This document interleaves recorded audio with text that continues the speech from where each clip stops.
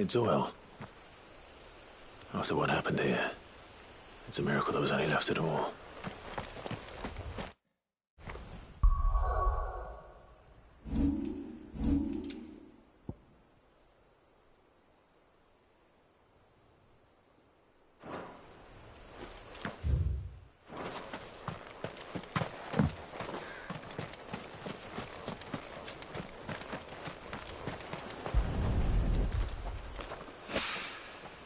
This should be enough.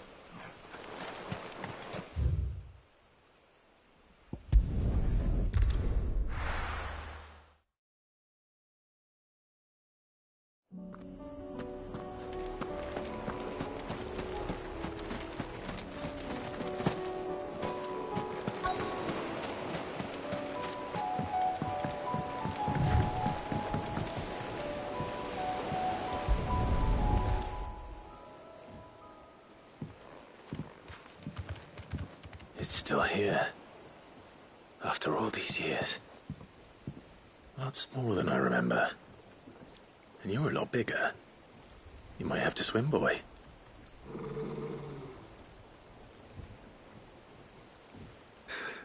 I wasn't being serious. You two go on without me. I doubt that boat will hold a third. If you're sure, we won't be long. Hop in, boy.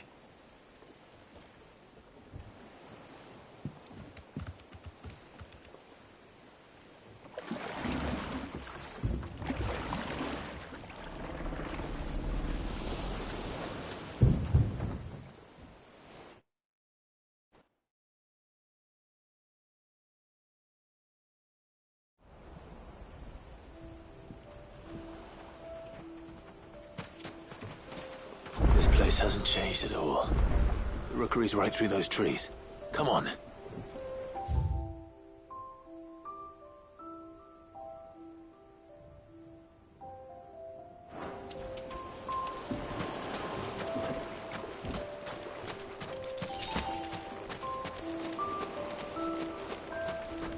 Race you there? I bet I could still beat you.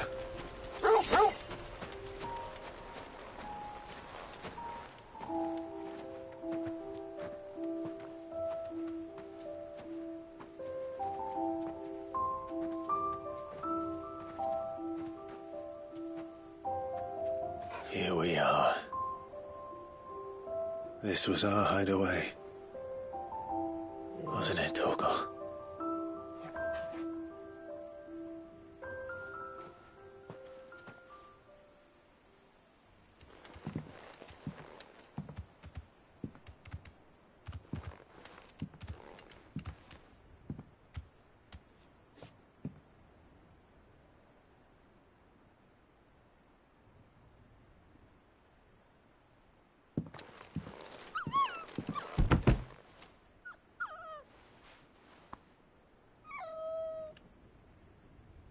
Coming here helped me to forget who I was. Or wasn't. Prince, shield.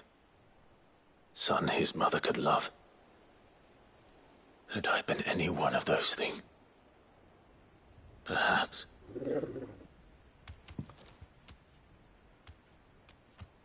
What is it, boy?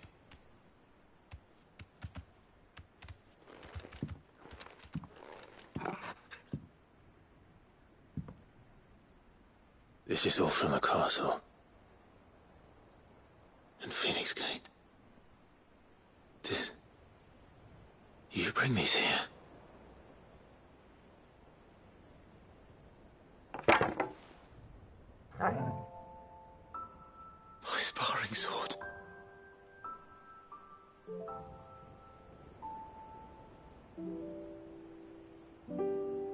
Well. You never stopped looking for me, did you, boy?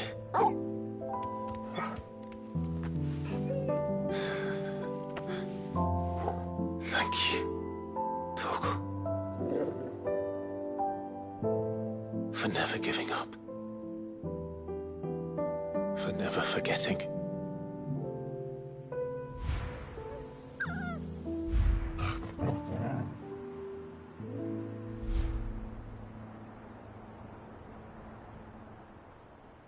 Let's take this with us, shall we?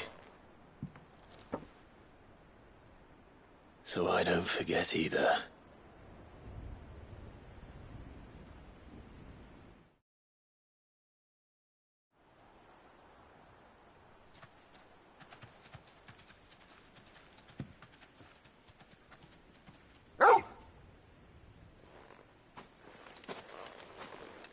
That's not the way back to the boat, Torgal. All right. I'm coming.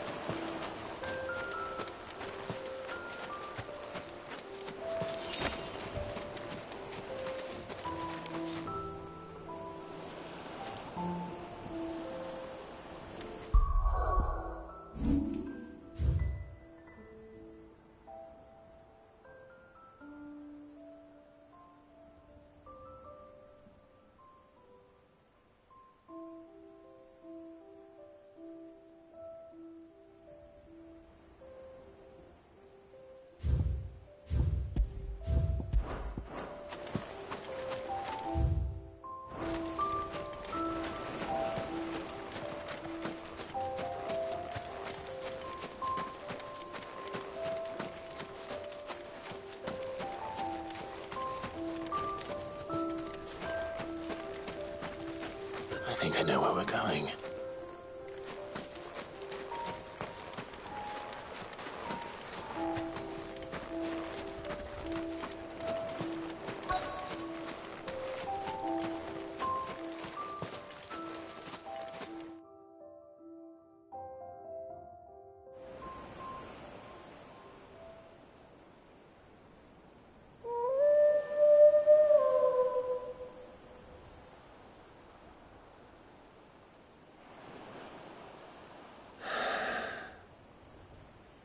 People always talk about the importance of putting the past behind you.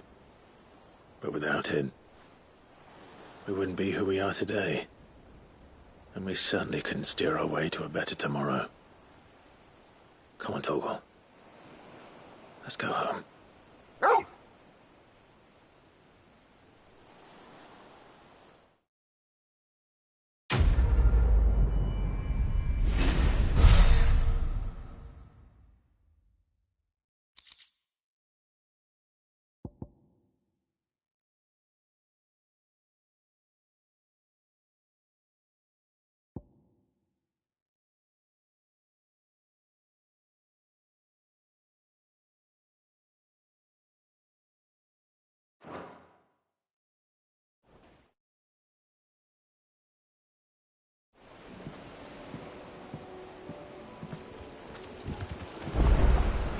Sorry for the wait. We're ready.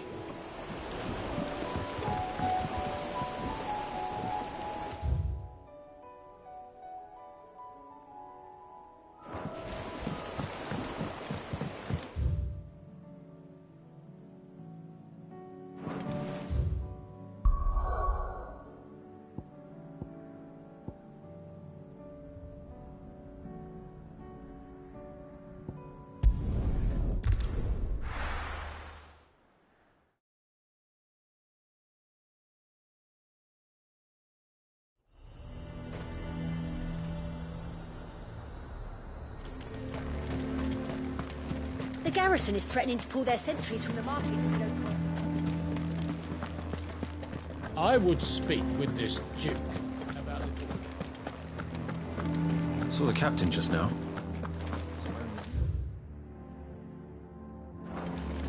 Because he handed it in along with his sword.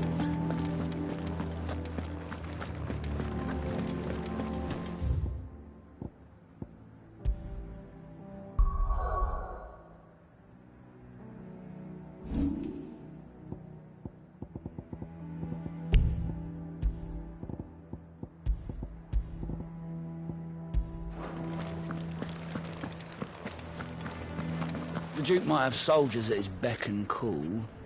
Us common folk. What does the dame have to say about all this? So you are content to abandon the... Please, I beseech you. If you are a true son of Northreach, you must fight to defend your home. That's exactly what I am doing, milady. Or trying to, at least. The land is crawling with fiends, and someone has to keep watch. Even when our true enemy is hiding in the garrison? Fine. You're not the only able-bodied man in Northreach. Thank you so much for your help.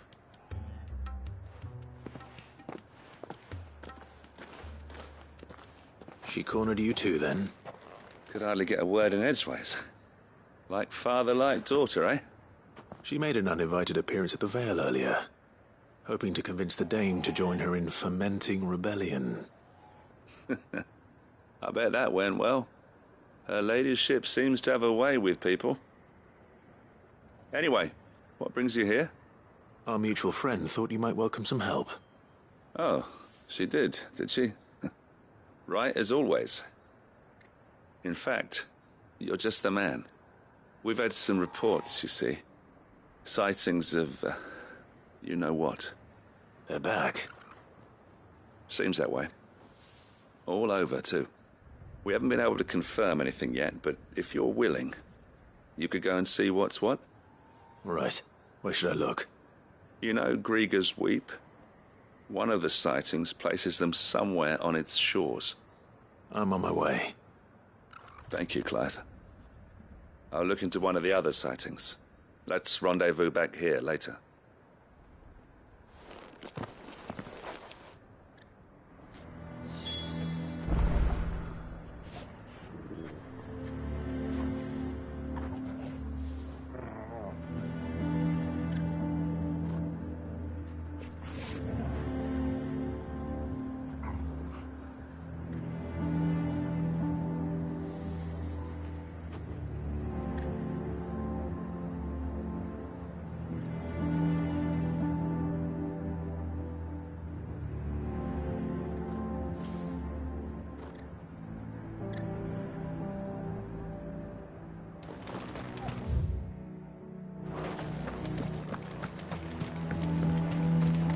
He'd have our coin, our stock and our stuff.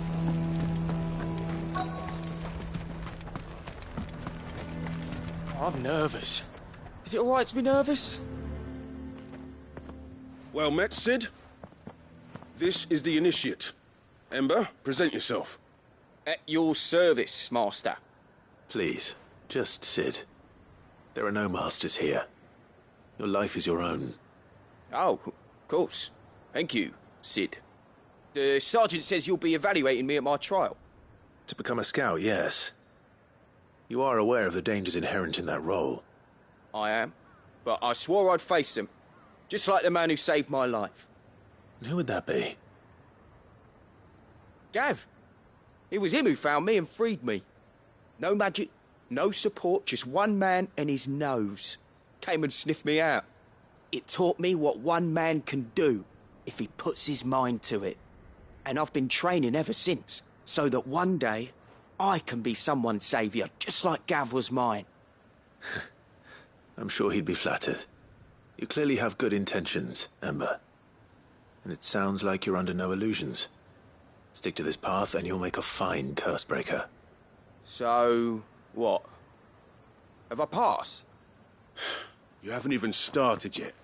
Now listen.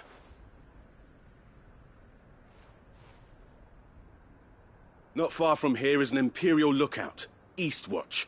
The guards there record all their sightings in a logbook. You are to find it and bring it here. And bring it here, right. Anything else? No. Sneaking into a heavily guarded Imperial outpost and stealing the logbook would be quite sufficient.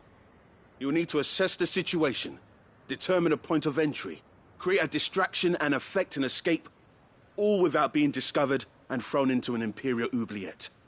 Ember, Gav isn't our best scout because he can do everything. It's essential that you know your limits. Know my limits, right. I won't let you down.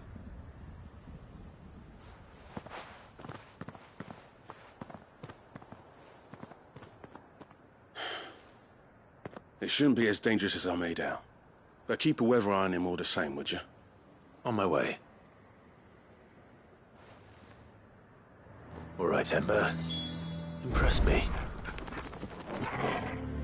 Even now, the capital has moved. The Empire keeps the watchtowers overlooking royal meadows and the Sea of Grace manned. But only by a skeleton crew.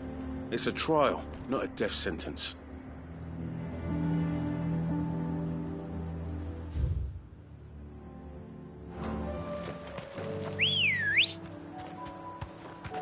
Let's go. Yeah!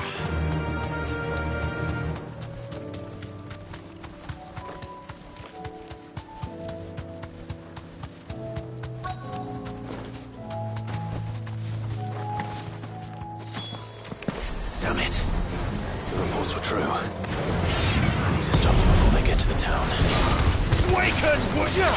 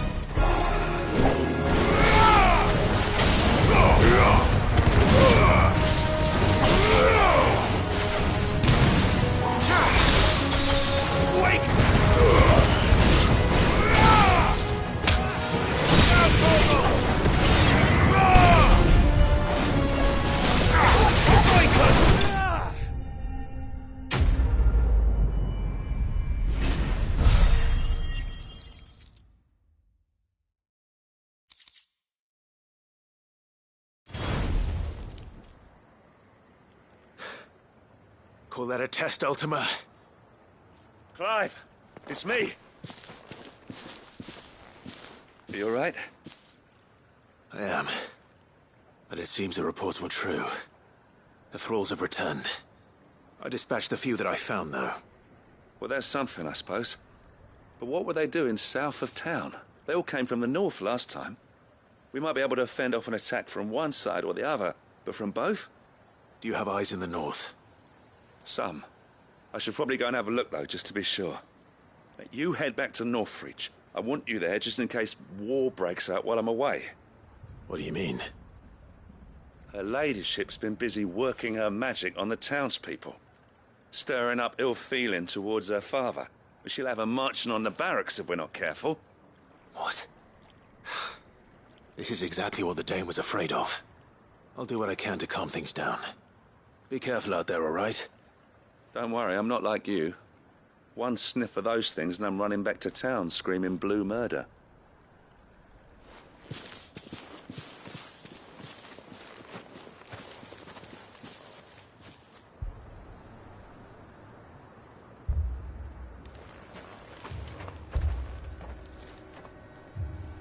Do you not see, Father? The people of Northreach have given enough, and only a fool would ask for more. Listen to me, Sabine. Where would our people be without their country, hmm? The Empire is their sword and their shield. It is she that ensures they can live without fear. And Now she teeters on the brink. Without their sword, how will the people fight? Without their shield, how will they protect their kin? Can the unarmed stand against the advancing hordes? No. But there is yet hope. A new shield, a new sword. A new empire.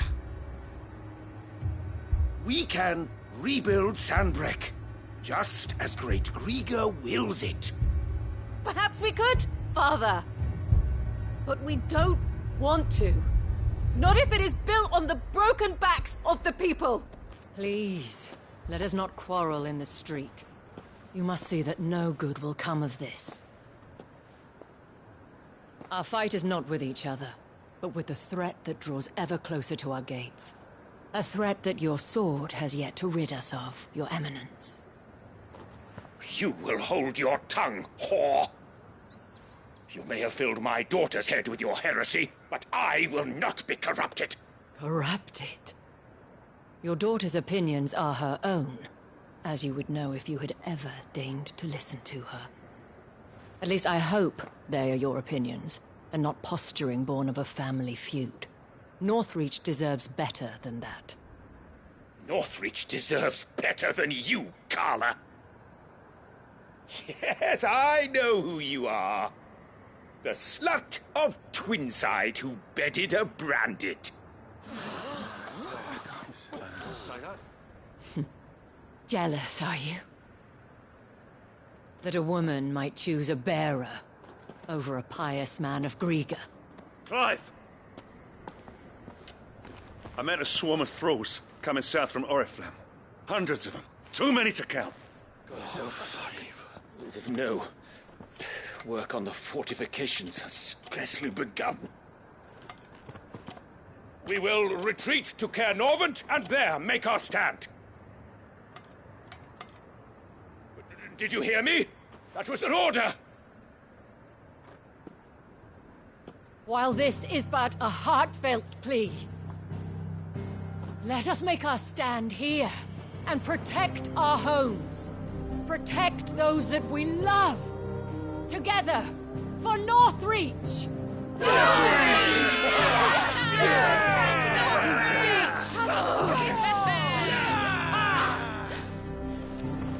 You heard the dame.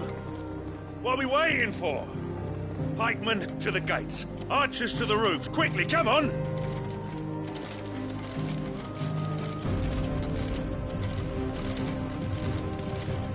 But she is but a common... whore, yes. And we'd follow her to the gates of hell.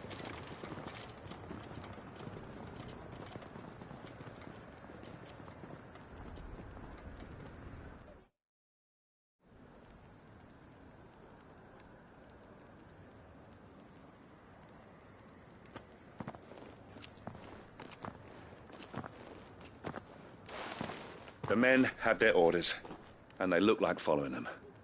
I got them spaced out at regular intervals.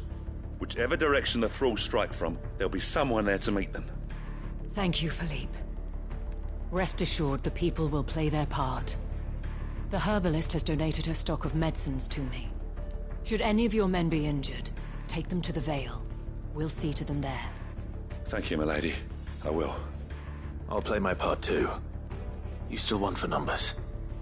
Unlike the enemy. I only hope I can go some way to evening the odds. Philippe, can I leave the south in your hands? I doubt the thralls by the lake were the last of their number. Of course. I'll lead a party down that way so we don't get taken by surprise. What about you? I'll make my way up the road to Oriflamme. I've fought a few of these things. And while I can't promise to hold them all back, I should be able to thin the herd. All right. But take care. Thank you. Both of you. You can thank us when it's over. Till then, madame.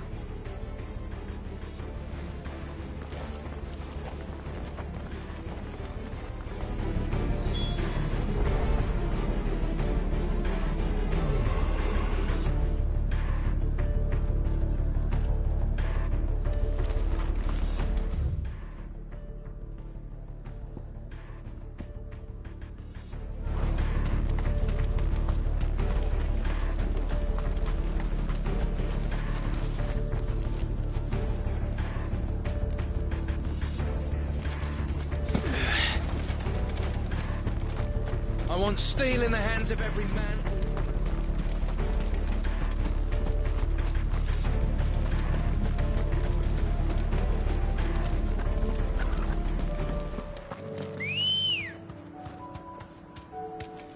Come on. Faster!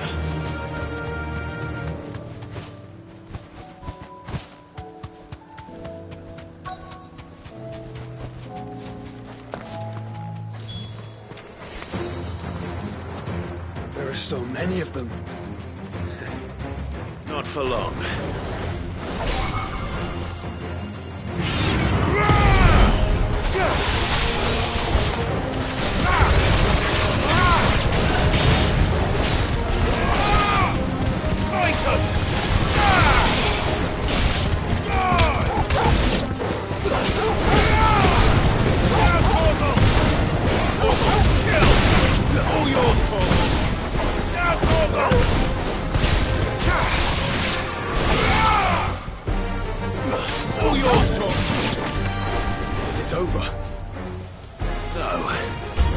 It's only just begun.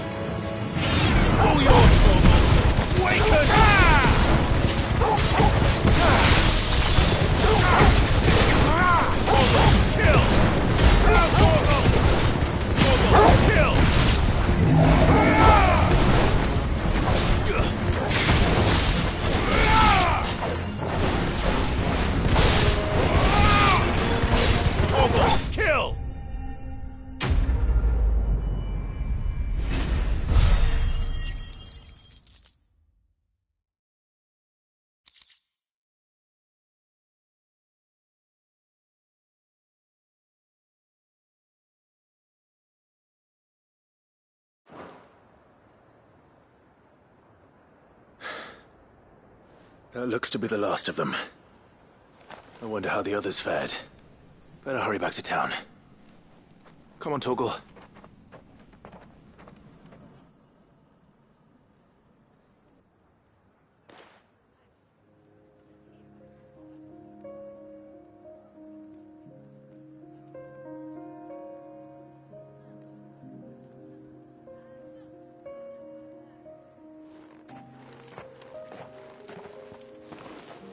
Clive, it's good to see you.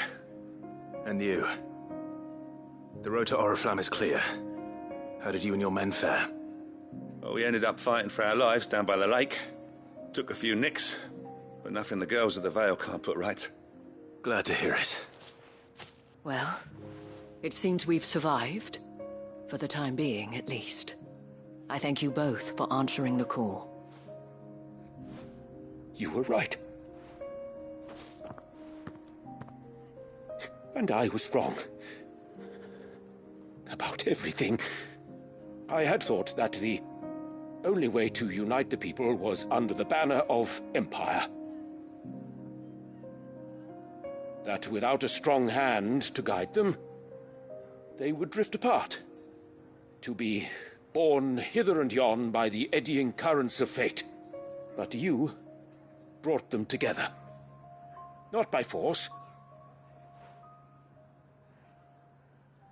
nor by the exercise of goddess-given authority, but by simply being one of them. By knowing what they feel, because you feel it yourself. Our purpose was ever the same, Your Eminence.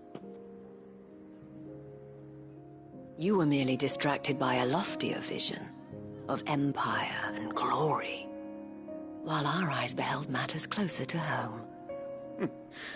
You have the right of it again. As did you, Sabine. His Radiance said it himself.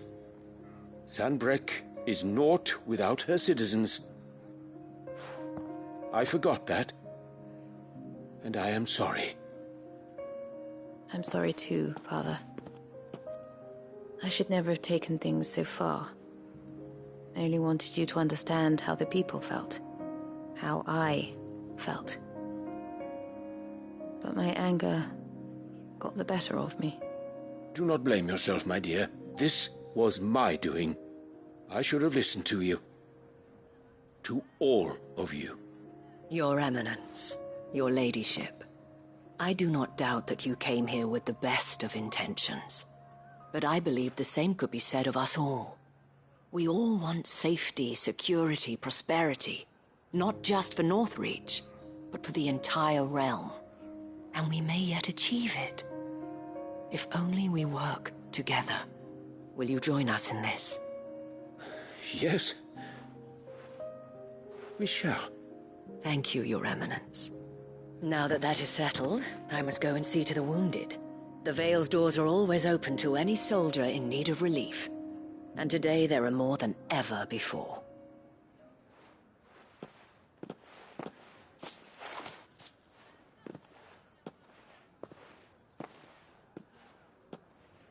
Madame Isabel is a rare soul indeed. In these dark times, I see that it is not men like me who should lead the realm, but women like her. You're right. If only I'd listened to her when I had the chance. Forgive me for saying so, milady, but you still do. The Dame said it herself. We can turn things around. We just have to work together. And that goes for you, too. You're one of us now. One of you? Well said, Captain. Let this be a new beginning. Not only for Sanbreque, but for us. Well, since there's nothing more to be done here, I should see if Isabel needs any help moving the wounded.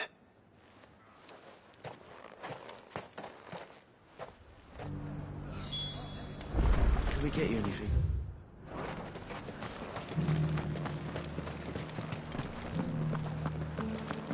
There's no need to worry any longer.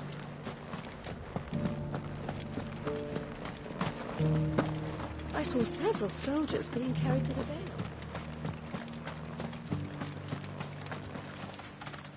How goes the treatment of the wounded? I'll be happy to man one end of a stretcher if it would help. You've helped quite enough for one day, Clive. Thank you. Don't mention it. Oh, but I must. After all you've done for this town, it is the very least you deserve. Tell me, if Northreach had fallen, what would you have done? A woman of your means could find a home anywhere in the realm, but I sense you would rather have died here. It's a long story. For you, madame, I have all the time in the world.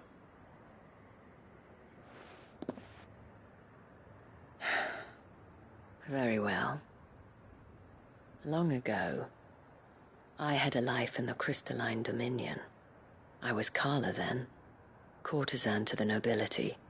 So sought after was I that it was only they who could afford my time.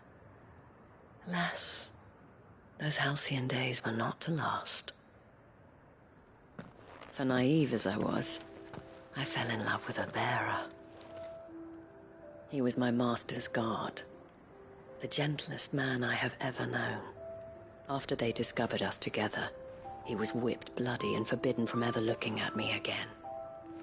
And so we fled. Not that we had anywhere to flee to. We wandered, aimless and starving, half dreading, half praying that the next day would be our last. until we found ourselves here, in Northreach. It was the Vale that took us in, that fed us, clothed us, and healed our hurts. Those that could be healed, at least. My love was already too far gone. He passed away. He did. Not long after we arrived. But at least we were able to share a few moments of peace before the end. It was the greatest gift I have ever received. But the generosity of this town and her people did not end there. The men and women of the Vale supported me through my grief. Shared in it, though I was still a stranger to them. They treated me like a sister. And so I swore that I would always do the same. That I would return the kindness that Northreach showed me. That I would repay my debt to the Vale.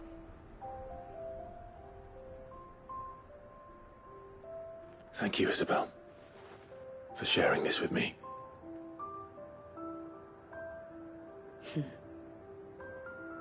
You're a lot like him, you know. Perhaps that is why I have such a soft spot for you. Never stop fighting, Clive. And I shan't either. I know that it will not be easy to keep Northreach together. But our efforts will be rewarded. Just look at us now. The people, the soldiers, even the Duke of Oriflamme and his daughter, all united in defense of this town that we have come to call our home. And what of you? Can we count on your support too? Always.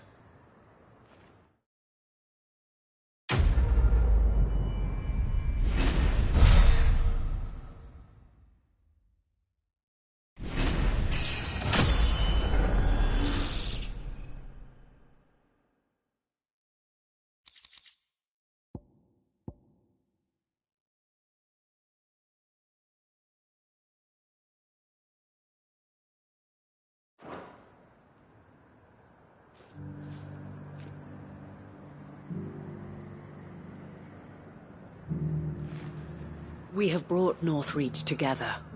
Now the fight begins to keep her together. For if this town is to survive, we must all play our part. Including you, Clive.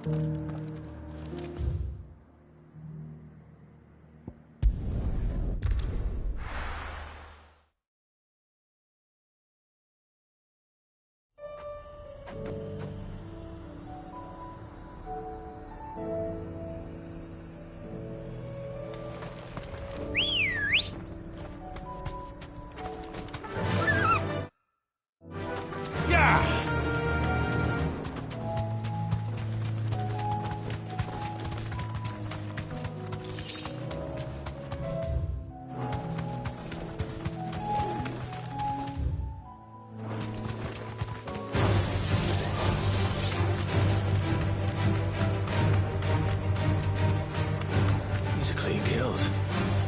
Perhaps young Ember really is ready. Or maybe not.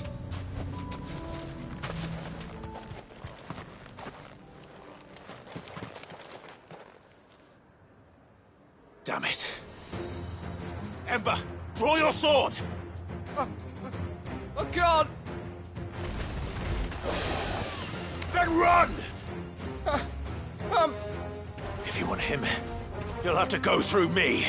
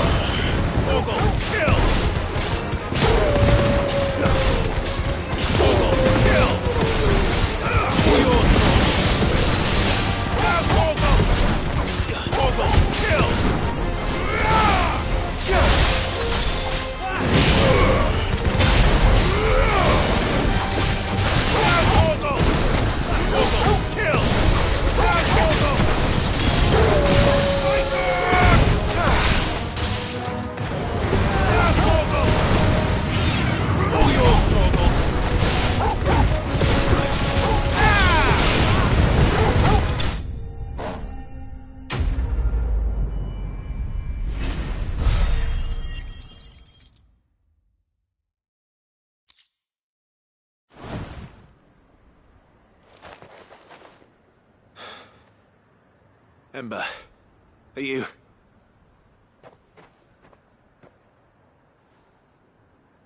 Gone. Of course. Scouts really are a rare breed. Back to Northreach it is, then.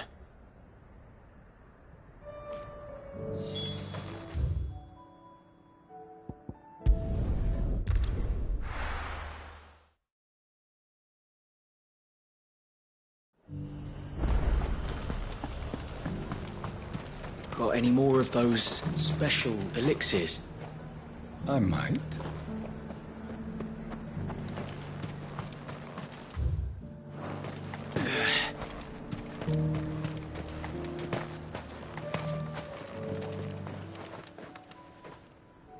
I didn't expect you back so soon. Where is Ember? How did he fare? I thought I'd find him with you. He must have fled. I followed him to Eastwatch, where I found him being set upon by a wild Avis. He was just standing there. Didn't even draw his sword. I had to step in and take care of things. But by the time I had, he was nowhere to be seen. I assumed he'd set off in your direction, but apparently not. I'm sorry, Sid. I knew the boy had a nervous streak, but he seemed like... The right man for the job? I believe this is the logbook you tasked me with retrieving. Eh? How did you...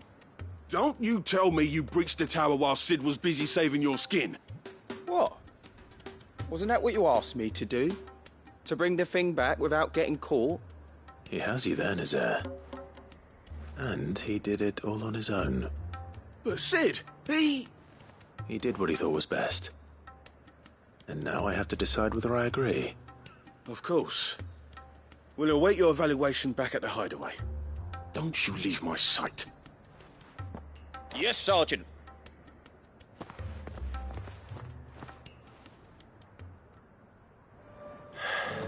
This won't be an easy decision.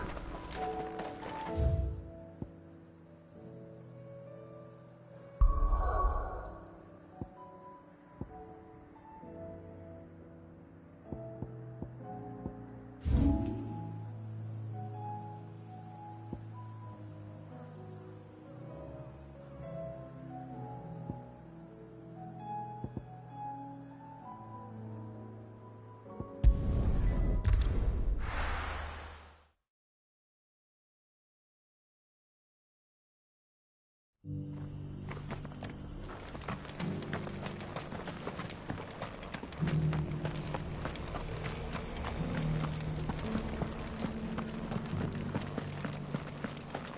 is the Requiet Tree, an archive where we of the Undying collect and collate our findings. Fragments of Ultima's true nature surely lie buried within these pages. We have only to unearth them.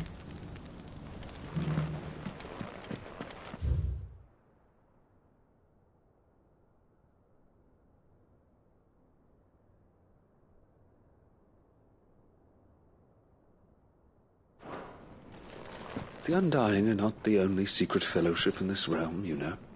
There are others, each working for their own ends. Why, not so very long ago, a society committed to discovering how one might cast magics without a catalyst was found to be operating throughout Valisthea. They were denounced as heretics, rooted out, and driven from our shores, never to be seen again.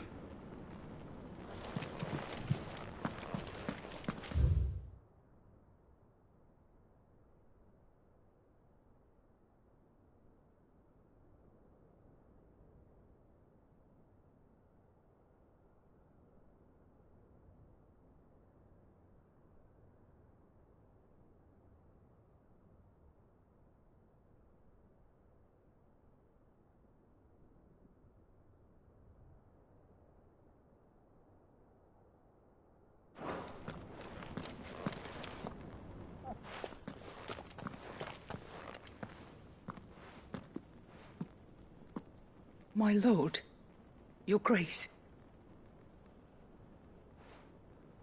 I hardly recognize you. I am Goditha, retainer of House Rosfield, loyal servant to the Phoenix and his shields. Your father, the Archduke Elwyn, entrusted me with the delivery of a gift. I only hope you can forgive my tardiness in bringing it to you. Lift up your head, Lady Goditha.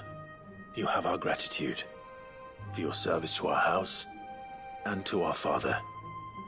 I merely did my duty, as any proud Rosarian would. My lady, perhaps you could explain a little more? What exactly is the gift you bring? As I'm sure you know, it has long been the custom for the children of House Rosfield to be presented with certain keepsakes upon their coming of age. Indeed it has. Our father often spoke of the day when our turn would come. And had he lived to see it, he would have presented you with the treasures I bear. Matching armbands for you both. Alas, he did not live. Indeed, he was taken from us even before they could be completed. He had intended to claim the Heartstone with which each armband was to be finished himself, but it was not to be. And his gifts remain incomplete. I see. It saddens me to bring them before you, as they are. It was your father's wish that you be presented with the finished articles, not these works in progress. But with his grace long since gone, and the stone left unclaimed, I had little choice. You are grown men now, and his house is yours. And while I would not presume to insist upon your claiming the Heartstone in his stead, I know that nothing would have pleased him more than for you to do so. Thank you, Lady Goditha. What say you, Clive? What else? Of course, my lady. May our father's will be done. Oh, I am much obliged. Do you know where we might find this Heartstone, my lady? I do. Though it may be a matter of a good deal more than simply happening upon it. It is found in the bellies of elder griffins, you see. We do at least know where to find one. A certain specimen has made its nest in Titan's Wake, not far from here. A certain specimen? You are most perceptive, Your Grace. In answer to your unspoken question, yes. In fact, this is the very same beast your father meant to slay. I have been tracking its movements since you were but a boy. Were you to slay it in his stead, as men of House Rosfield, It would surely make your father proud. What say you, Joshua? What else?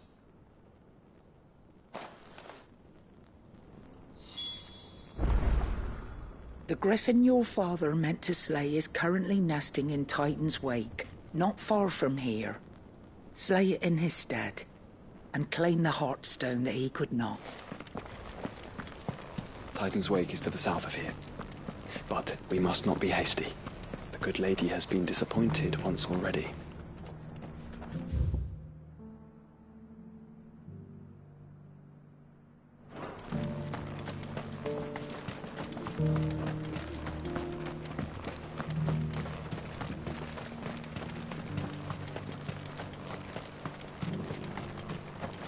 No use calling Ambrosia now.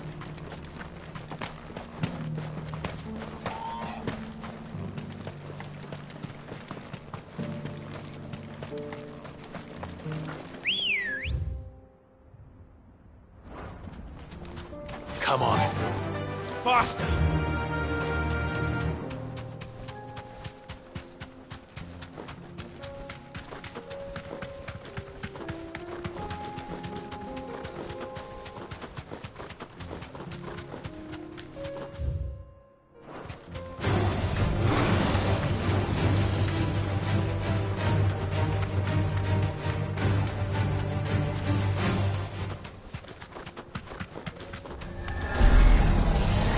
Enough of you, are there?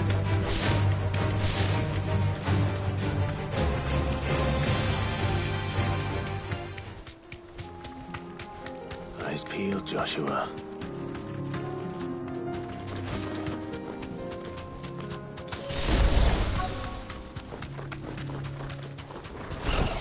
There it is. For House Rossfield.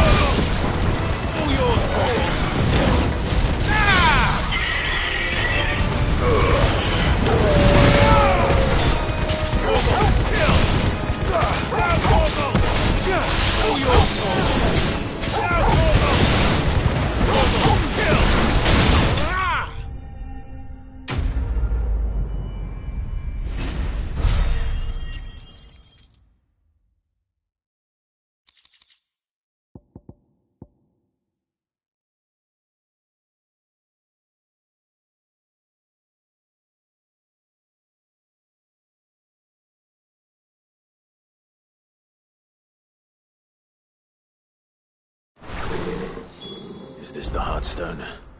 I expect Lady Goditha will know.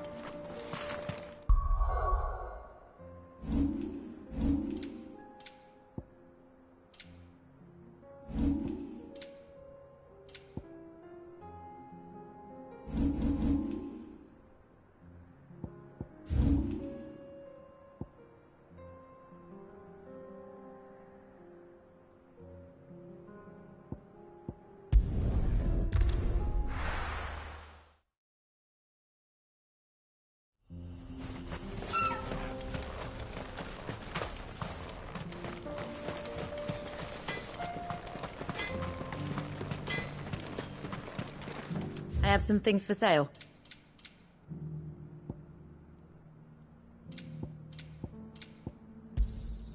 Here you are.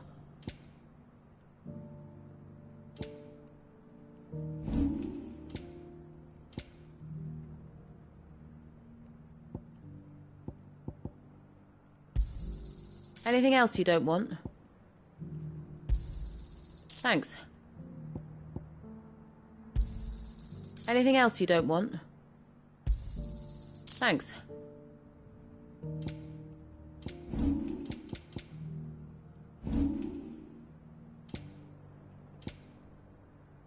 Farewell, traveller.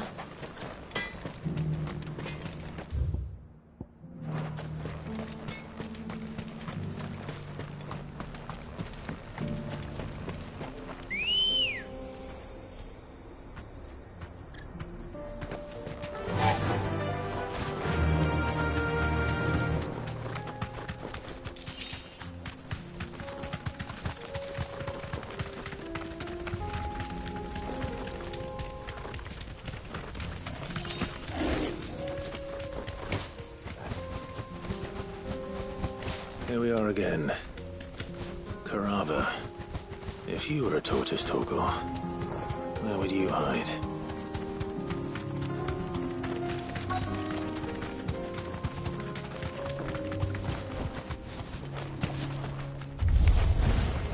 Looks like we found him.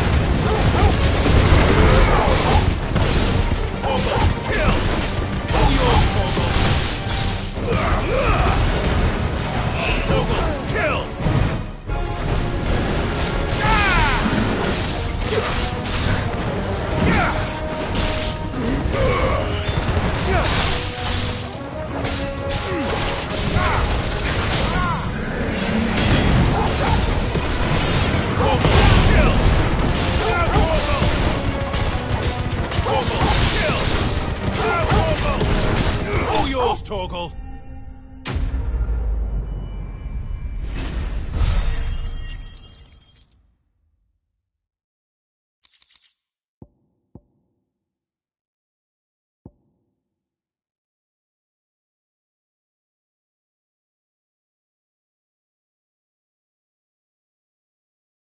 I better get these materials to Mid so she can finish her prototype.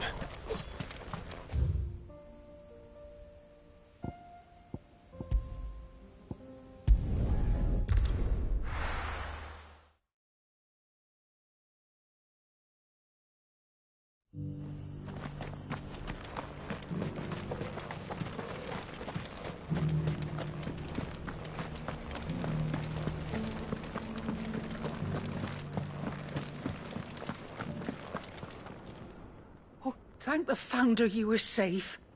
The Griffin is slain then? And the Heartstone claimed.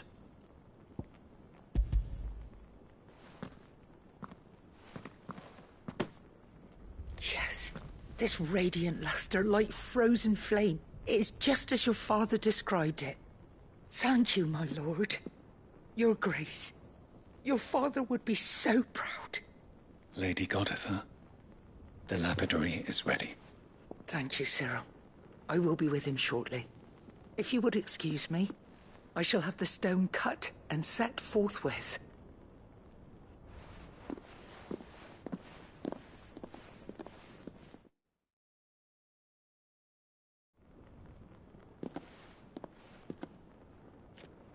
The armbands are complete.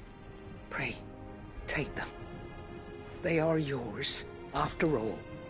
Heartstone is harder and more enduring than garnet, or even ruby. It symbolizes unwavering will and devotion.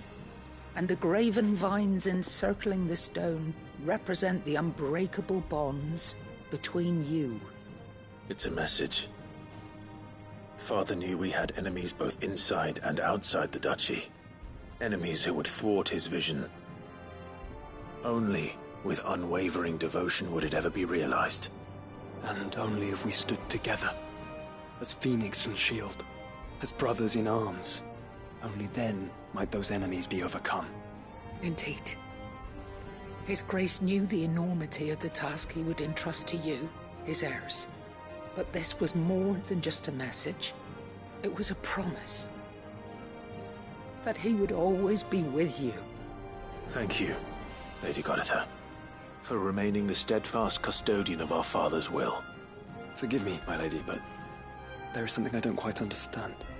The Undying told me that after Father died, Mother claimed all of the ducal treasures for her own. Even if the armbands were incomplete, she would surely not have overlooked them. So, how were you able to keep them from her? Because I was the keeper of the vault. Though I was but a lowly servant, your father spoke to me of his intentions for the bands, of the deep love he had for both of you, and his hopes for your future. In the days before the disaster at Phoenix Gate, I discovered that the Duchess had ordered her jewelry be sent away from the castle. It was then that I knew she meant to betray us. I tried to warn your father, but it was too late. When word of the fire reached Rosalith, I knew my time was short. So I took up the armbands and I fled into the night. And thank the Founder you did. Yet my duty to your father was incomplete. Not knowing what else to do, I followed the Griffin, thinking I might claim the Heartstone on its passing. And so my pursuit continued, until Lord Cyril appeared before me. He informed me that His Grace's will had been recovered, and that his sons were alive and well. Lady Goditha, on behalf of my father and all the people of Rosaria, I thank you for your loyal service. As do I. Thank you, my lord. Your Grace, for coming back to us, for giving my service meaning.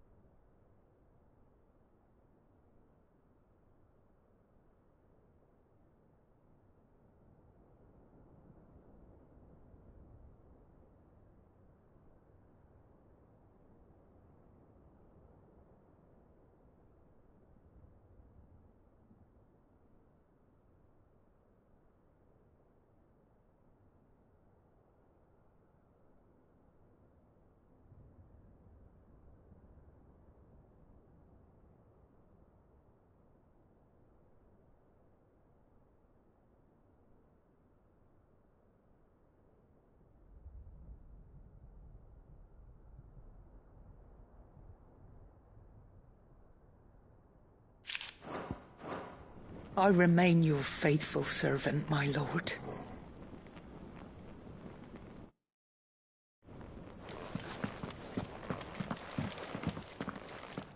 The bands suit you well. It must be gratifying to finally receive the inheritance that was denied you for so long. It is. And we thank you for the part you played, Cyril. If you would permit me to play my part a little longer, Might I suggest that you make your way to your father's memorial atop Hawk's Cry Cliff? Let him see that you have received his blessing, and that his vision lives on in you. I suppose it would be churlish not to. What do you say, Clive? Shall we pay Father a visit? I think we should. I was hoping to be able to offer him my thanks before we left for Origin. Your father's helm is enshrined there. It has been since the day we recovered it from Phoenix Gate. I prithee claim it, for it too is a part of your inheritance, and I do not doubt that your father would prefer it in your hands than perched upon some lonely rock. Thank you, Cyril.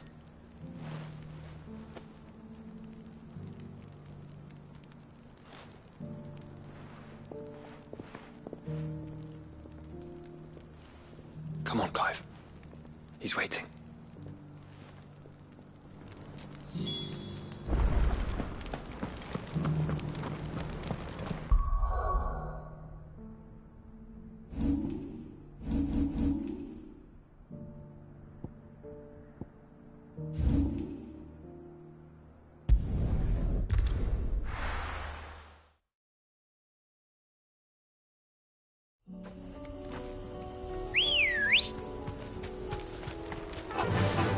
Run like the wind.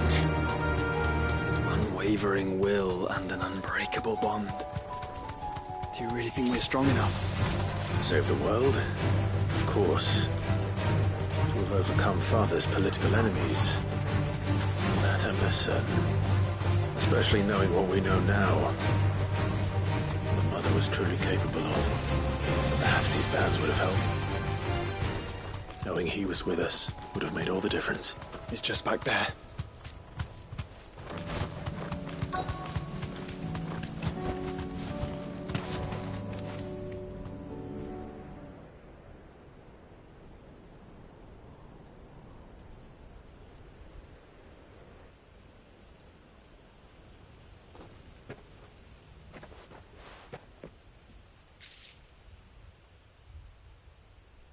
Father always fought for what he believed was right.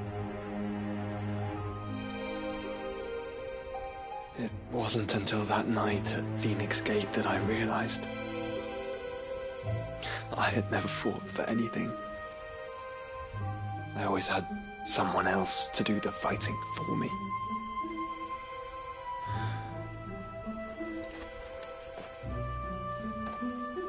No matter how fate conspired against him, he never lost heart, never looked back, never stopped fighting. To me, he was the greatest of men.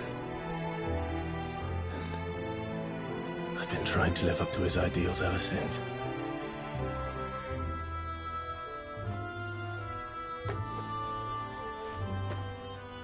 We all have, Clive.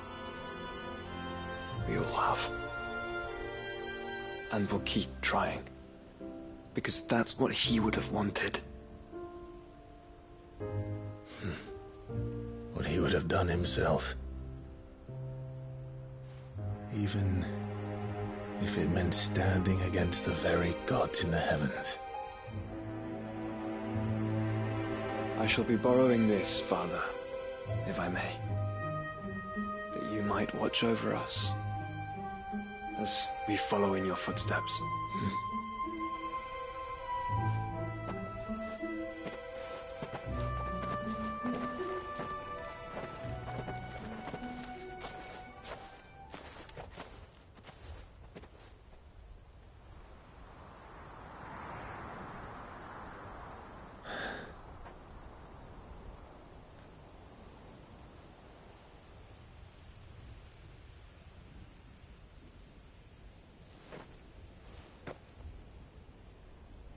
We won't lay you down.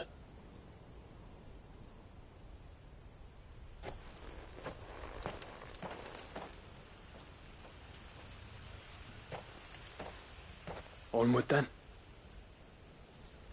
Onward. To the end.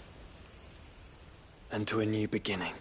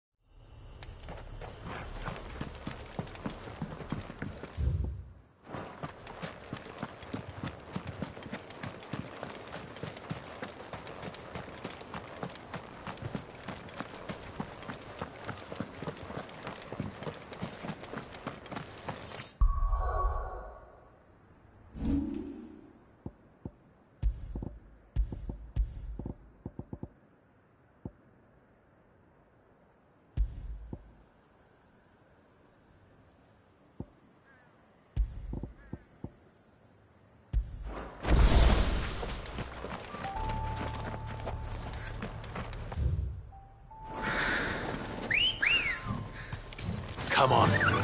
Yeah!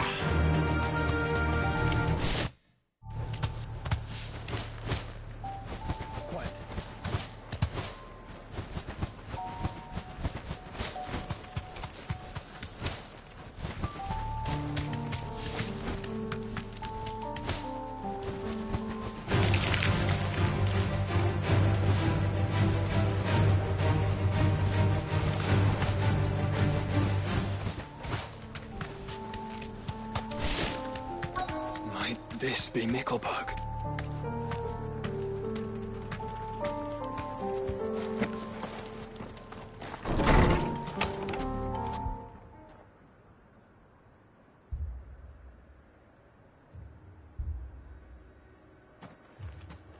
These people aren't turned.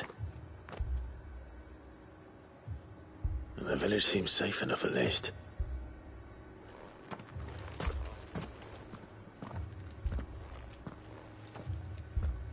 What is going on here? Ah. Did you, too, heed the call? Heed the call? No, I came here looking for someone. To be honest, I wasn't sure I'd find him here. Let alone all of you. Is that so? What are you doing here? Is this where you live? It is my home. The others, they heeded the call. You keep saying that. What do you mean? They came here to perform the rite, just as King Barnabas instructed. This village is their altar, where they shall cast their souls upon the gentle waters and give themselves to the Lord. Give themselves? Oh, Lord, cleanse us of our sins. Let us be reborn in your loving arms. Free us from the torment of this mortal realm. They want to be saved. Forgive me, but did another foreigner like me come here? He was probably wearing a cowl. You mean the traveler from Storm? Yes. He's staying at my house, toward the rear of the village. Thank you. If you don't mind, I'll go and greet him. They seek the same salvation Barnabas did. Bring us salvation. At least the third chair still lives. Let's go and find him.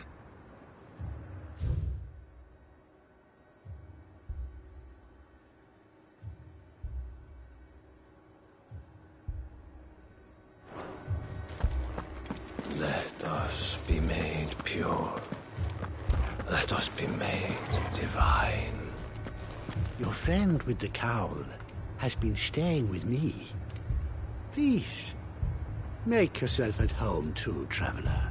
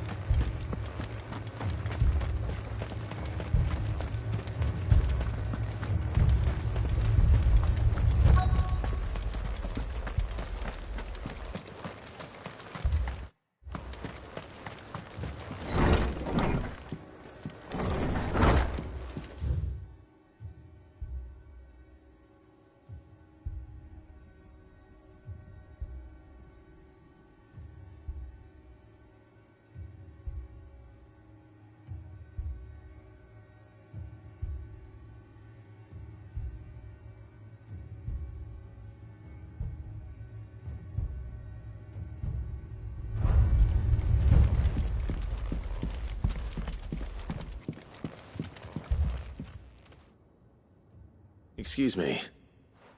Are you with the Undying? I am.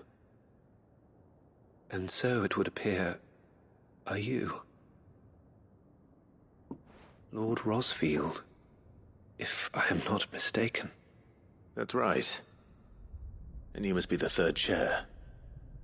I am. Cyril was worried for your safety. He sent me to find you. Then I must apologize. I did not mean to trouble the bearer of the burning quill. Much less you, my Lord Marquis. He said that you had failed to report. Is there a reason for that? I came here to study the followers of this new faith. But the more I learned of them, the more my own faith began to falter. You have seen them at their prayers, have you not?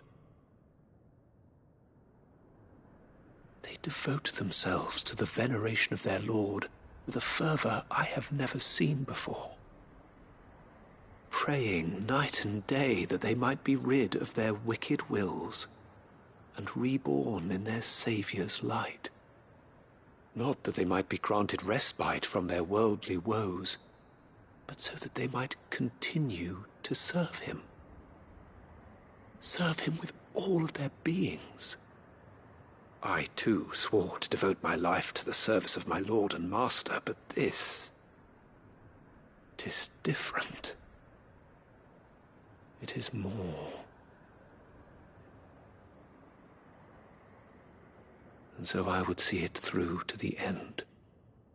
See these people safe, that they might achieve their dream. That they might do their duty to their Lord. Even if it should keep me from doing my duty to mine. You do understand what their dream is, don't you? I do, my lord. They would cast aside their wills and become a Kashik. I know that it may be hard to believe, but to these people, that is the very essence of salvation. Forgive me, my lord, but I must remain here. If you are to return to Master Cyril, I would consider it a great... Did you hear that, my lord? Something is happening. I'll go and find out what. Stay here.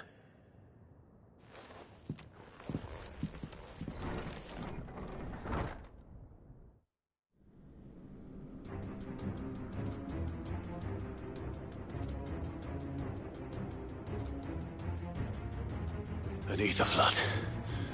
Oh no.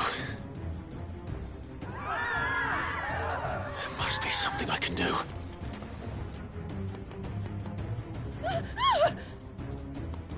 Echoes as well. Found her. Ready, brother? Ready.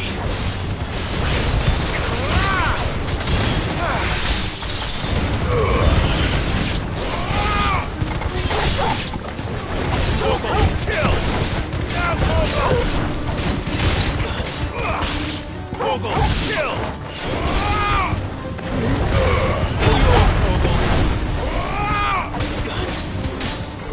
Vogel, kill!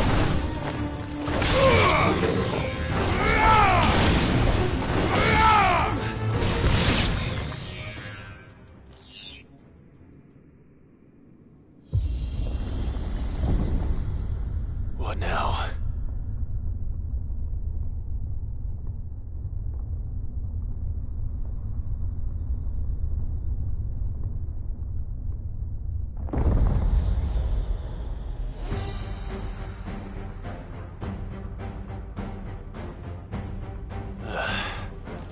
We meet again. I've killed your kind before.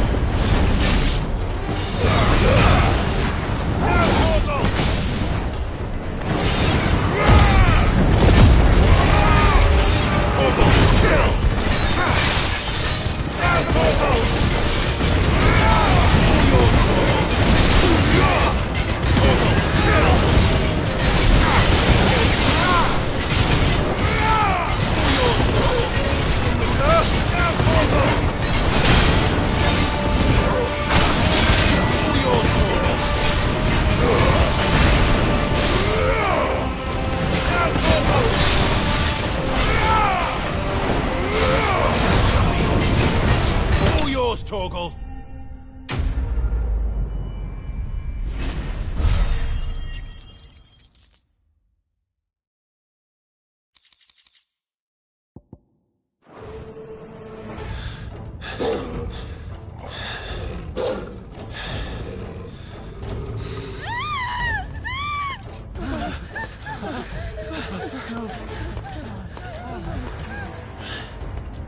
Damn it.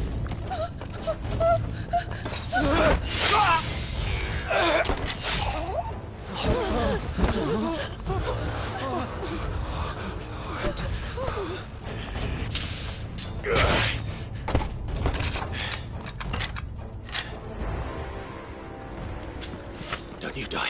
Come on, speak to me. I had to save them, that they might have a chance to find true salvation by devoting themselves to the service of their Lord, just as I did when the Undying plucked me from the gutter and gave me a cause to believe in, a duty to serve was everything to me, and I would not deny them that fulfillment, even if they must become a Kashik in order to achieve it. Forgive me, my Lord Marquis. I did not mean to trouble you with this. My findings. Could you deliver them to Master Cyril for me? Of course. Your duty will be done.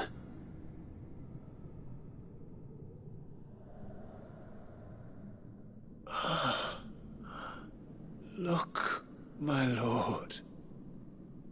They are saved.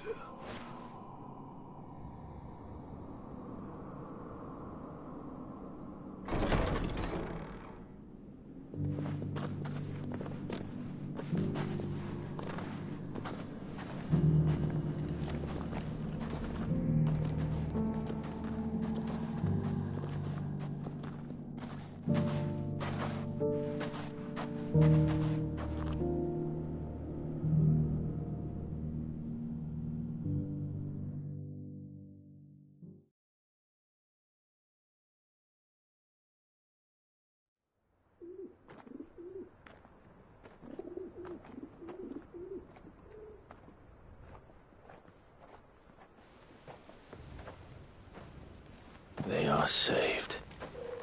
Founder. I should get this report to Cyril.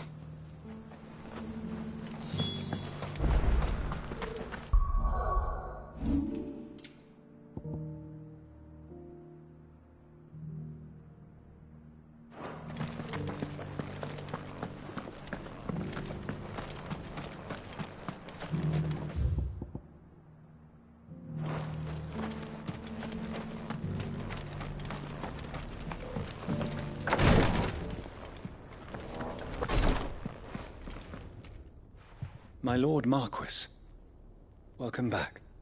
I am glad to see you hale and whole. I met with your third chair, Cyril. He bade me deliver his findings to you.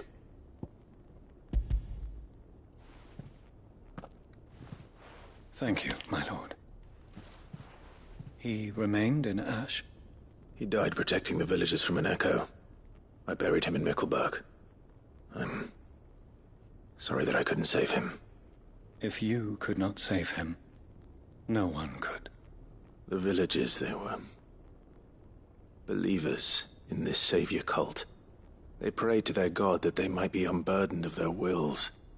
Then an ether flood came, and their wish was granted. Your brother sacrificed himself that they might live, even knowing that that life was death by another name. Then he perished defending liberty. A hero's end. For the right to choose how one dies is no less sacred than the right to choose how one lives. Sid would agree. He wanted to build a world where people could die on their own terms. A noble ambition. To die for one's cause is the most perfect expression of one's faith. It matters not how misguided others might judge one's decision to be. Only that the decision is one's own.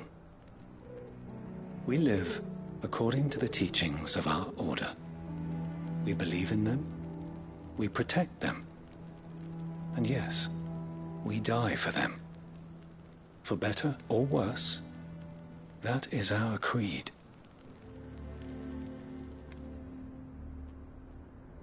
But he didn't die for your creed. He died to save them. And you still believe that what he did was right?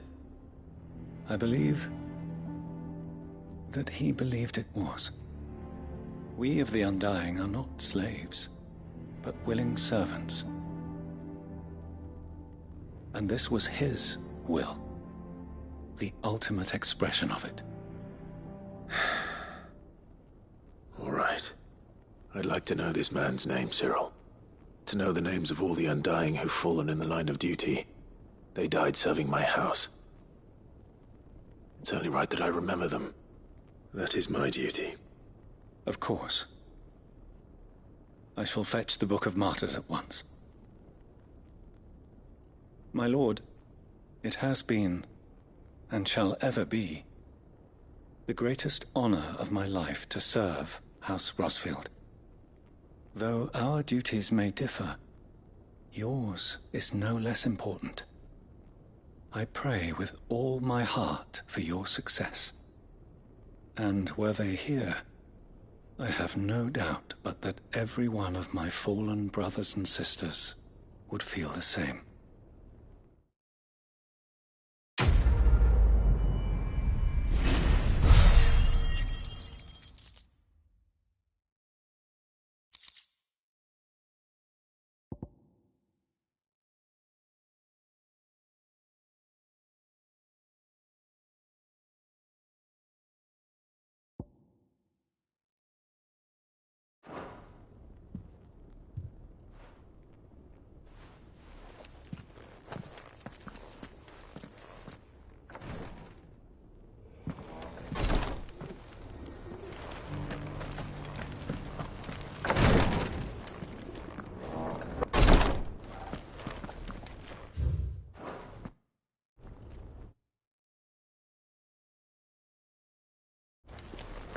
I shall have the Book of Martyrs fetched from the requiretory forthwith, my lord.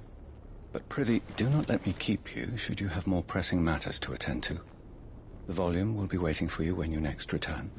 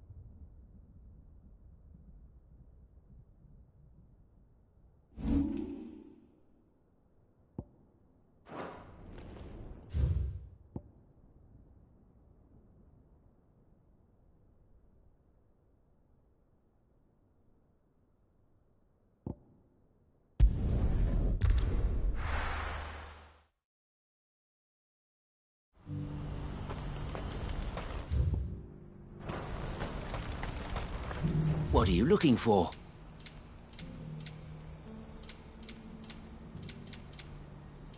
Farewell. Do you see that too?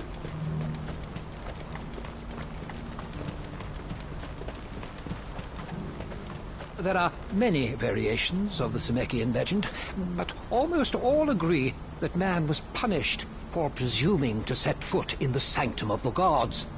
Some describe it as holy, others heavenly, which is to say, of the heavens.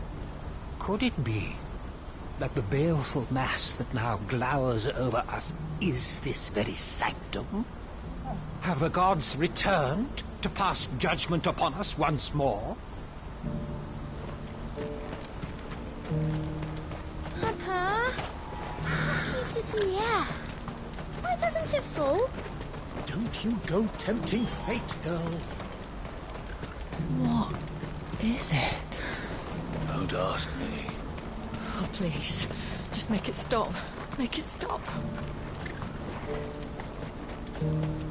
I'm scared.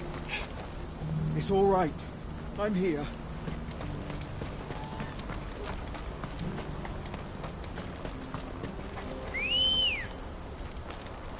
Let's go. Yeah!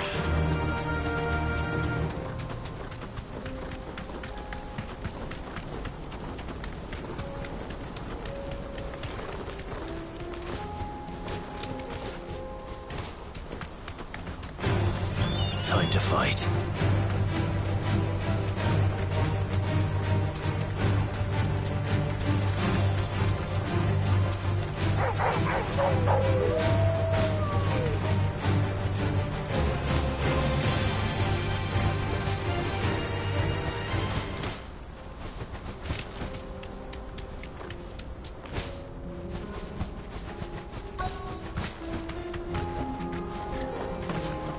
Can't be Rutherford, can it?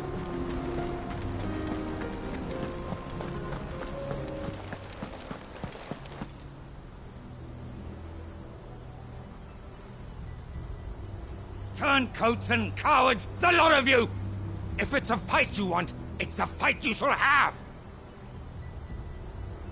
Allow me. I don't need your... Please, Field Marshal, oblige him. This won't take long. You're right. It won't. Men, finish him.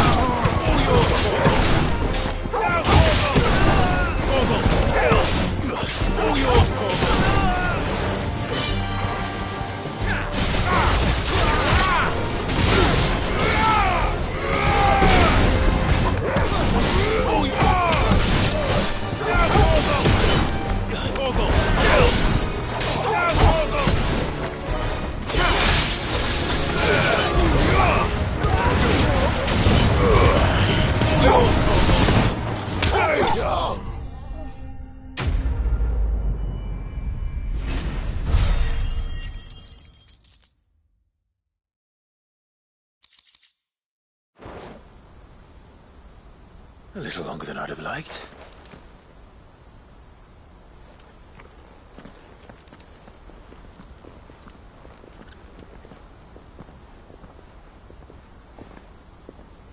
Field Marshal Havel, I presume.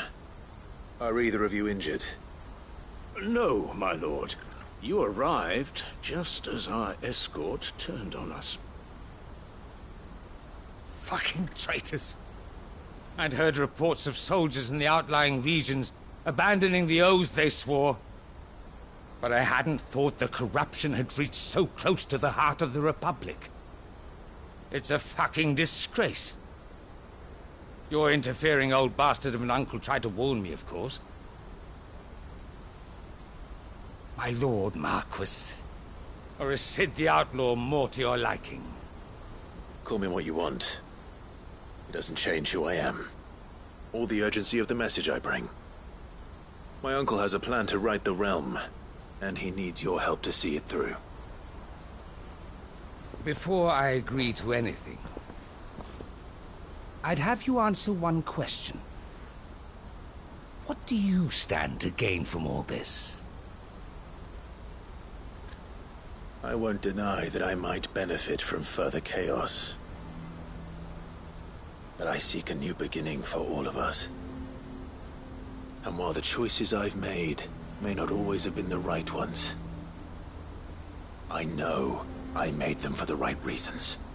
For so long, so many of us have been told how we could live, how we could die, when it should have been our decision all along. Now we have a chance to put things right. But in order to take it, we must stand together. Even if it be beside those with whom we don't see eye to eye.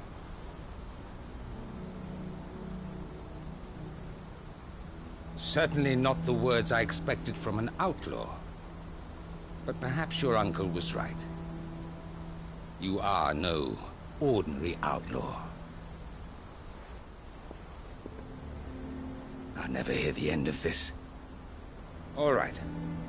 I'll start by ordering my most trusted guard to bring the Dhalmekian fringes under control. Next, I'll make contact with my counterparts in the Imperial Army and see if I can't convince them to try and restore order in their own territory. Thank you, Field Marshal. But they are not the only ones we will need to convince. What do you mean? I don't doubt that I can bully some sense into a few generals. But those they answer to require a different kind of persuasion. And when it comes to honeyed words, well, we will need an envoy. One who can court even the most stubborn of statesmen. You, perhaps. I'm flattered. But I'm no diplomat either. And I have other problems to attend to. What we need is a skilled arbitrator. And I may know just the person. Is that so? And would he happen to be an outlaw too? Of a different kind, perhaps. Well, beggars can't be choosers. I suppose we'll all have to find a little of the outlaw in ourselves if we're to make it through this. Very well. Send your man to me right away. I shall.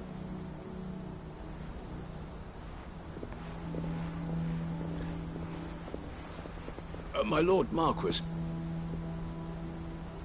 your Lord Uncle bade me escort the Field Marshal to his manor in Port Isolde. And I will see that my associate joins you there. Very good, my lord.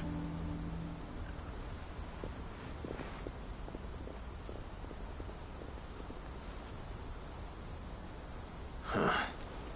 An envoy. I'm not sure I'm the man to talk anyone round. I can barely convince my brother to take his medicine. No. This is a job for someone with experience. Someone like Quentin. I hope I can convince him at least.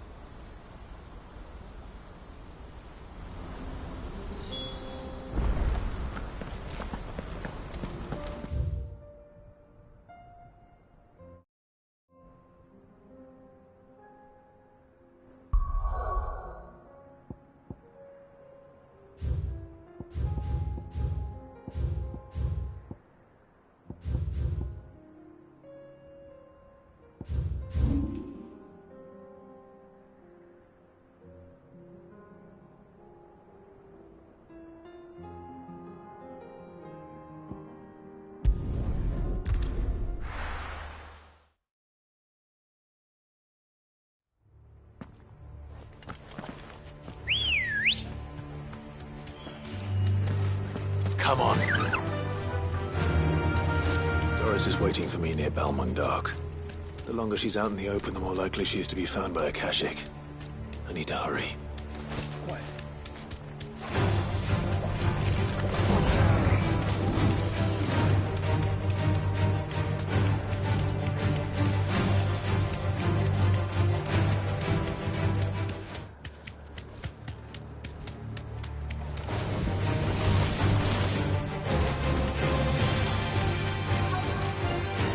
I can walk from here.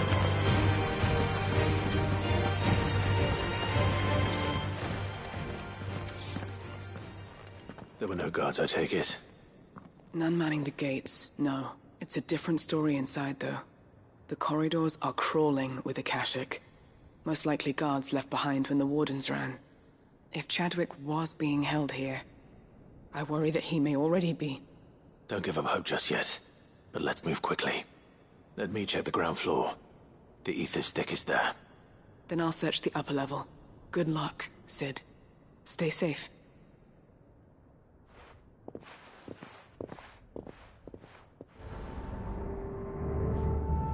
Just how bad are the floods inside the walls?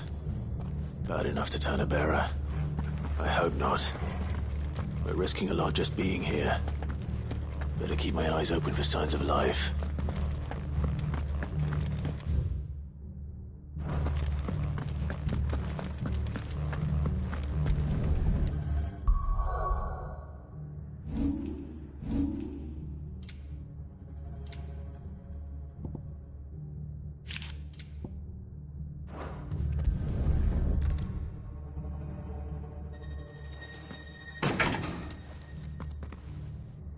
Locked up tight.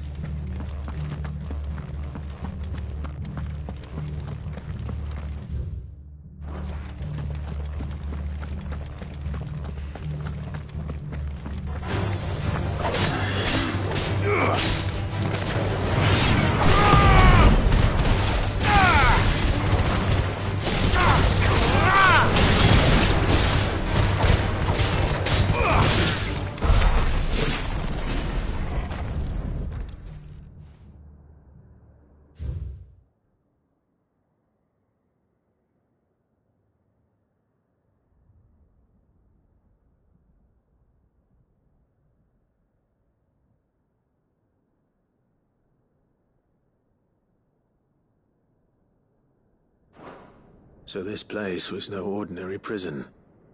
And I doubt they'll have taken the creature with them when they fled.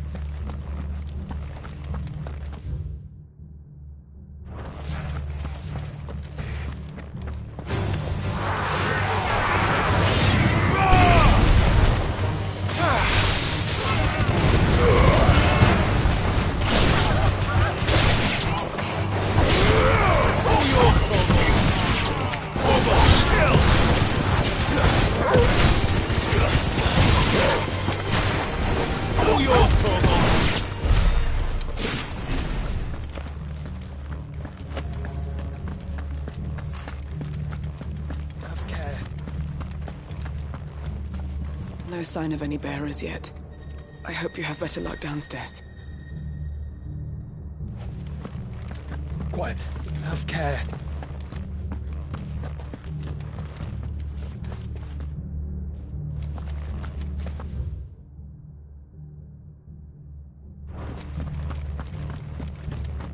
Caution.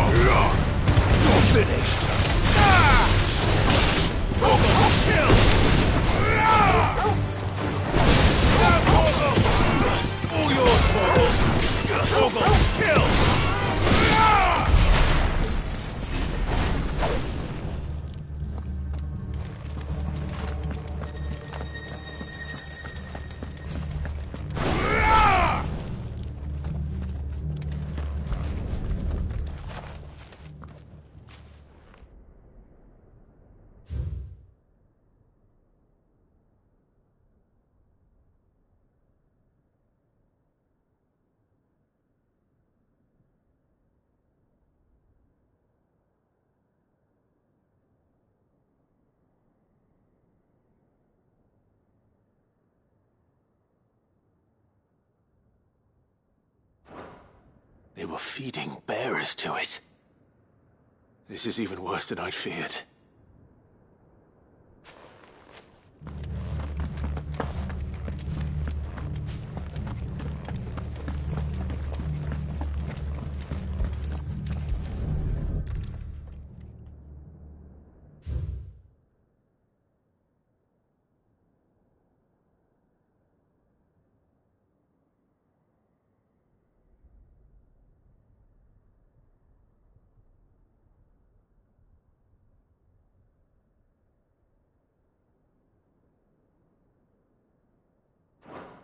Minimal loss of Waluda lives.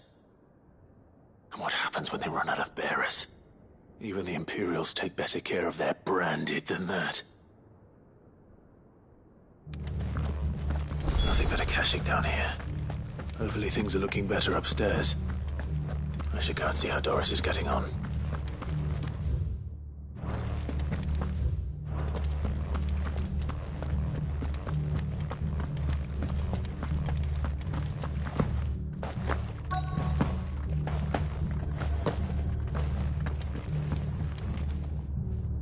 No luck downstairs.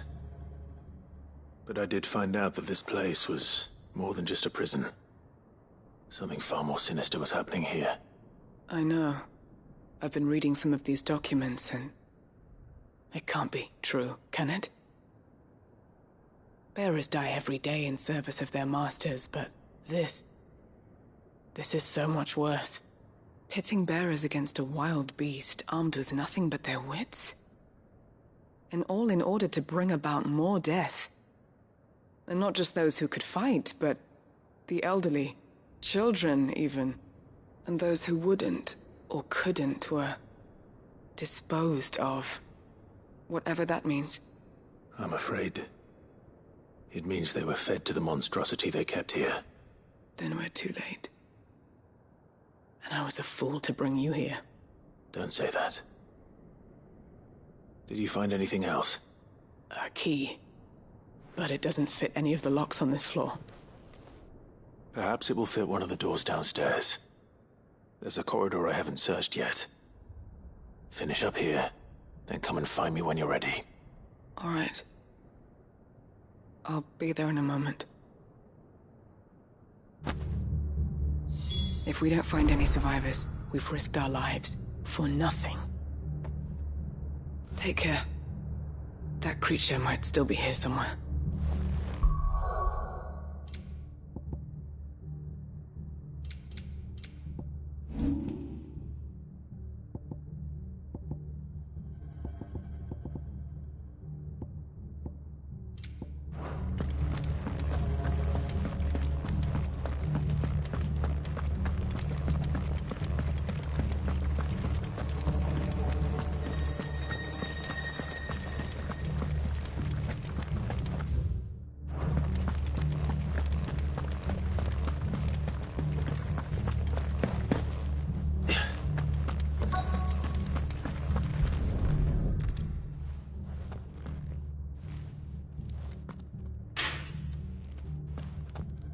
See what we can find down here.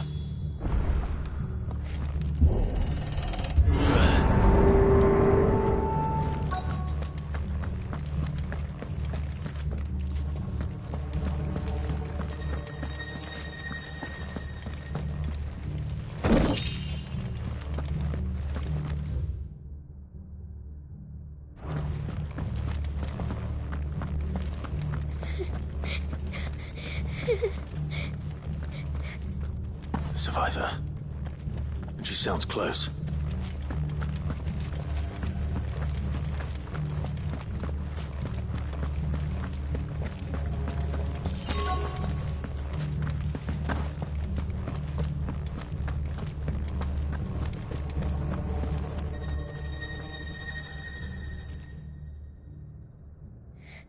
Who are you? There's no need to be afraid. Are you alone? Are there any other survivors? Some of the guards. They're still here. But something's wrong with them. Everyone else was eaten by the monster. Of course there were. Thank the Founder. It was worth our coming. But I'd rather we didn't linger. Are you ready? Ready when you are. You poor thing. He must have been terrified. Did Chadwick send you? What? He fought the monster. Distracted it so I could run away. He must have sent you. He promised to free the others too. Where is he? He opened your cell, didn't he? He wouldn't be here otherwise. Chadwick.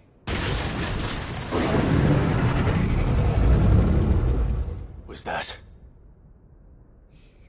Monster's back! Chadwick, help!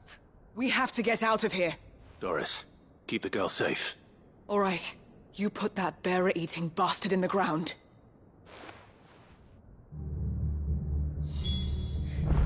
We have to run. You're safe now. We won't let it hurt you. I'll look after the girl. You teach that thing a lesson. It's out there waiting for me. I can't let it live. Not if it's got a taste for bearers.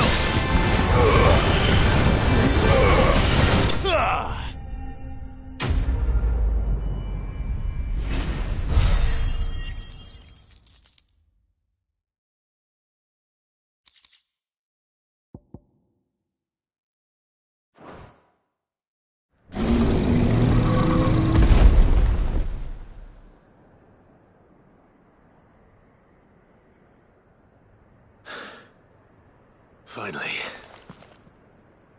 Sid, are you hurt? I'm fine. I think.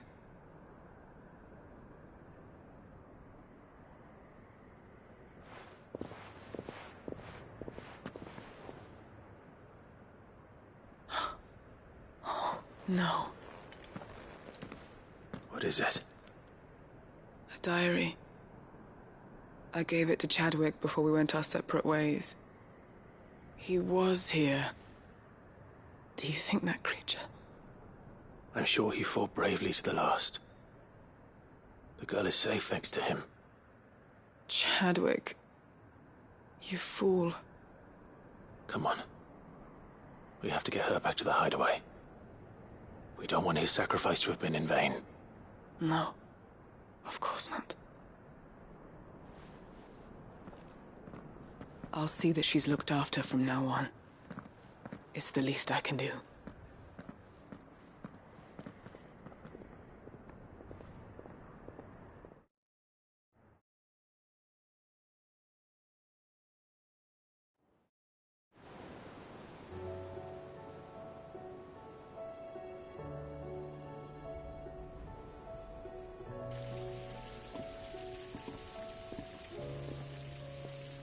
From what I hear, you've barely left the girl's side in days. I hope she's recovering from her ordeal. She is. Slowly but surely. She's far tougher than she looks. I thank the flames we found her. If we hadn't... I know. But we did. I'm sorry we weren't able to save Chadwick. There's no need to apologize. Without your help, I would never have found out what happened to him. How he fought to the bitter end to save her. To save Haida Marie. That's the man I remember. The man I thought of as a brother. I wish I could have met him. I'd like to hear more about your past. If you don't mind, that is. Of course. You already met my former master. She trained Chadwick and I to do two things. Kill and obey. We were supposed to be sold to the highest bidder when the time came. But no bid was ever high enough to convince her to part with us. For years, we were her daggers in the shadows. But we could never quite shake our doubts about the things she made us do. And then, one day, we just couldn't do them anymore. So we escaped. But staying together was out of the question. They would have found us too easily. After so many years of training, the pull to serve was always strong. It scared me to think he might have taken another master, become a dagger in someone else's hand. But even in captivity, the battles he fought were his own. And he died not as someone's tool, but as a hero. Haida Marie is proof of that. Bearers can cast off their shackles. And the Cursebreakers will show them how. I'll fight until my dying breath to see it done. For Chadwick, and for all of us. Thank you, Doris. We'll be counting on you.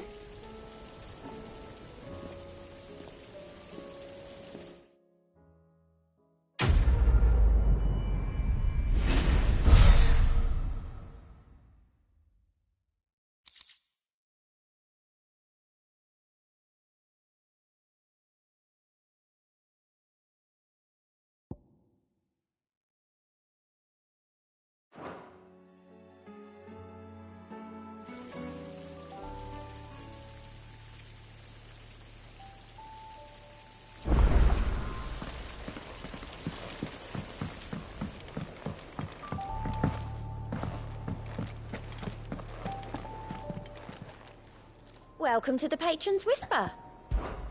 Come to claim your just desserts?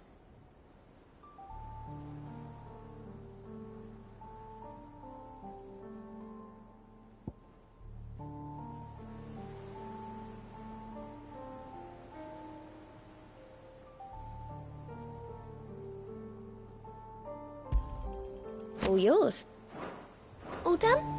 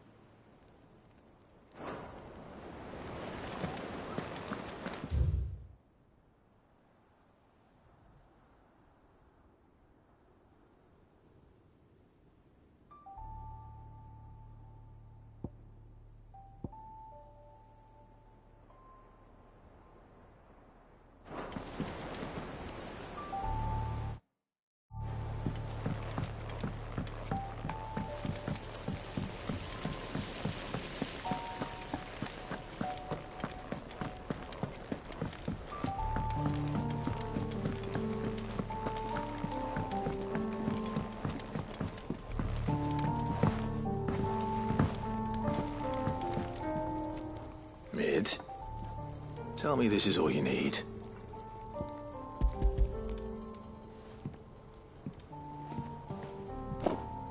Aw, you make it sound like I asked you to save the world or something. Tell me this is all you need. It's most of what I need. After you left, I went over the figures again, and I realised I'd forgotten a 1 and a 0.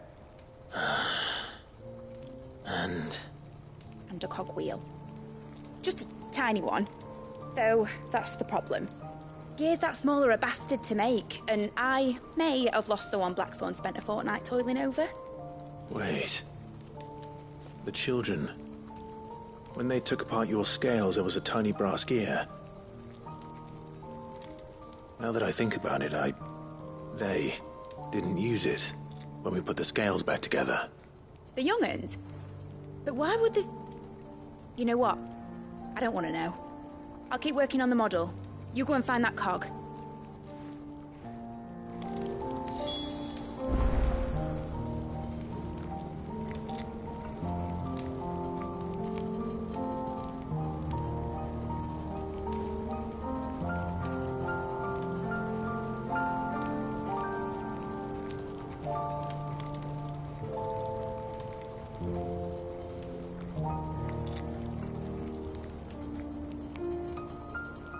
Don't look at me like that, Clive.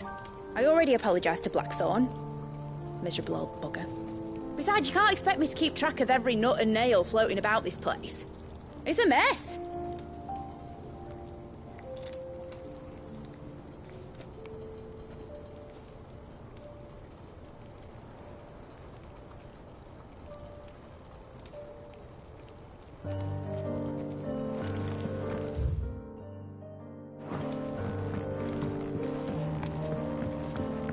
Has Midadol mentioned a new project yet? Sid! Is Mid still hiding from us? She wasn't hiding. She's fine. She's just busy working on her next project. A new invention? What is it? What is it? Is it an airship? I bet it's an airship! Do you think she'll let us help? That just so happens to be why I'm here. She needs something special, something only you three can provide. A brass gear. A tiny one. One that might fit on, say, a set of scales. Oh, the one you forgot!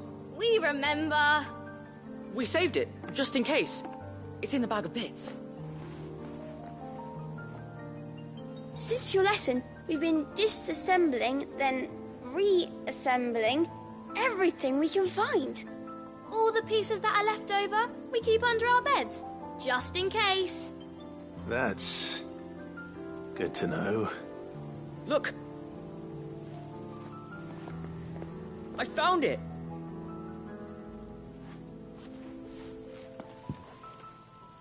Is that all? Just the gear? We have more parts if Mid needs them. That's all for now. But I'll let Mid know about your hoard. Just in case. Thanks, Sid.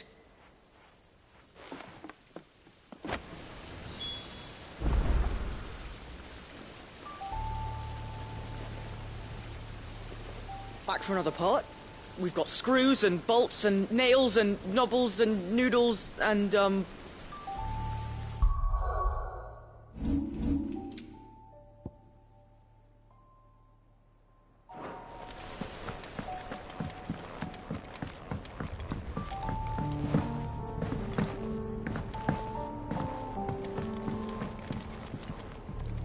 Well, did they have it?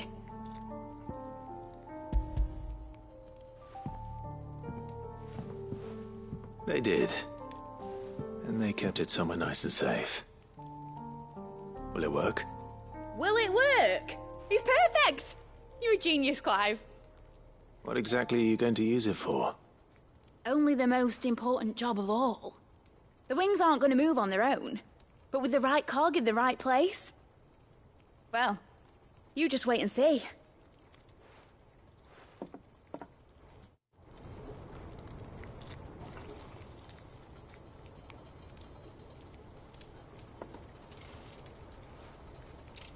That should do it.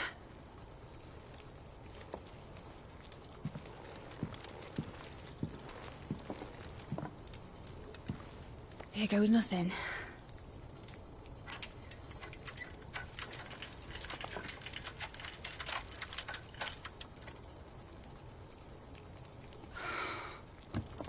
Titan's tits. It wasn't supposed to fly, was it? Of course it was supposed to fly. Wouldn't be much of an airship if it didn't. Honestly, these bloody engines are driving me mad. I was so sure this would be the day she soared. The Mithril engine was made to make dreams come true. But maybe this is one dream the world's better off without. Show folk how to take flying. It won't be long till they're raining death down on each other. People will lose their homes, children, their mums and their dads. Like I lost mine. I'm sorry. So am I, Clive. So am I. Sorry that I have to choose. Do I follow my head, or do I follow my heart?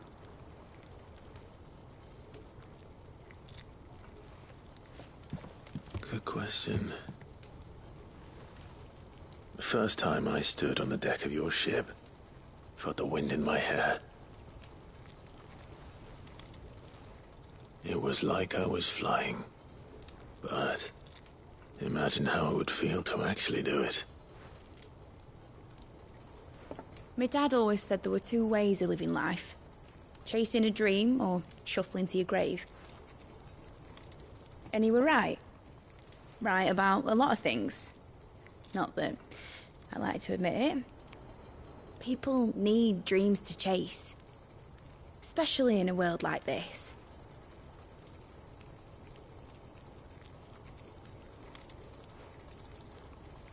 Right. When this is over, I'm gonna take all my Mithril engines to Zemeckis and sling them over the edge. I won't have my dream end up turning into someone else's nightmare. But all that hard work... All that hard work will not be used for war, Jamie. But it isn't like it'll be gone. Tell me, Clive, have you ever been on a treasure hunt? Not since Joshua and I were boys.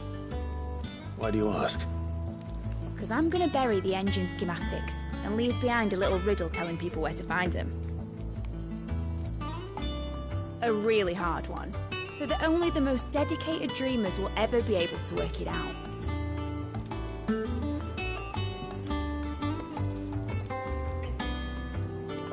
Ooh, I can picture it now. Some daft general squinting at the words with a gormless expression on his mug. Like that one, yeah. Right.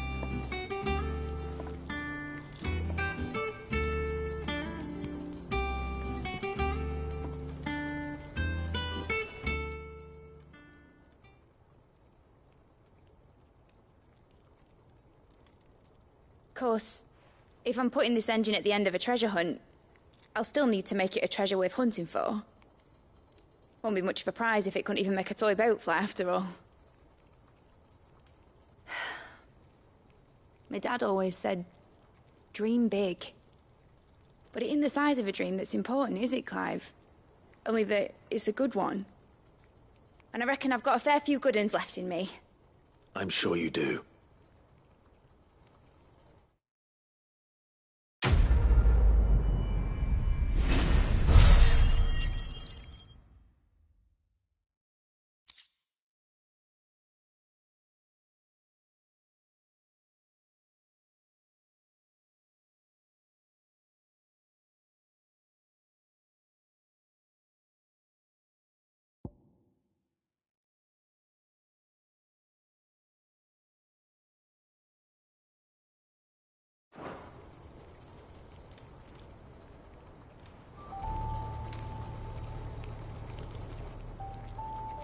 What shall I do with your model? You spent a lot of time on it. We both did. What, that old thing? Not healthy to cling to your failures, Clive. They'll weigh you down, you know. Sound advice. Still, I suppose my prototypes will probably be worth a fair bit when I'm as famous as Bart's the Builder. Seeing as you're always strapped for coin, suppose I can give it to you. Just make sure you get a good price when you do come to part with it. I'd say that was up to you as much as me.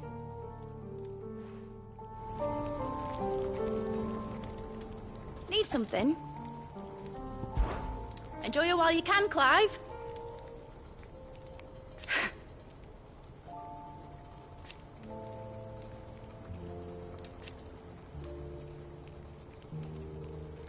Imagine that, eh? Till then, though. Draw, Clive.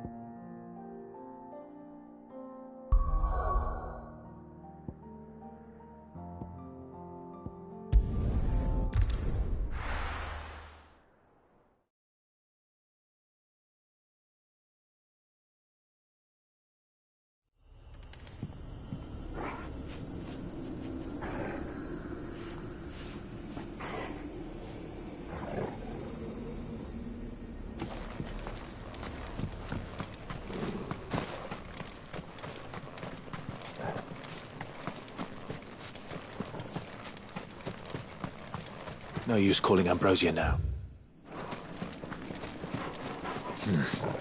Not here. Let's go. Fly, Ambrosia.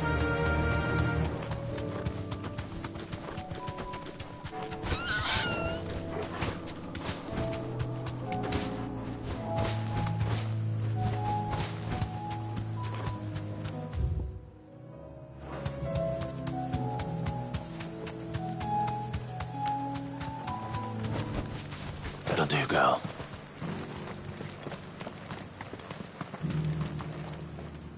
Quentin, I have a proposal for you. Do you now? Something tells me you'll be asking more of me than a cask of Gotand gold. Go on, then. Propose.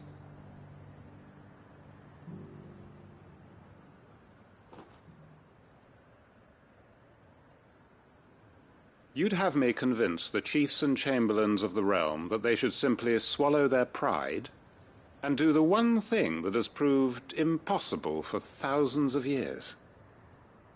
Was there anything else? Perhaps I can fetch you a meat pie as well. I know it's a lot to ask, but I can think of none better suited to the role. And you'd have me give up what little I have left to do it. I told you, Clive. The people of Lostwing are my family, and I cannot abandon them. You'll have to find someone else. I'm sorry to hear that. So am I. And why might that be? What he's asking. How's it any different to what you've done so far? They want you to speak for those who can't speak for themselves. That's what you do best. If it's the vineyard you're worried about, we'll see that the grapes are picked and the tons filled. You know we will. It's not that. Then what is it? You said yourself we're family. Don't you trust us? You know that's not what I'm... Then what are you saying? That only we are worth saving? Why turn your back on everyone else? You convinced us we could build new lives for ourselves, and if you can do that, who's to say you couldn't convince the entire realm? A stirring argument. I fear that any rejoinder I make might fall somewhat flat by comparison. So you'll join us?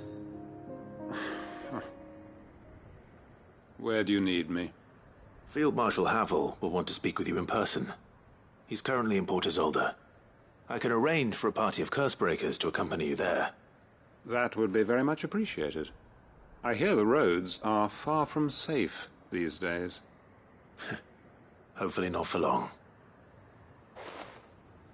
My uncle will want to know that his plan is taking shape. Any statesmen we speak with are liable to resist our entreaties if they feel that what little power remains to them is at stake. They must be dealt with skillfully. I shall not repeat the errors of my past. Reckon Master Quinton could argue an egg back up a hen's quim if he set his mind to it. Reckon Master Quinton could argue an egg back up a hen's quim if he set his mind to it.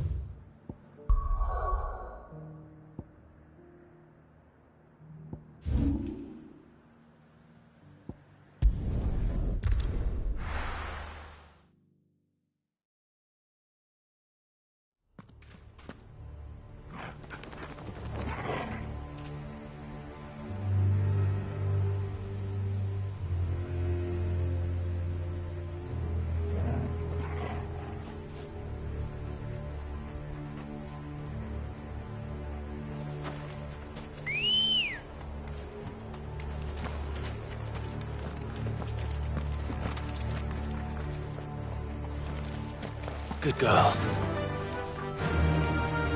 Yeah!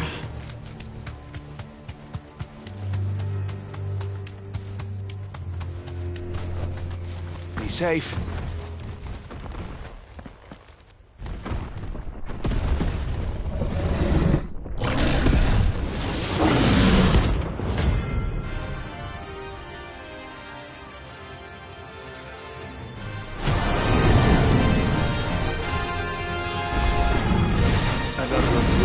Guard dogs. What a specimen it is, too.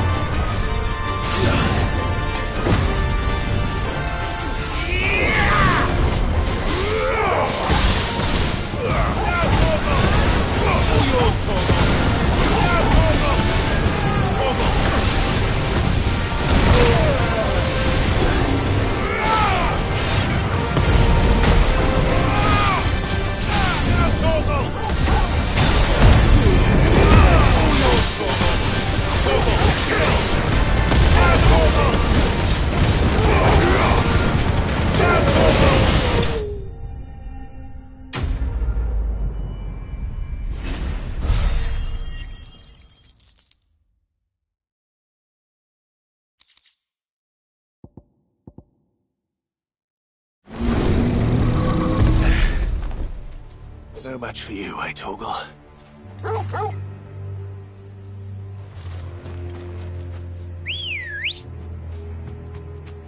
Ready, go?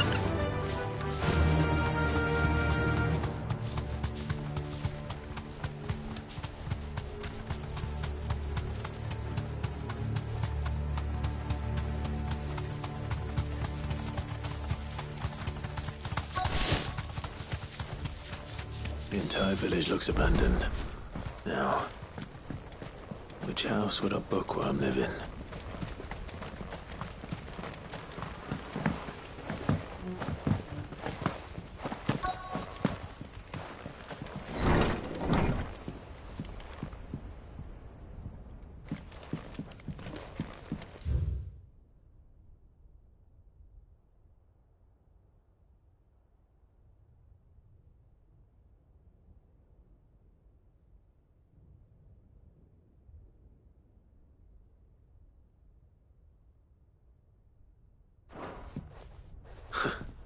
His interests were certainly varied.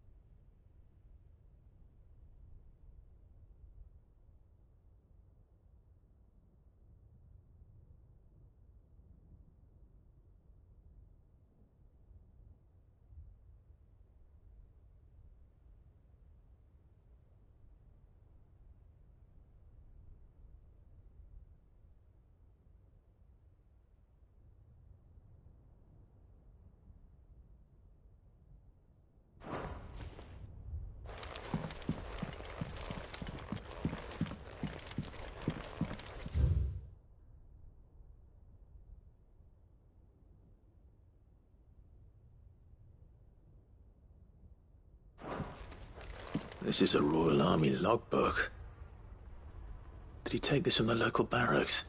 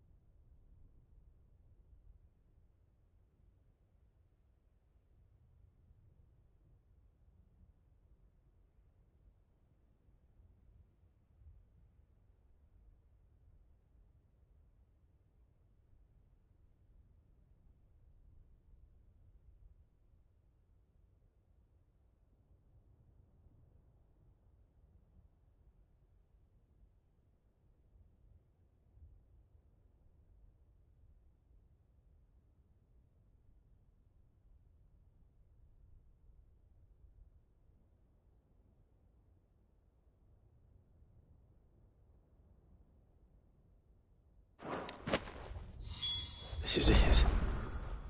But if what it says is true, I need to get this back to the hideaway.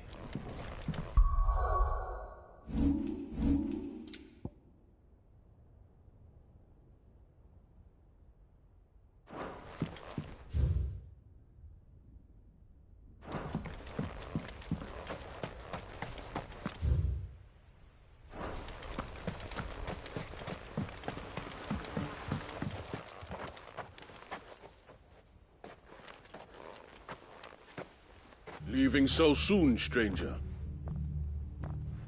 We've been watching you. From a distance, so to speak. Subtle. I know who you are.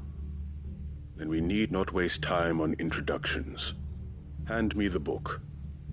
Leave it in our care and return to your life. Your care? Do you mean to burn it or bury it? That is not my decision to make. But by one means or another, its contents shall be removed from the common record. Then I'll have to politely refuse. I won't let you erase our history. Then we find ourselves at an impasse. Very well. The book can just as easily be pried from your dead hand.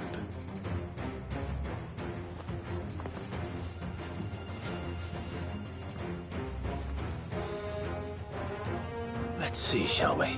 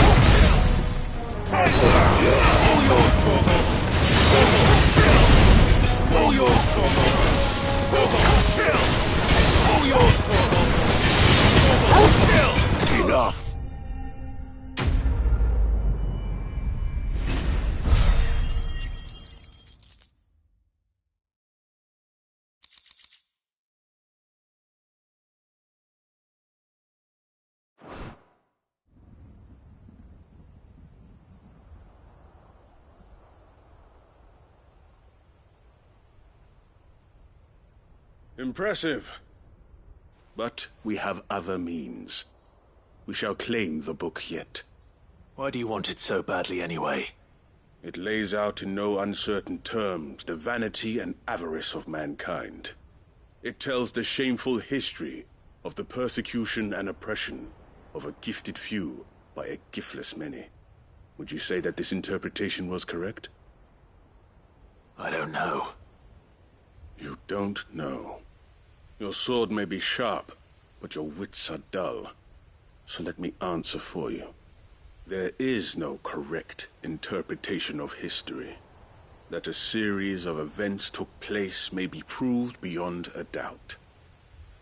But there can be no single, immutable explanation as to why they came to pass. It is a question of numbers and of belief. If enough people believe that a set of events occurred for a reason, that belief becomes the truth. So you're trying to control the truth? We are trying to protect people from themselves, from knowledge that would bring them naught but pain. That is all. You may keep the book, for now. The world is small. We shall meet again. Until then. Wait! Damn it. Let's get this back to Vivian. Perhaps she can explain what that was all about.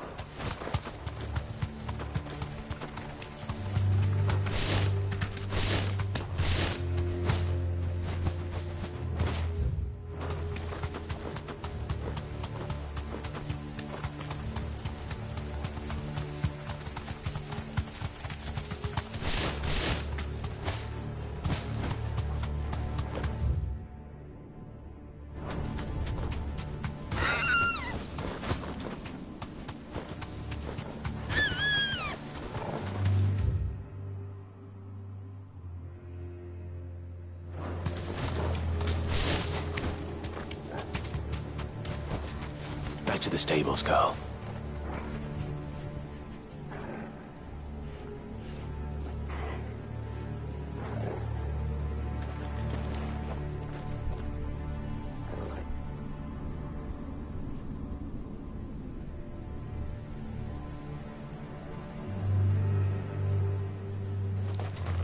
This must be the orphanage. Hopefully the registry is still here.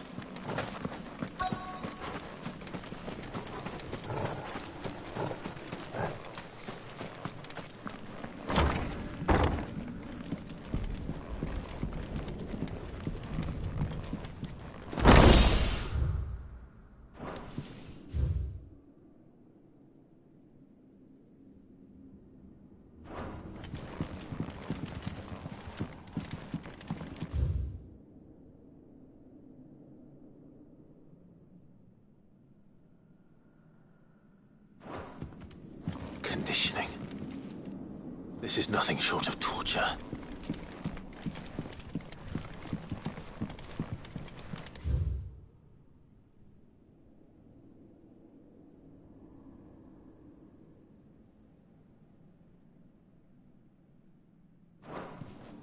Disposed of.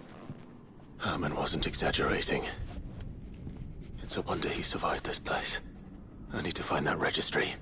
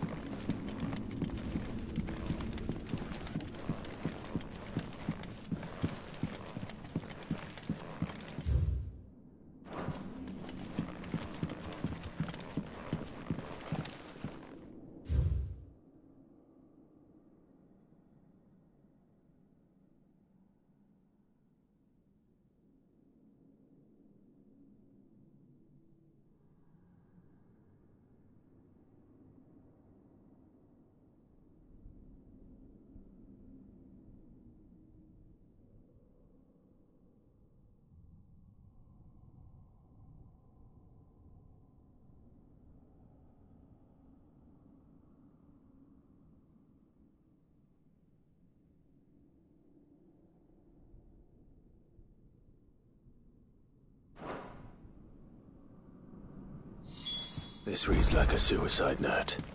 Did the director go through with his plan? There's only one way to find out.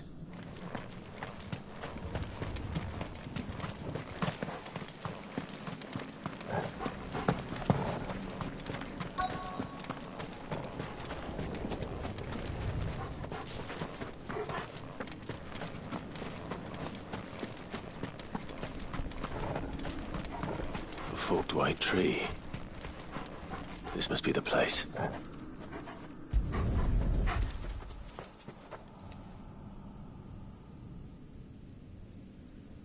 Could he really be buried here? There's something hidden among the roots. Let's see.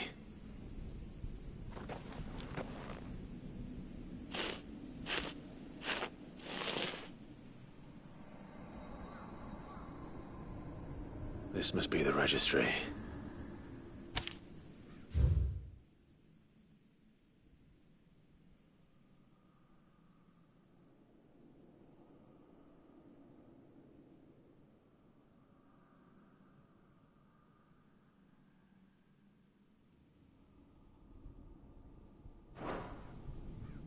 So many names. This place was a slaughterhouse. And where is the architect of all this misery?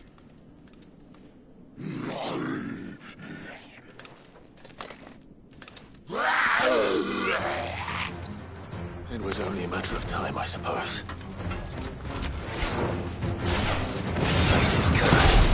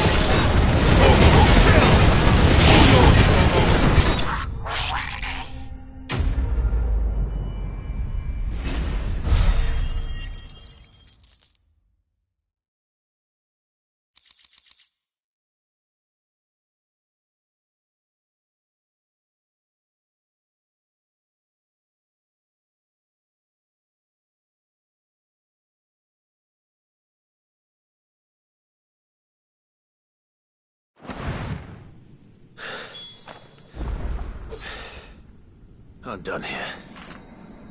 Let's get the registry back to Herman.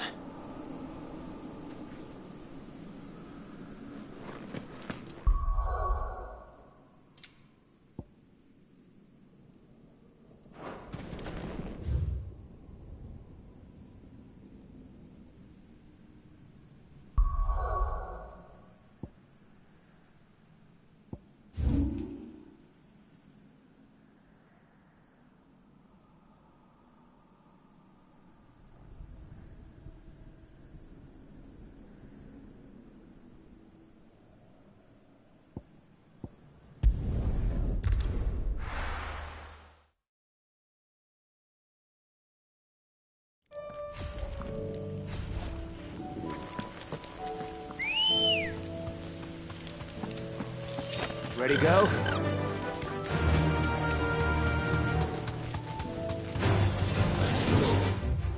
Imperial army must have tired of their pets. But if they won't feed them,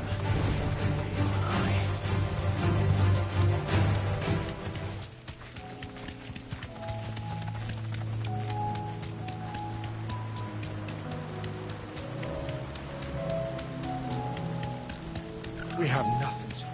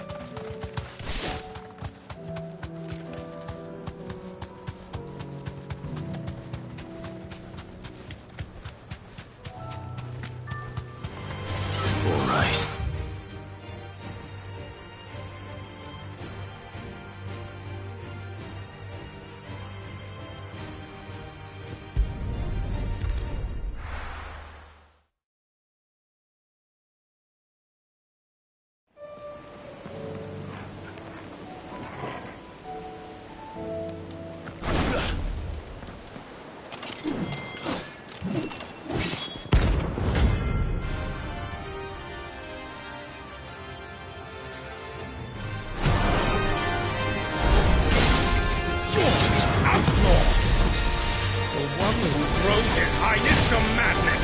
On your knees! He has heard. And it doesn't look like he's willing to listen. Now, Corporal!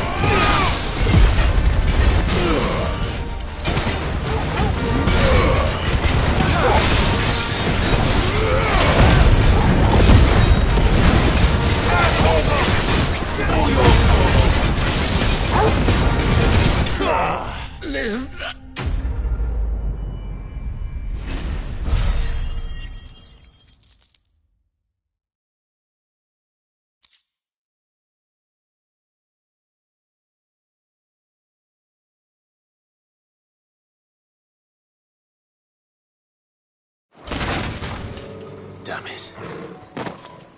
Dion would have been glad to have you back at his side.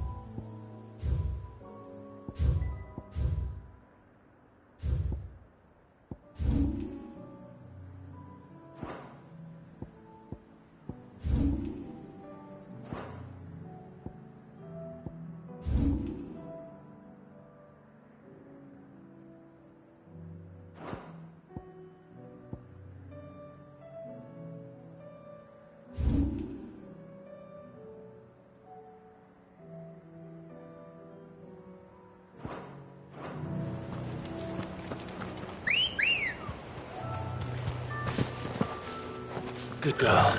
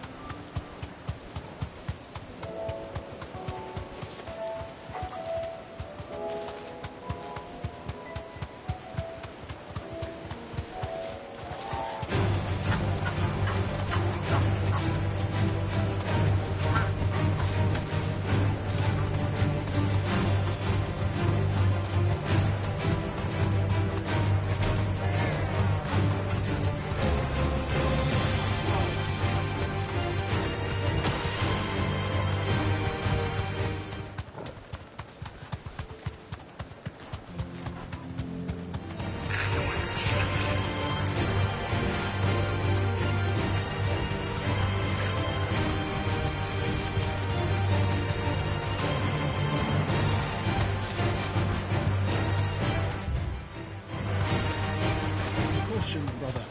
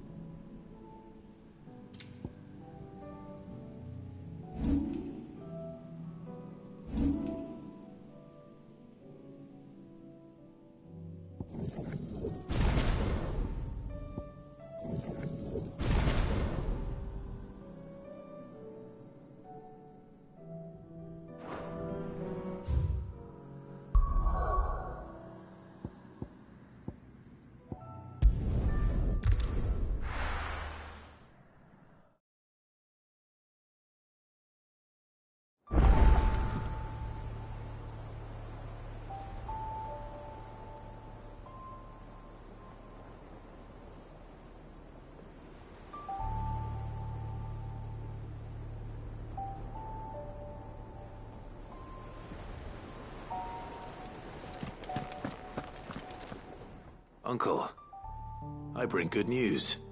The Field Marshal has agreed to your plan. Ha! Of course he has. I didn't doubt you for a moment, dear boy.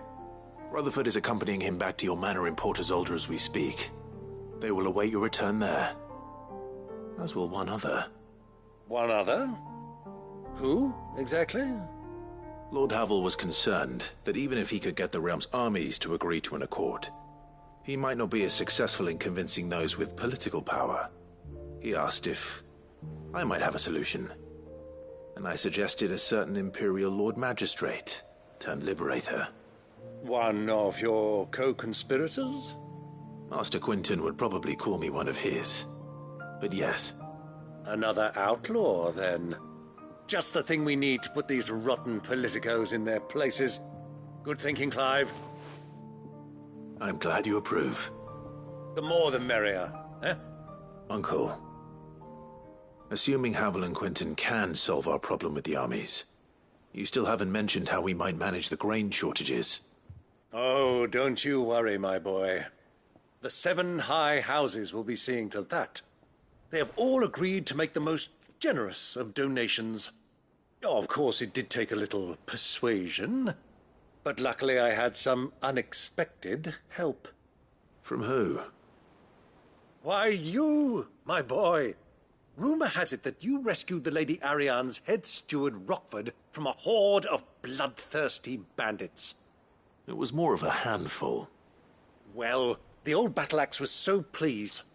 She had a shipload of talents delivered to my private docks by the next new moon. And when the other houses saw the parsimonious old crone's purse strings finally loosen, they as good as tripped over themselves in the rush to follow suit. I'm happy to hear it. Now, I must be getting back to the manor. Join us there at your earliest convenience, would you? Of course, Uncle.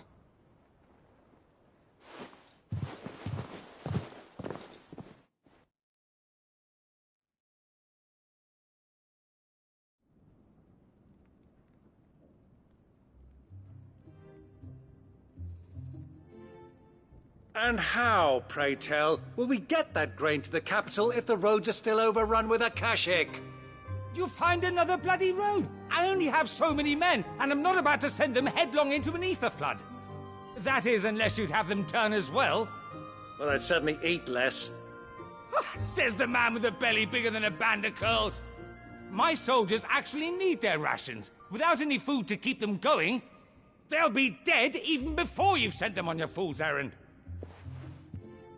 If I may, gentlemen, perhaps I might suggest an alternative approach.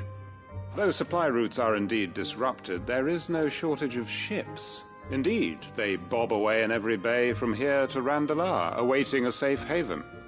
Allow them to make port and fill their bellies full of grain. And once those who crowd the cities are fed, ferry the displaced back to the countryside to work the fallow fields. But I'm sure that you wish to continue your discussion. Forgive the interruption. Two such firm friends as yourselves need no help from the likes of me. Rutherford spoke fondly of the great bond between you. Us? Friends? I can't stand the man! Clive, I'm beginning to question the quality of the company you keep. And what kind of company were you expecting him to keep? The man's a criminal! Criminal? How dare you? You are not fit to breathe the same air as this fine, upstanding young gentleman. Upstanding? He calls himself Sid the Bloody Outlaw! Once more onto the breach.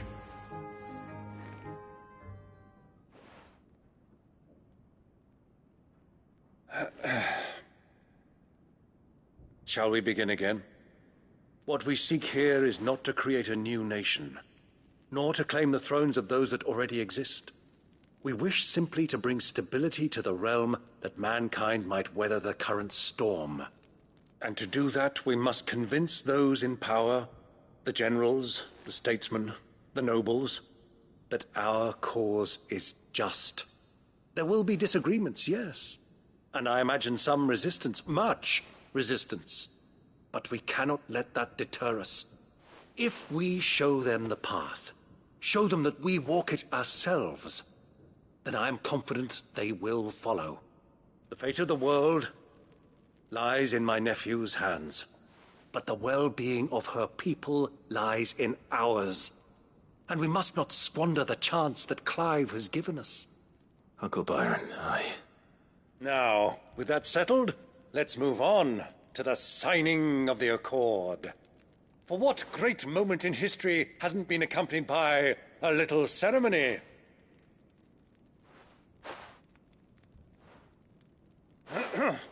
Citizens of Valisthea, I present to you the Triunity. Rutherford, Mike Will.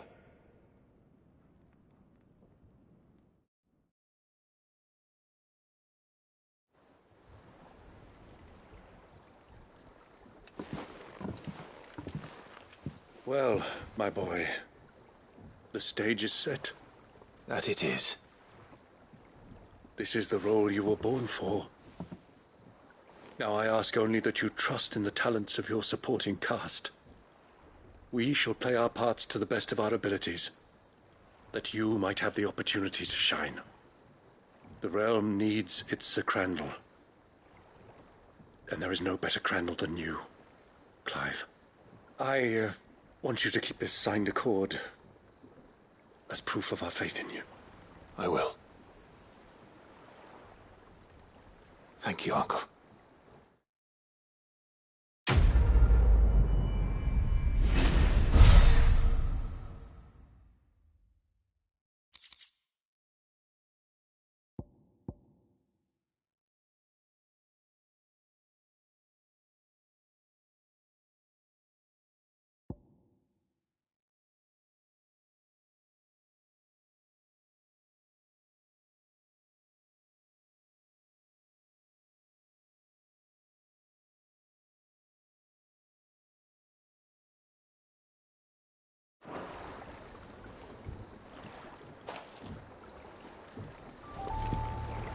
Sorry. Can't take you where you need to get to. But the Argo and me will be waiting when you get back. What do you think that thing is?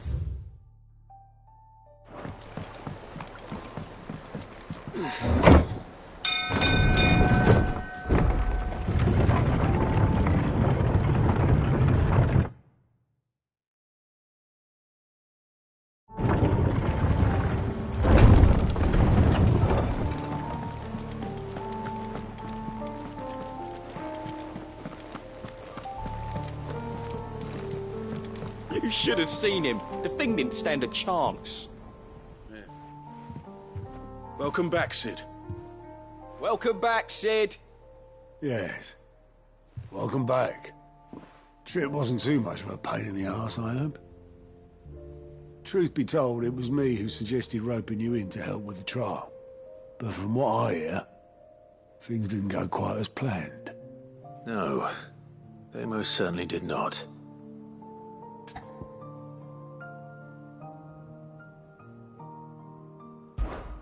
Ember lost his nerve in the face of a beast of prey, but he didn't lose heart. He pressed on, and he achieved his aim. And is that not what we ask of our scouts? Indeed it is. Thank you for your honest appraisal, Sid. The fact remains, however, that Ember will not always have a battle-hardened warrior on hand to pluck him from the jaws of peril. All I have gleaned from this trial is that without someone watching his back, Ember is little more than a liability. Wait, Sergeant. Ember still has much to learn, it's true. And this time he was found wanting. But I'd say he's due a second chance, nonetheless. After all, he did do as you asked. With a bit of hard work, any hand can be made to hold a blade, and any mind can conquer its fears. But a scout's nose is different. You've either got one, or you ain't. And by sniffing out that log, young Ember here has shown he has a conk and a half. Wouldn't do to waste it now, would it? Fine. One more chance. I'll do whatever you ask. I'll spend my days and nights in the pit if I have to. I'll show you. Just you wait. Daft as a brush, that one. But his heart's in the right place. Just like someone else we know. And if you ask me, we've been leaning on him for far too long. That time the curse breakers took some of the weight off his shoulders, I reckon. It couldn't hurt. Just don't tell Gav I said so, will you? I won't have him thinking he's been hard done by. Next thing you know, he'll be asking for a day off. Chance would be a fine thing. Back to work. Forgive me, Sid. This did not play out as I expected.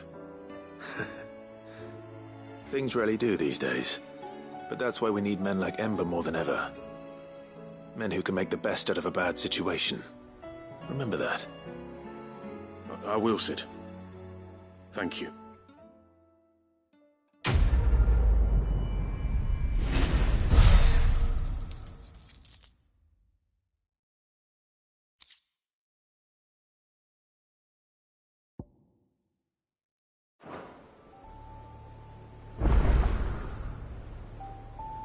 Sid, I wanted you to know.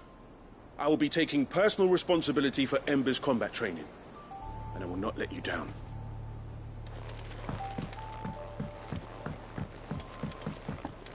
Twinside's hundreds of leagues away.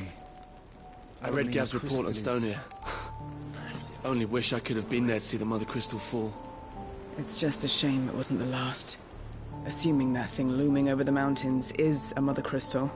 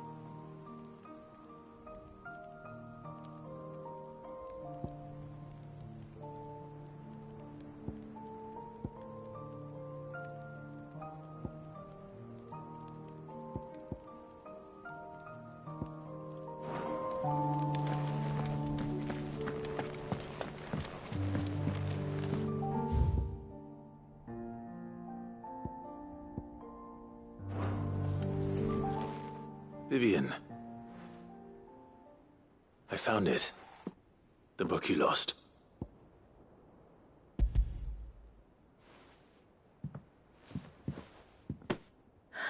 You found it. Thank you, Clive. Even though I asked this of you, I was not entirely sure it would be possible. I feared the executors had seized every copy. I met with one of these executors, and I convinced him to let me keep it. He told me something. That the truth is just a matter of collective belief. And that if enough people believe a lie, that lie becomes the truth. It does. But it also means that the truth is not immutable. That it can be changed. Provided that those who wish to change it can convince enough people that their perspective is the correct one. As the sad history of the Bearers proves. You said that the book inspired you to become a scholar. It did. Or its author, rather. She was a heretic, you see. A firebrand and a dissenter. A gallows stood ready for her in every corner of the realm. And by shunning society, or perhaps being shunned by it, she stumbled upon a truth so potent that an entire realm trembled at the prospect of its utterance. I, too, have always felt somehow set apart from the world of men. A stranger to my own species. She taught me that my solitude was not a curse, but a gift. And that, though my journey to the truth might be a lonely one, what I found at my destination would be more than worth the cost. Do you still feel that way? That you're not one of us? Honestly, I'm not entirely sure anymore. Since coming to the hideaway, I find my thinking somewhat clouded. Perhaps the result of studying mankind from a rather closer perspective than I had intended. But the more I study, the more I find value in this perspective. In looking not from the outside, but from within. So if you'll permit me, I'd like to continue my work here. Remember, Clive, when enough people believe, belief begets truth.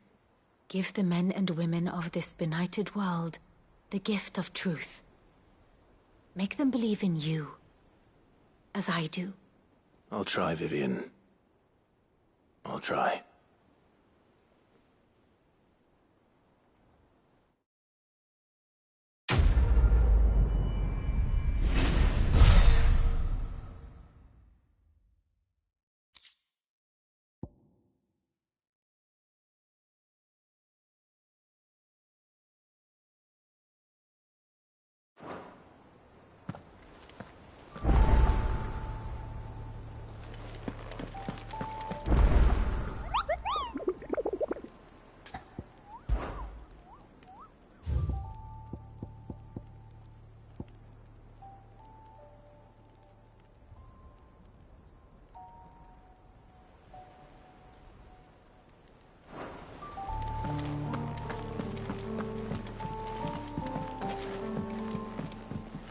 What will it be today?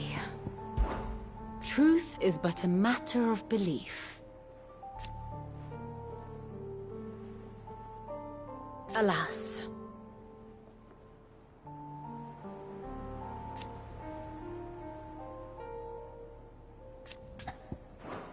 I do so enjoy our little chats.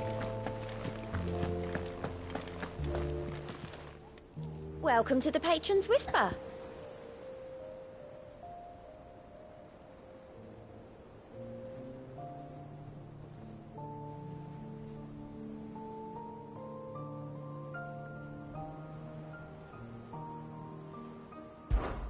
Come to claim your just desserts?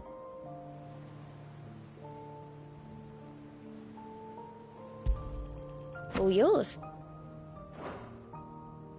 All done?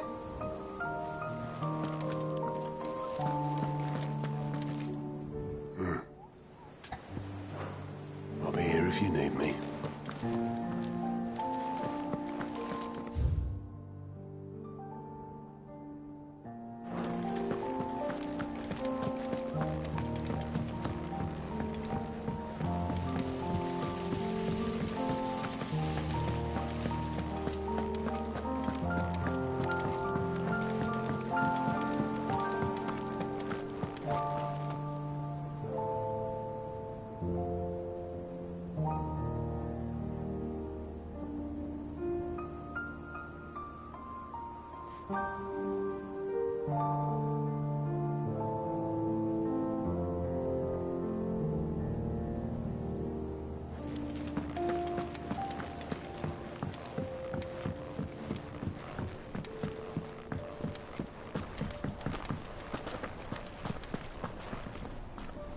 I hear that you traveled to Ash.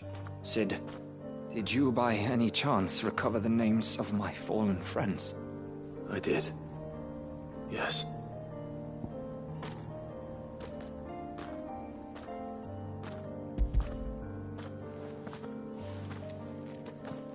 If I may? The bearer registry.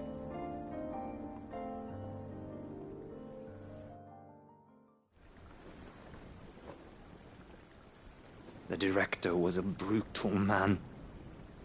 He got no worse than he deserved. The registry was all I found beneath the tree. There was no sign of a body. Nor any record of what happened to the children after the orphanage closed. I pray that at least some of them survived. All their names are here. The ones we lost. My friends. My light in those dark times. I can still remember their faces, like it was yesterday. Children who were taken from their bunks in the morning, never to return. No explanation ever offered. They'd be happy to know that you survived, Herman. But why did I make it out alive, when so many others died in that awful place? It's not your fault. And blaming yourself won't bring them back. Honor their memory. See that their names live on. That way, at least. They're never truly gone. Thank you. Cid, I'm going to write a book. An account of the horrors of Badbach, and the spirit of those its custodians sought to crush. All of Valisthea will know of our suffering. And in the name of those I lost, I will not let it happen again. Neither will I. These records would have been buried for all eternity, were it not for you. Thank you.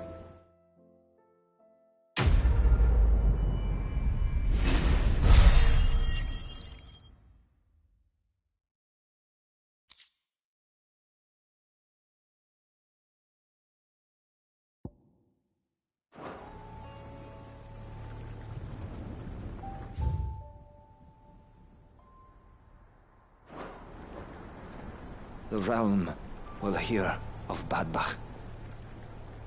And I pray that the tale of my fallen friends will spare future generations the horror we endured. Thank you for helping keep their memory alive.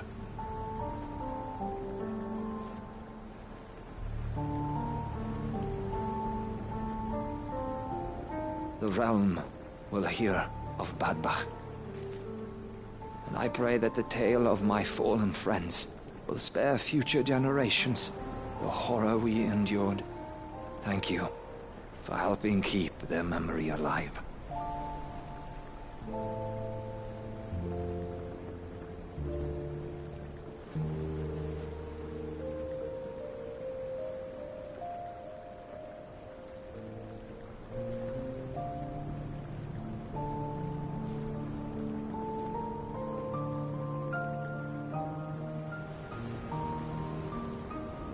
The realm will hear of Badbach.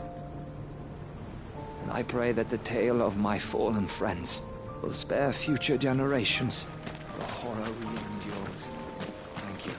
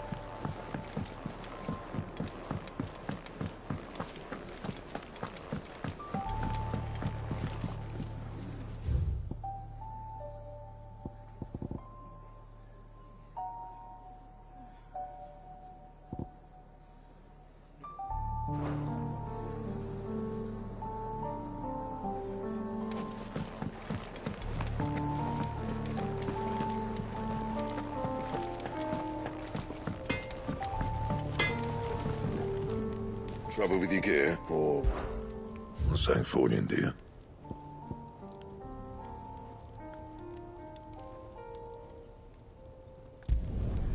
No scratches, all right? Anything else?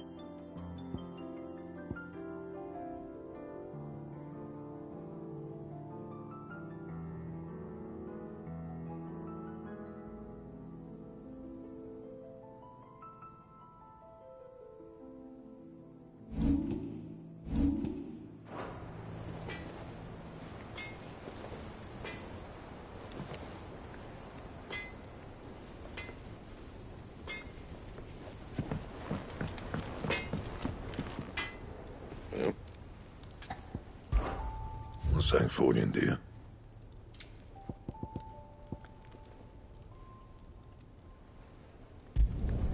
Should last you a good while.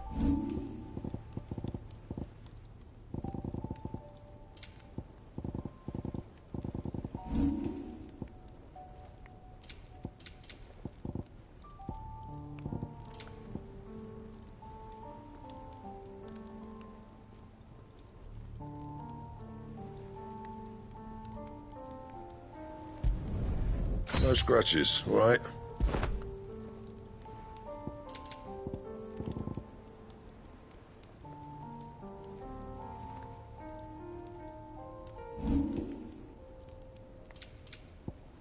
And?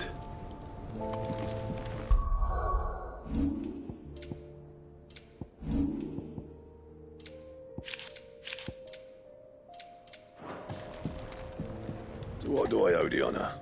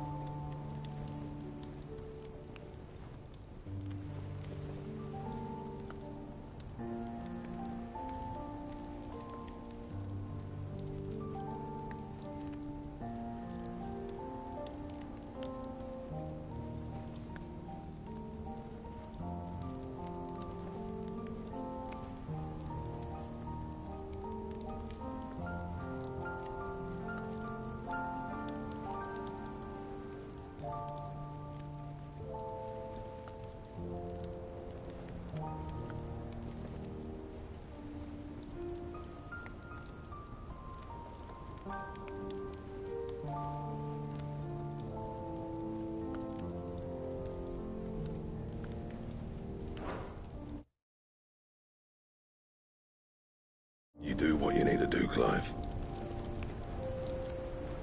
Trouble with your gear, or so will it be?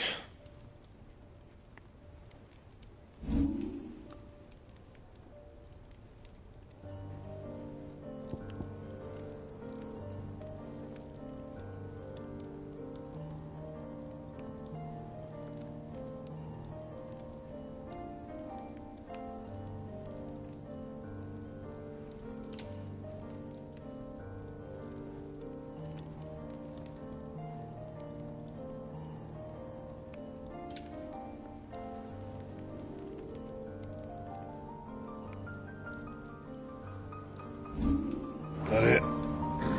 Fine.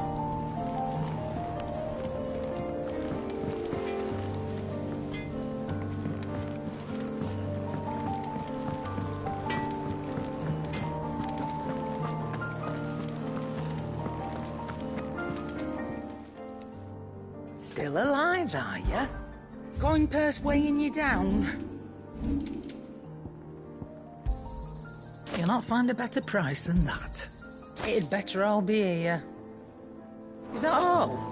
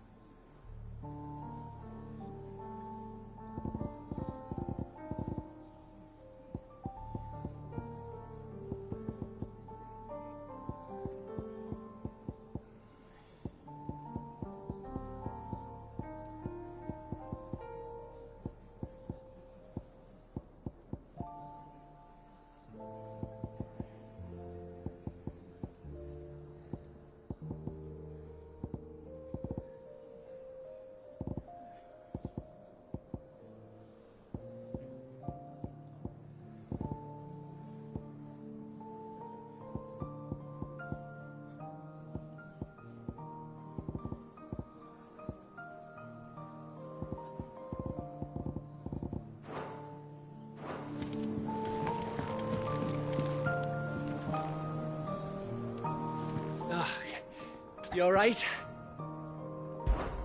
Something troubling you? No more than usual. It's just... Etta's baby will be coming soon, and I wanted to make something for it. I'm sure she'd like that. Back in the north, families would always make gifts when a bairn was on the way. Yeah, let the little tykes know they were welcome in their new homes, like. So, what's the problem? Well, the problem is that Etta's due any day now. And I don't know if I'll be ready in time.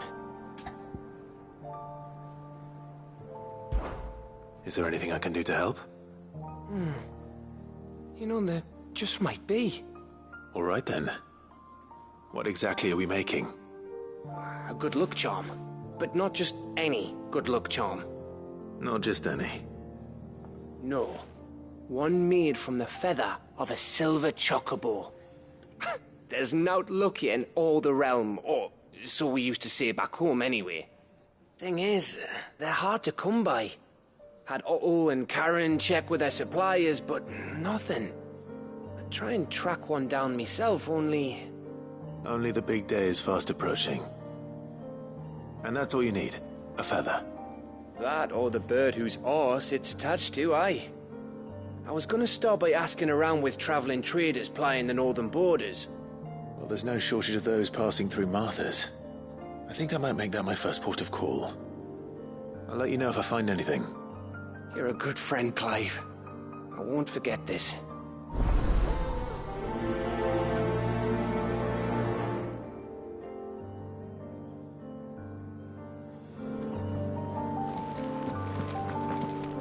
I can't say I've ever seen a silver chocobo myself, but I have seen one of their feathers. Look just like a normal one, only silver, obviously. Well, grey.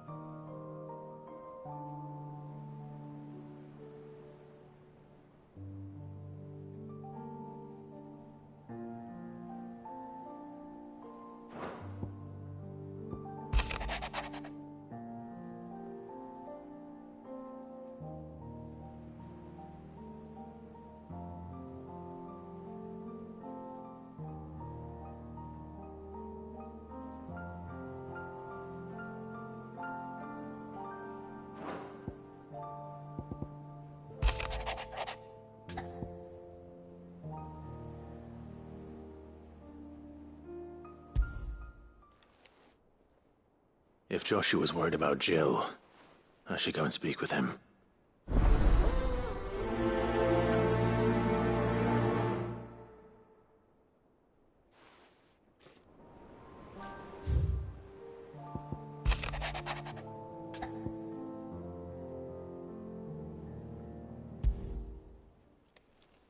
It's usually me making demands of Hippocrates. I wonder what this is about.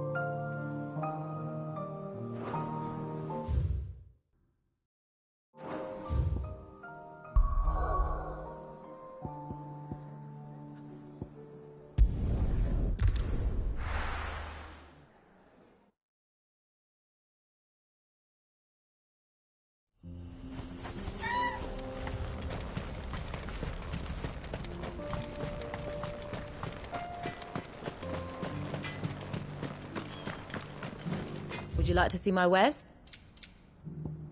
Thank you.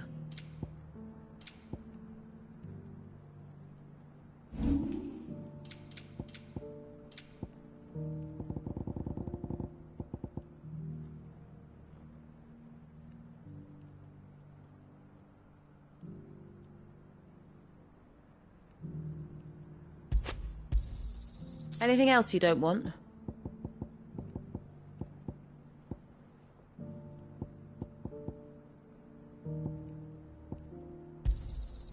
Thanks.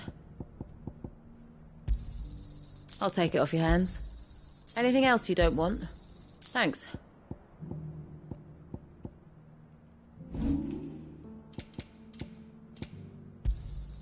Here you are. May we meet again.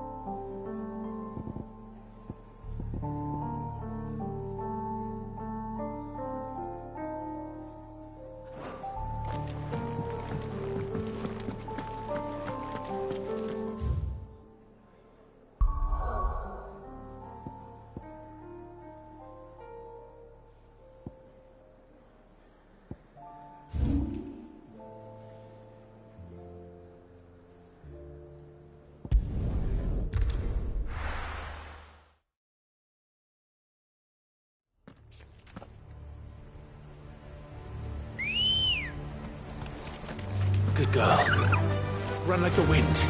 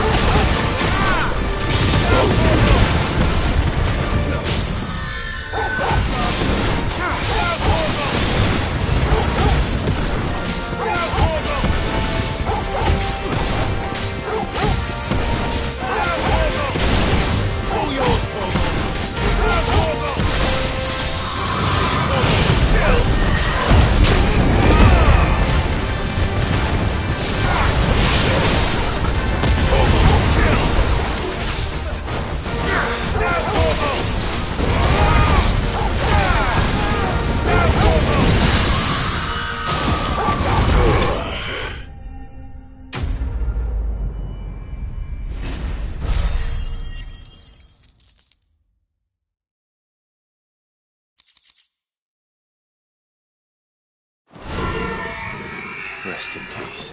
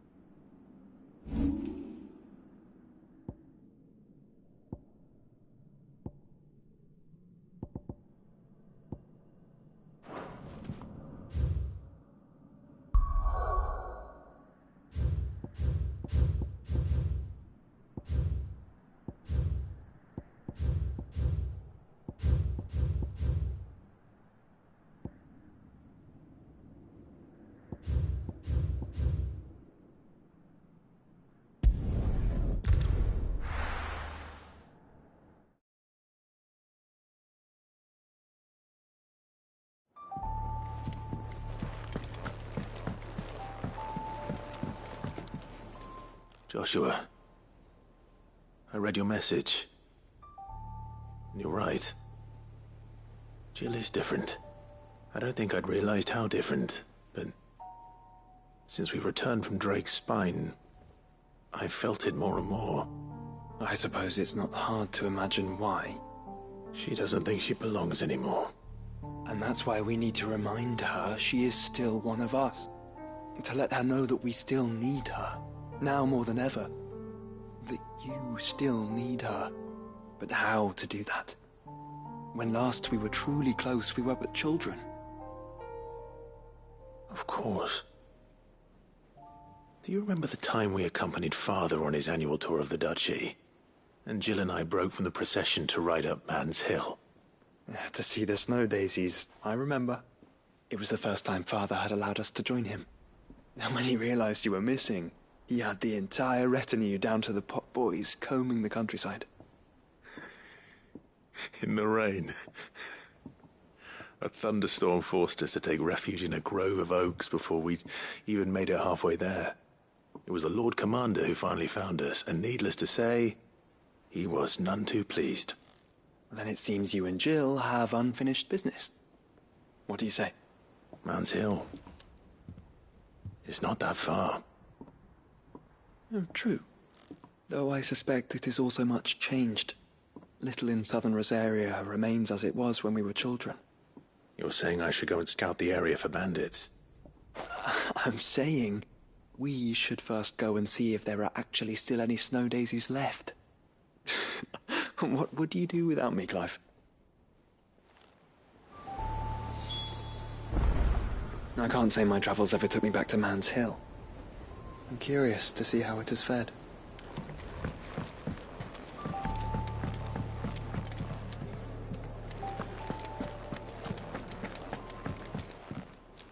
I don't suppose you're here to reprise the Saint and the Sectary. Do you know why? 'Twas not 20 summers past.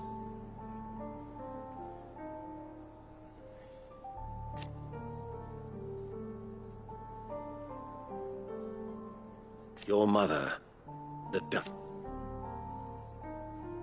But above all, and so you see,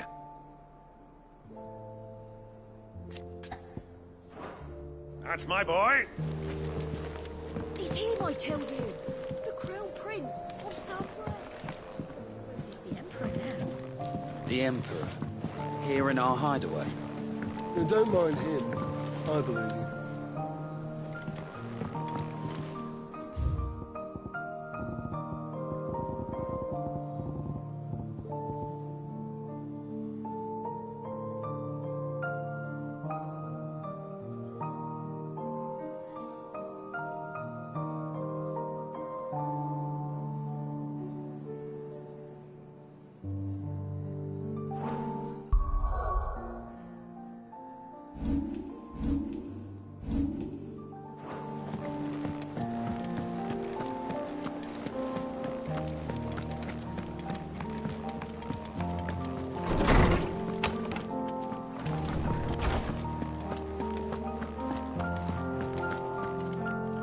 Lawsman Harpocrates.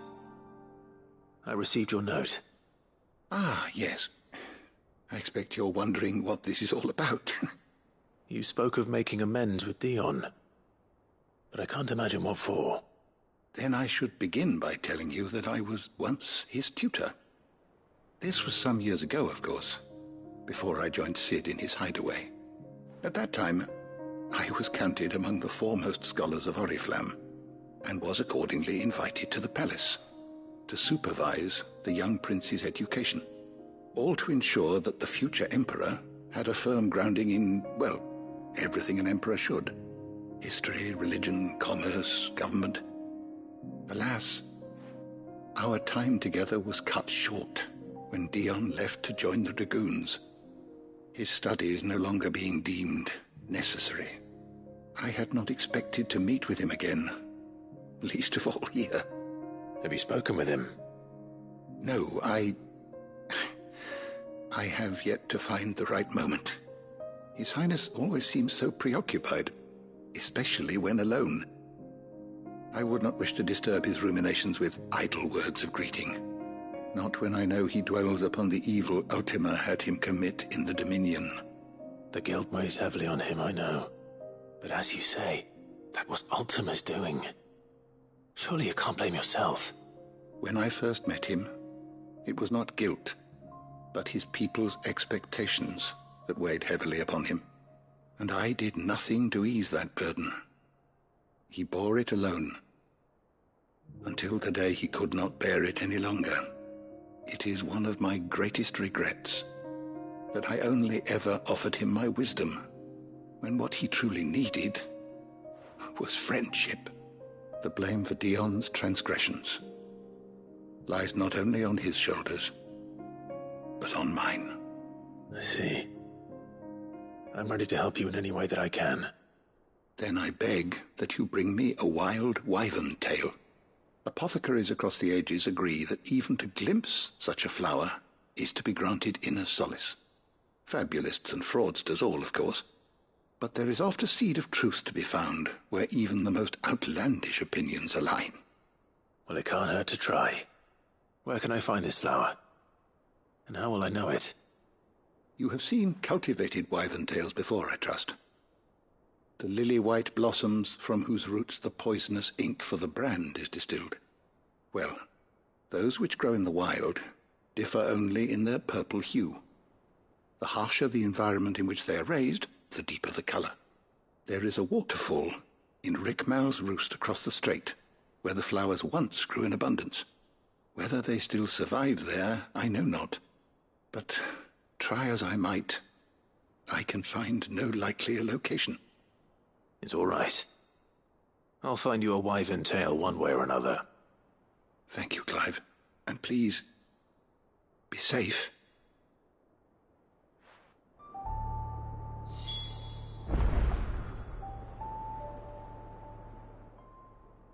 I was wondering when next you'd visit. Despite scouring the shelves, I have found only one reliable reference to a place where wild wyvern tails are known to have grown. But it is in Waloed, by a waterfall near Rickmal's roost, as I told you. I dare not ask that you undertake such a long and perilous journey on my account, of course, but were you to find yourself in the area? I don't believe you've read this particular chapter before. You wish to study the tomes?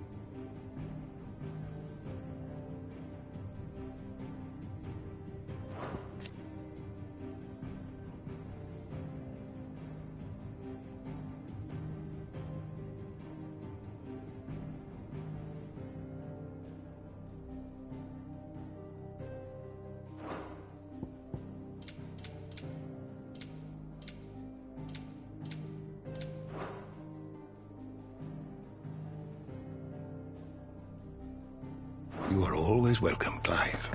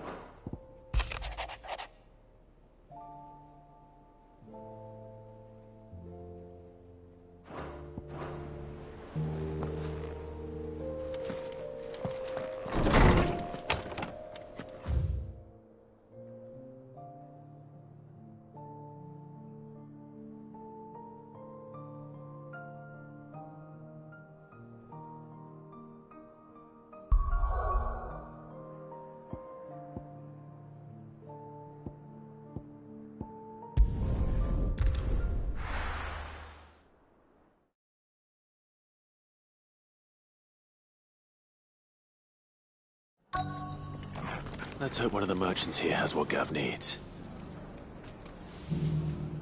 Excuse me. I'm looking for something. Oh, well, then I'm your man. A silver chocobo feather. Oh, or maybe not. Though you're not the first to mention the bird around here.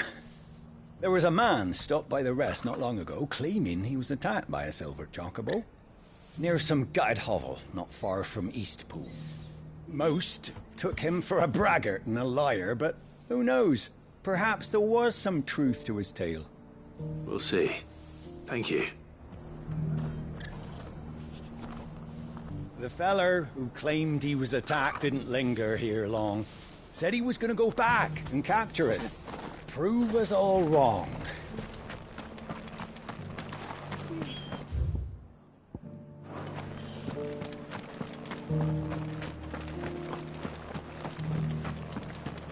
Just because the heavens have gone to rack and ruin, it don't mean we have to.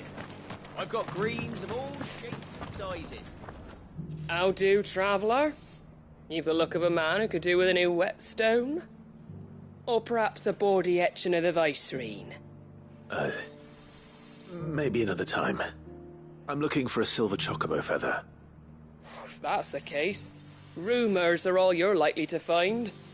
No one has seen a silver chocobo for years. Word is they were all hunted for their feathers. Some northern nonsense about bringing good luck. Didn't bring them much, nor their bows. If any are still out there, I reckon they'll be doing their damnedest not to be discovered. You're probably right. Thank you anyway.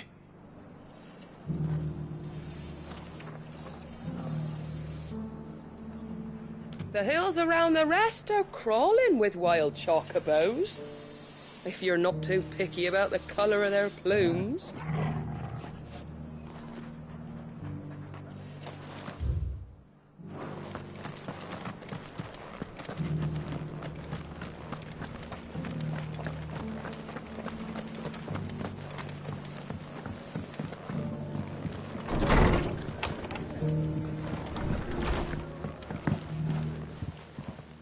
Good to see you. When I was a little girl...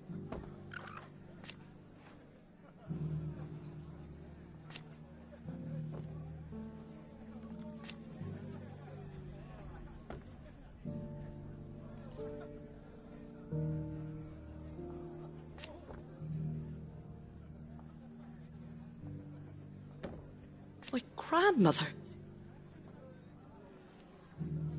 I swore then and there.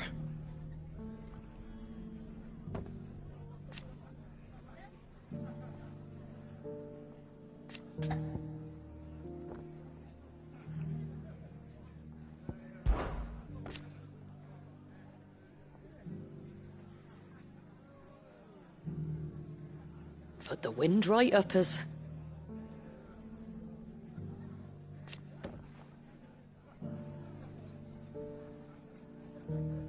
And thank goodness they did.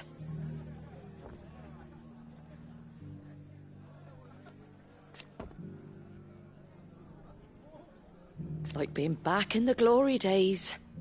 Half of me wishes they hadn't left.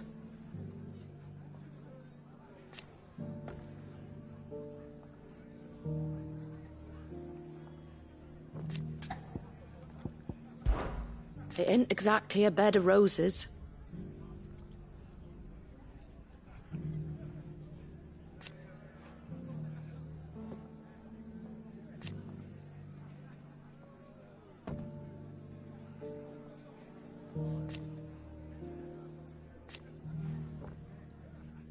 And that's just the start.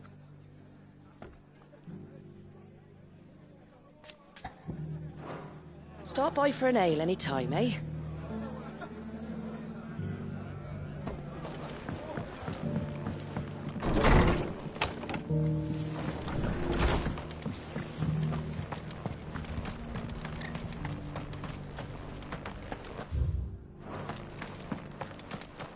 I'll build a barricade so sturdy, even the bandit. Can I help you with summit? You wouldn't happen to sell silver chocobo feathers, would you? I deal in fruit, not fancies. But if it's fancies you're after, I suggest you try Rhiannon's ride. Was a silver chocobo seen there? Oh, yes. If you believe the ravings of a madman. It wouldn't be the first time. A silver chocobo sighted in the hills near Rhiannon's Ride. It sounds almost too good to be true. But since I'm already here... Every few years someone comes along claiming they've sighted a silver bow, but the truth of the matter is, there ain't no such thing. You'll find nothing but bloodflies and bandits on Rhiannon's Ride. Mark my words.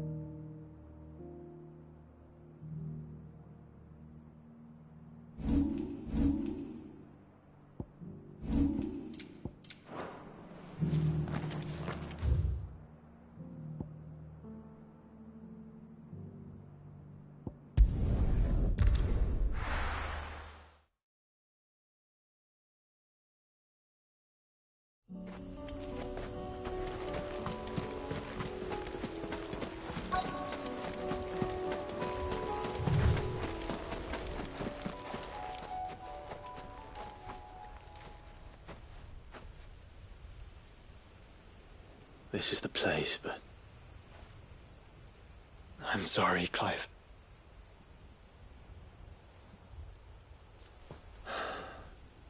There's nowhere been spared. What do we do now? We keep looking. Man's Hill cannot be the only place where snow daisies grow. Perhaps, but... it's the only place I know of. Knew of. Then why not ask someone who might know of another? Someone at the backyard? To the hideaway, then.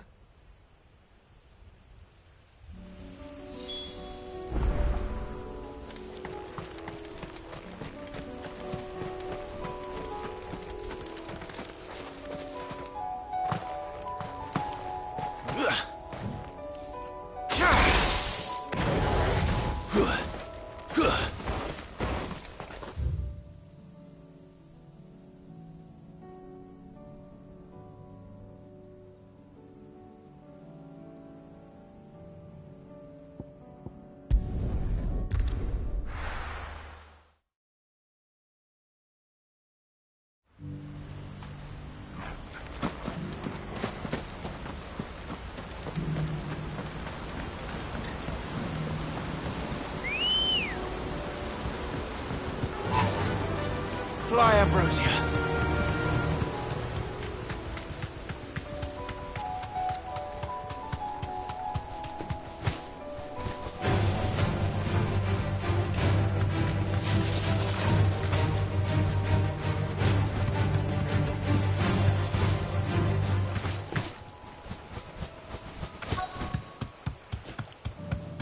Tracks. They're not left by bandits for a change.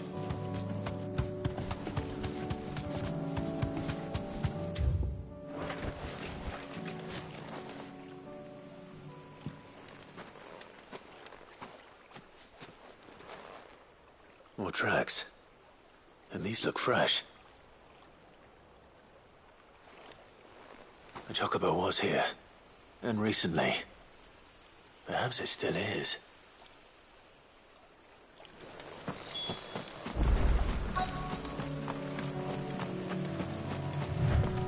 I don't hear anything.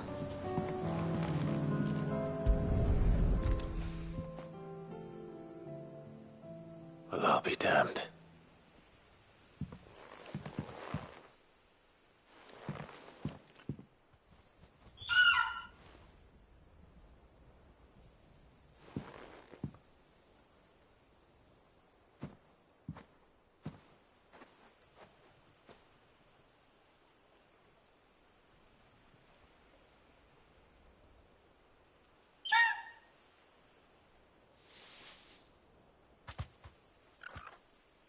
It's all right. I'm not going to hurt you. Just borrowing a feather for my friend.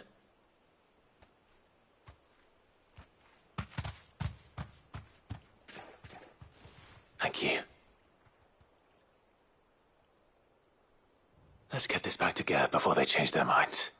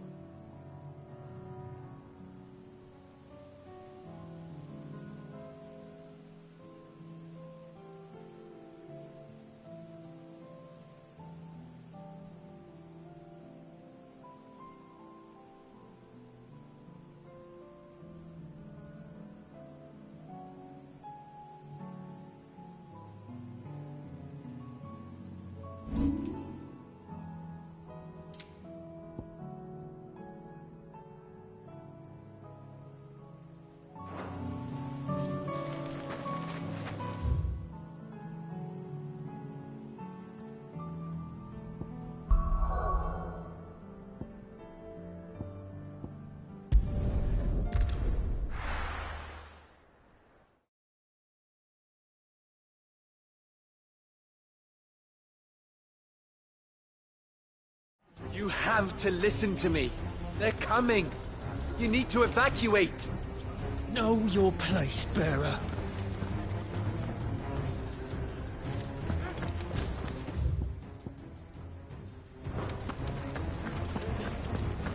Why do they always have to make such a fuss outside? What's the commotion? That snake spitting his lies again by the sound of it.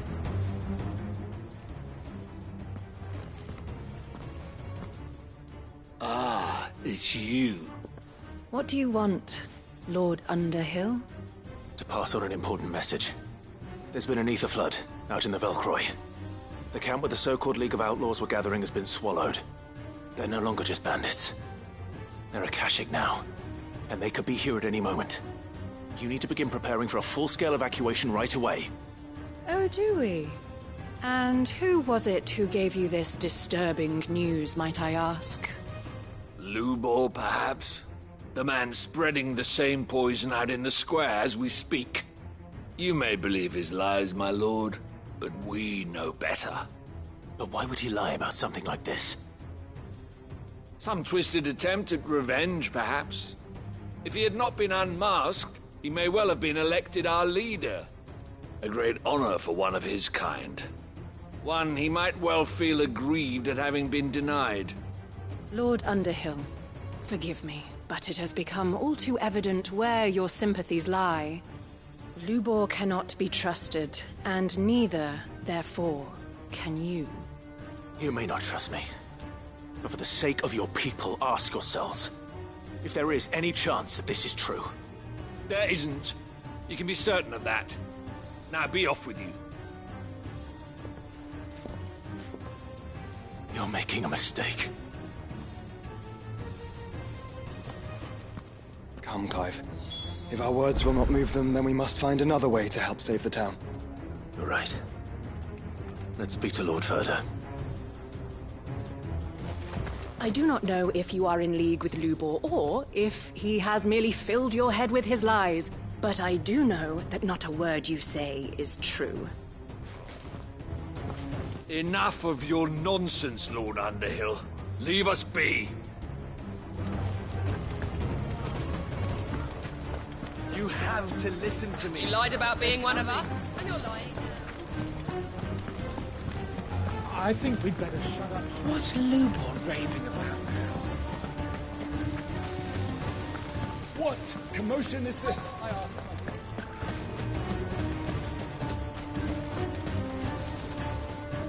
Lord Ferda. Sid, what's wrong? I went to warn Conrad and Natalie about the Akashic, but they wouldn't listen. They've convinced themselves that nothing Lubor says can be trusted. The bloody fools. Which means the town guard can't be counted on for support. But I can. If there's anything I can do to help you defend Dalamil, you only have to ask. I appreciate it. Sid! Ferda! I've been looking for you everywhere. Victor? I thought you'd left. I couldn't abandon a friend in need. And Lubor is in need at this very moment. Come quickly.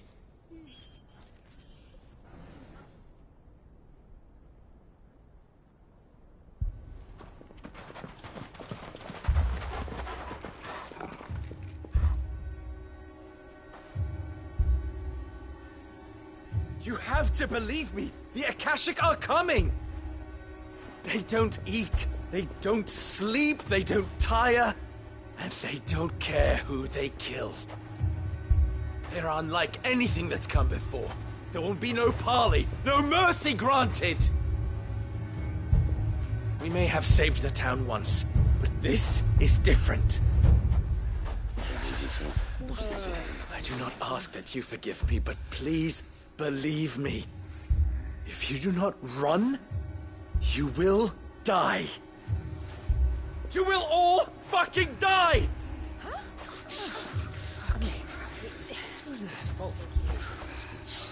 You'd like that, wouldn't you, bearer? Yeah, with us out of the way, your kind will be free to claim Dalamil for yourselves. You should run! Run, bearer! Yeah, run! Run! Far, far away! Run! Just go on! Yeah. Yeah. Yes!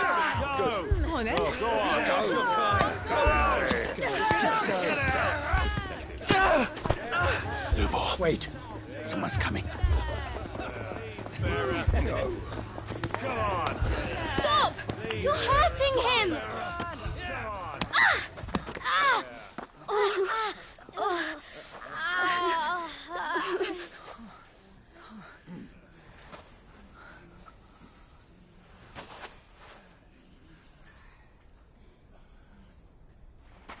What did Lubor ever do to you? He solves all your stupid problems, and he keeps all of you safe. You know there's nothing he wouldn't do for this town. Who was it who made that cleaver you use every day, Conrad? And what about your counting table, Natalie? Who fixed that? Whose men make sure the streets are clean so all your boots don't get dirty? Who spends all day, every day making sure things run smoothly round here? And none of you ever say thank you. Ever. But did Lubor ever complain? Well, does he ever stop smiling? He keeps this whole place going.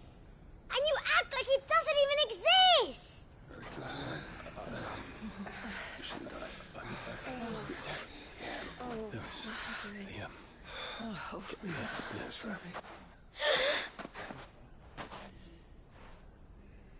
Lubor, we've heard enough. Wait! We will not run. The town guard will not abandon the very place it is sworn to protect. And I will not give up for lost the stores that we labored so hard to fill.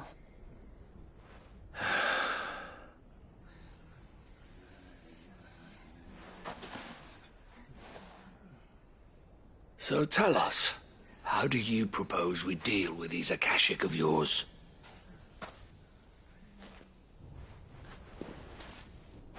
We won't run, but we will fight. All right, then.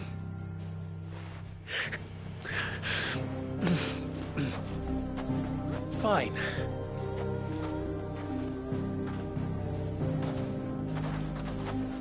Gather round if you don't want to die.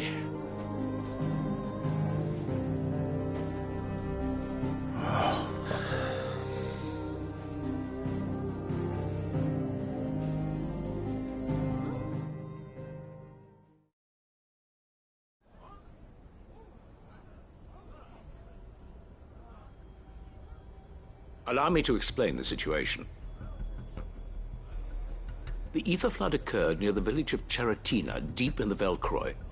The place had been abandoned for years, until the League of Outlaws decided to make it their base of operations. Now they're all turned, and if the scouts' reports are correct, heading in this direction. They are mindless monsters, driven only by hate and rage. And they are utterly unpredictable. With the bandits, we at least knew how and where they were likely to attack. When these creatures come, Dalamil will have the bitterest fight it has ever faced on its hands. The town guard will muster at the north gate. The rest of us will take the south. Both forces will provide men to serve as scouts and messengers, ready to spread word of the size and nature of the Akashic force as soon as it is spotted. And as soon as it has been, we will converge on its position and see that it is driven back from Dalamil at all costs. Conrad, can I count on the support of the town guard? Always. I leave the selection and coordination of the messengers in your hands, Victor. And the command of our men in yours, Ferda. If you would both be so kind. Consider it done. As you wish. Natalie, I would ask that you and your people have the townsfolk barricade themselves inside the bathhouse. And tell the merchant not to waste time securing anything beside the essentials. Preserving life is our one and only concern. As long as we survive, it doesn't matter what trinkets we might lose. Our riches can be regained. And if anyone doubts that, let it be known that the Briar's Kiss stands ready to cover any losses. Very well. I shall tell them. Where do I fit into this plan? Where else but the most perilous place of all? I would like you to travel to the home of our erstwhile League of Outlaws, Cheratina itself. The main host is most likely still there, and Dalimil will not be safe until it is eradicated, root and branch. A little gardening. How pleasant. I doubt it. I have a feeling these weeds will be particularly stubborn. Luckily, so am I. So you are. All right then, we all know what we have to do. Now it's simply a matter of doing it. For Dalimil.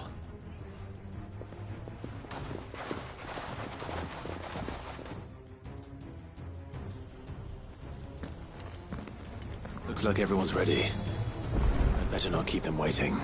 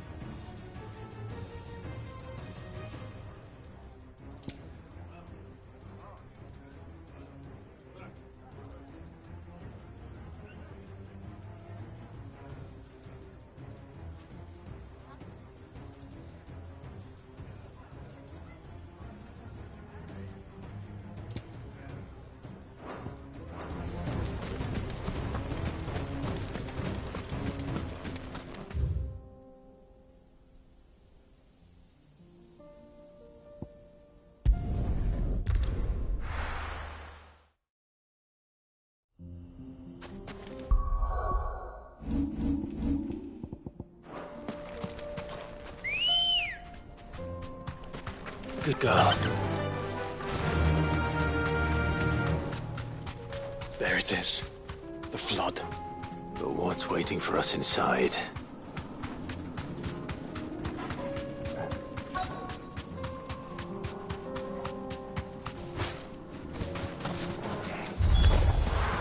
Can't leave a single one alive.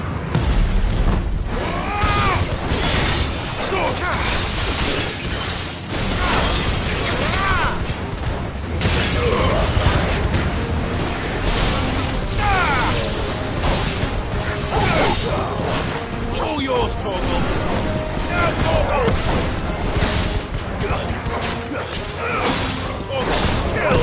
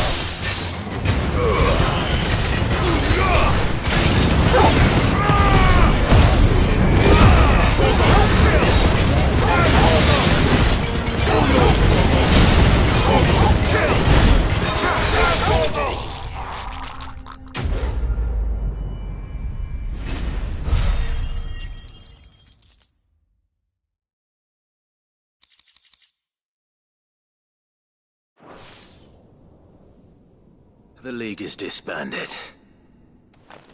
I should get back to Dalimil and see how the others fared.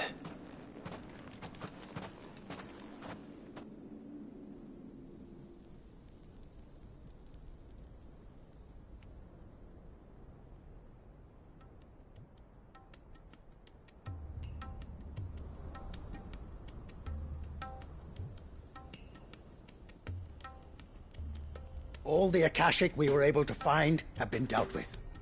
Seems that might be the last of them. Last of them here, perhaps. Lubo, Sir Clive has returned. Clive! What news from Charatina? It's done. Root and branch. I knew you wouldn't let me down. Thank you, my lord. Friends, the Horde has been driven back. The Akashic have been defeated. And we need not fear the arrival of any more, thanks to Clive. Victory is ours.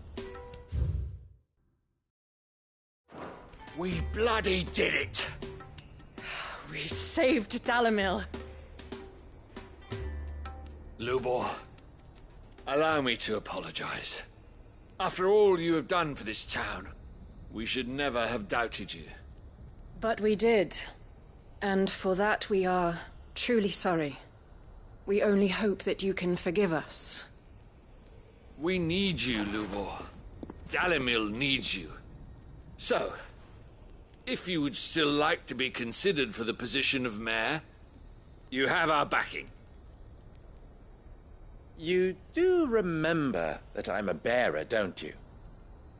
We do. But that is not a stain on your character.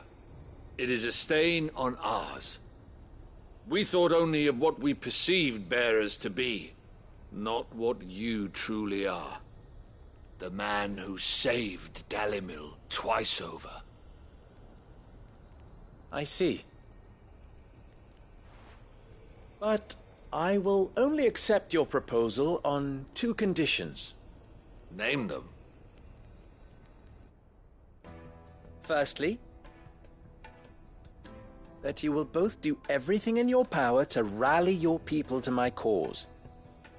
If the Town Guard and the Merchants League do not accept my leadership, it will be doomed from the start. Unity is the key to defending Dalimil, and I do not doubt that we shall need to call on our combined strength again. When that time comes, I will expect us all to pull together, just as we did today. Of course. You have our word. And secondly, you will accept that if I am to lead you, the mistreatment of bearers must end here in Dalimil. Any bearer within our walls shall be afforded the same rights as any other citizen. They will not be judged by what they are, but who they are. As we failed to do, and came so close to losing everything. We agree to your conditions. And we have only one in return. That you continue to work for the good of Dalimil, as you always have. Condition accepted. Well then, it seems my mayorship is all but confirmed. Do I get some sort of special hat?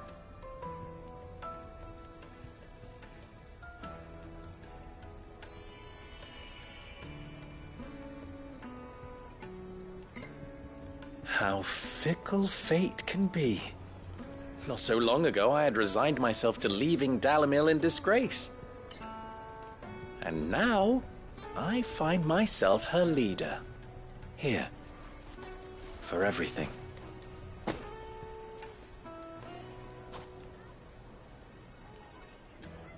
Lubo.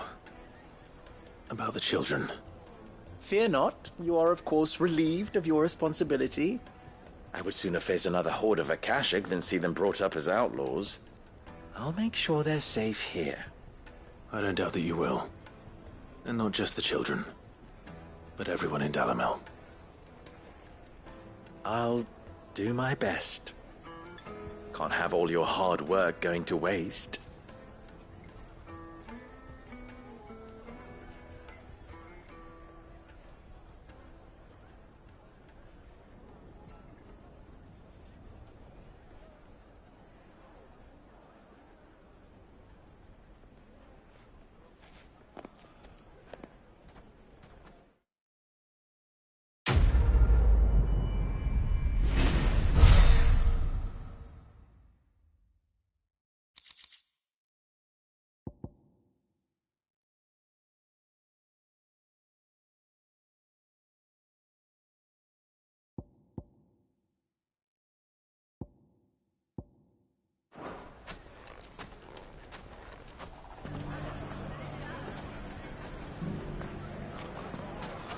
I knew I was right not to give up on Lubor.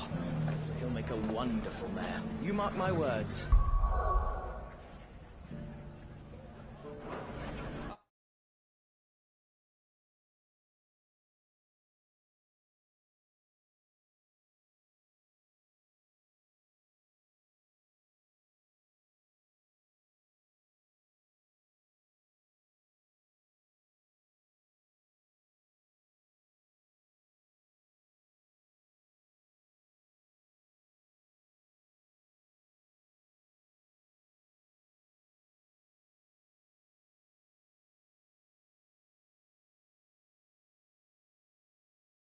I served the town well enough.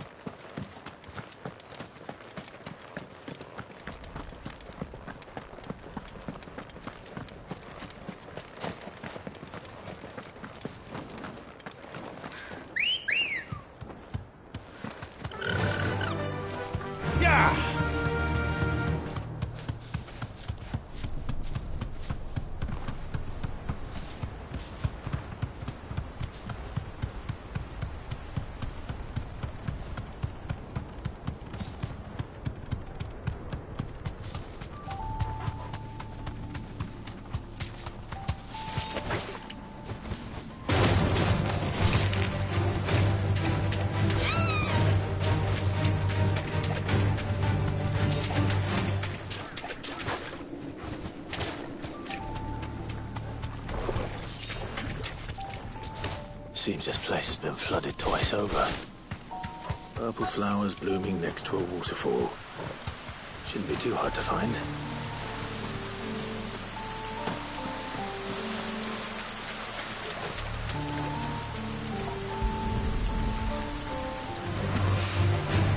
Here they are. Might as well big enough for a bunch, I suppose.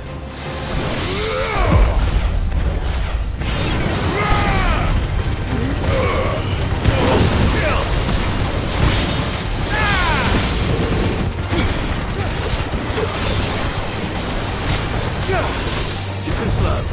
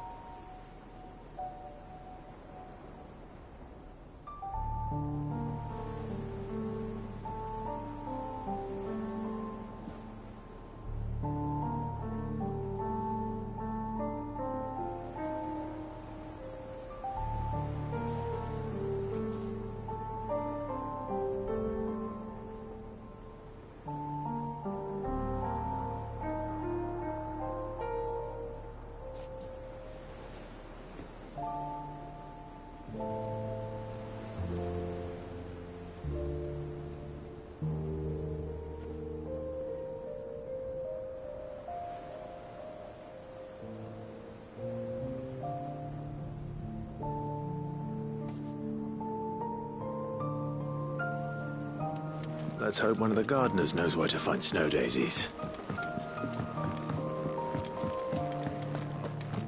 It was no trouble at all. Still, I appreciate it.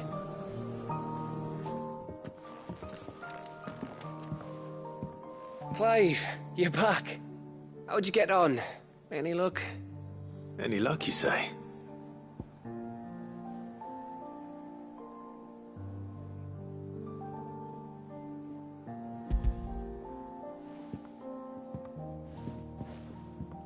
Crystal's crack. Is this what I think it is? Where in the hell did you find it? It's a long story.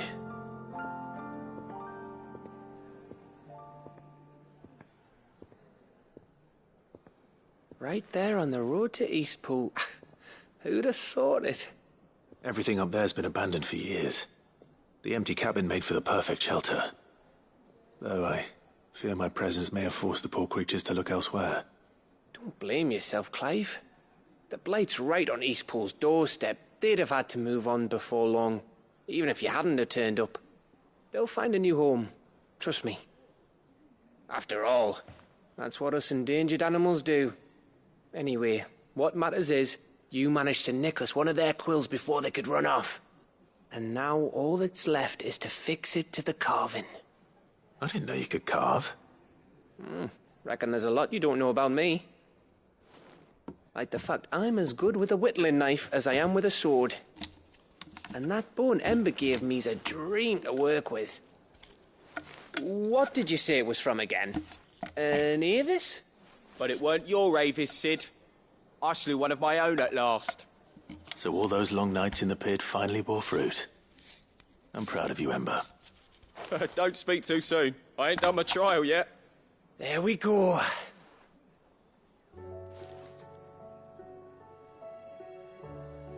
What do you think? I think if you ever hang up your scouting cap, you'll be able to make an honest living. Oh, will I? I should go and see if Ed is awake. Give it my best. You can give it to yourself. Come on.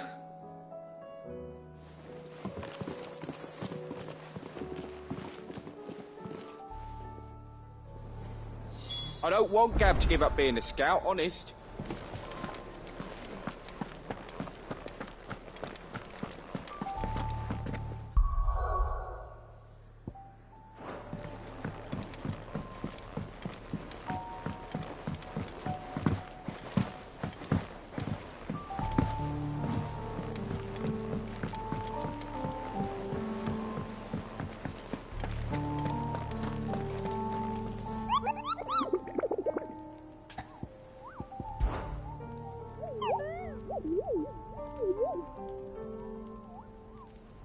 You're not from the forest.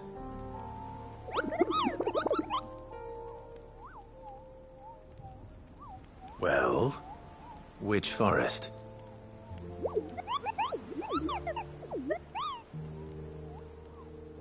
Then what were you going to tell me?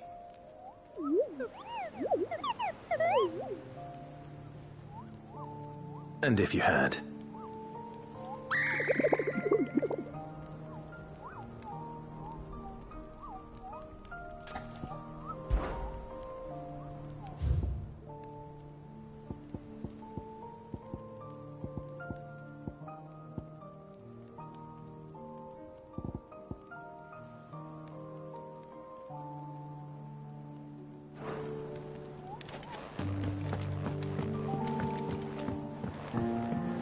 I was just about to go in.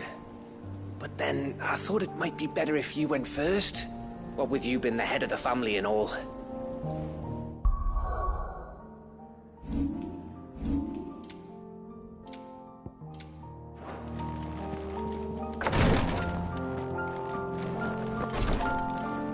Clive. Try to stay out of trouble.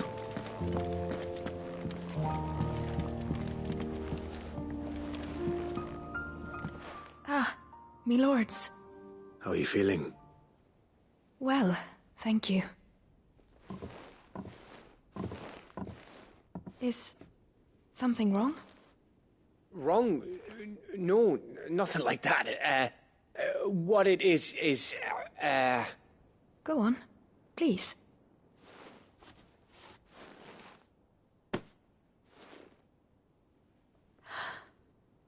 It's beautiful. Did you make it? We did. It's from all of us here at the Hideaway. Your new family, like. It's a good luck charm. We may come up north when a band's on the way. I mean a baby. To let him know that they're part of the family too. Oh, I hope you like it. I don't know what to say. I thank you, my lords, for everything. If there's anything you need, just let us know. I will. Clive, fancy a swift off? I'm thirsty. I could be convinced.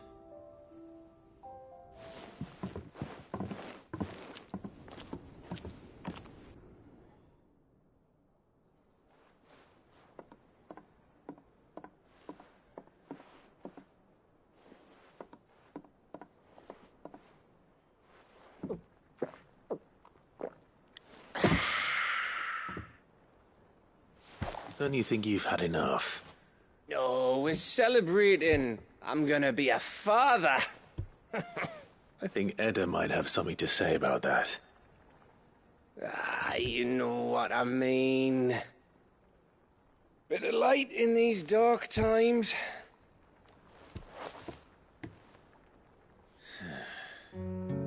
Wasn't long after me 10th name day. My mum told us she was with child again. I was over the fucking moon. I was looking forward to having a little one to lord it over, what with me being the runt of the litter. Thought I'd finally have a chance to prove to the world that I could be a big brother. Imperials came the day she went into labour. Had myself a baby sister. And then I didn't. Me whole family gone in a blink, while I hid in the cellar like the spineless little arsehole I was. Great brother I turned out to be.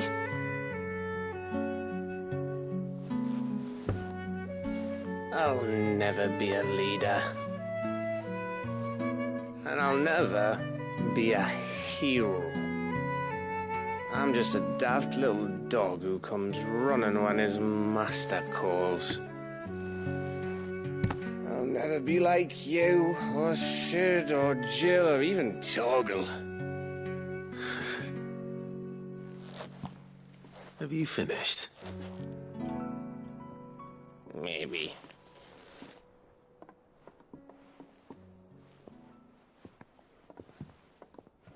Do you know why you're our best scout?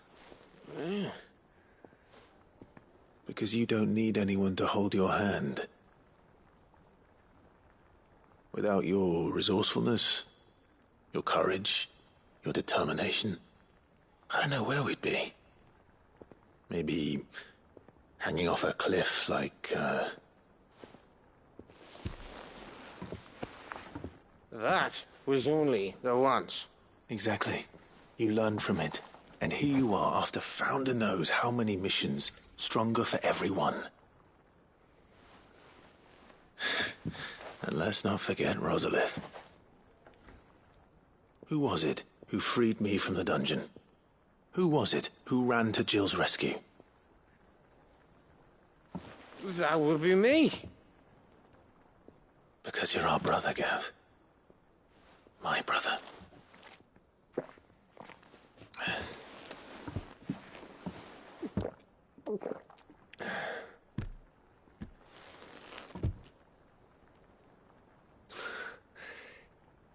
Your brother.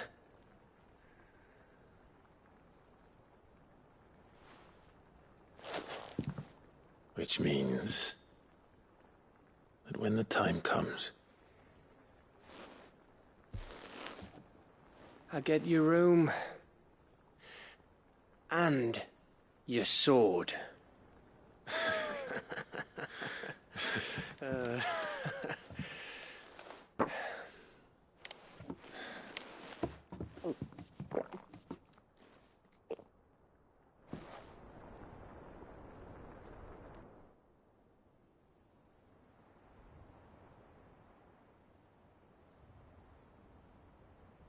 I may have had one too many. you may have had 10 too many. I said I was thirsty. Better get back to work anyway, after I walk this off. Clive? What is it? Thanks for, you know. I know.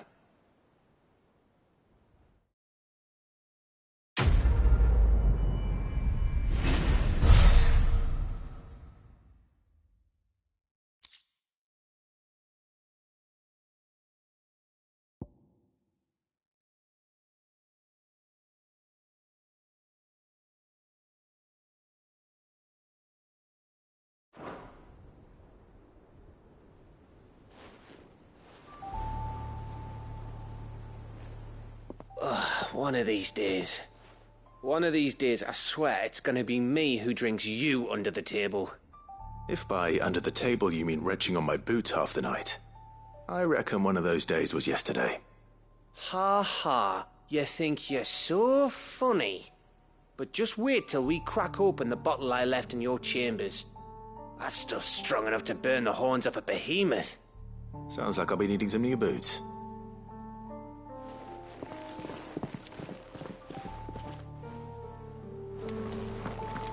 Do you think they'll come back?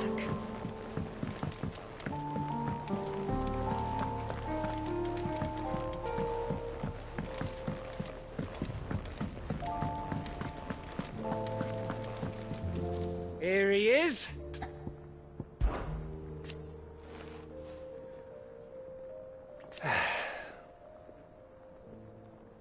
But over time...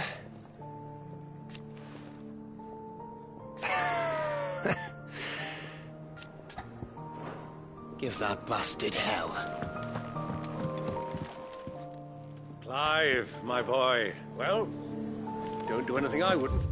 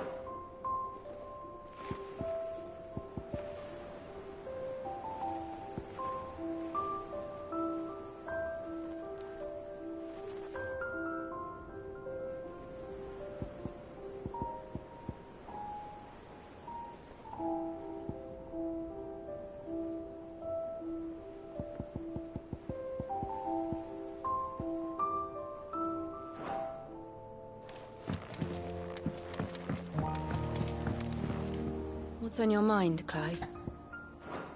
Right.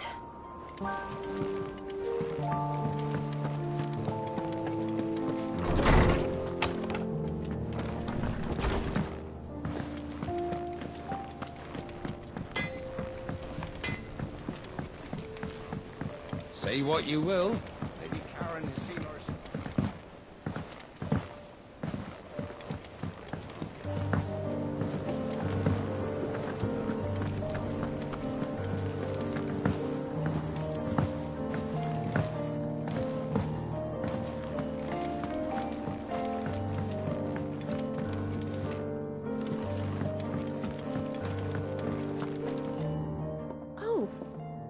What brings you down from the heavens, Sid?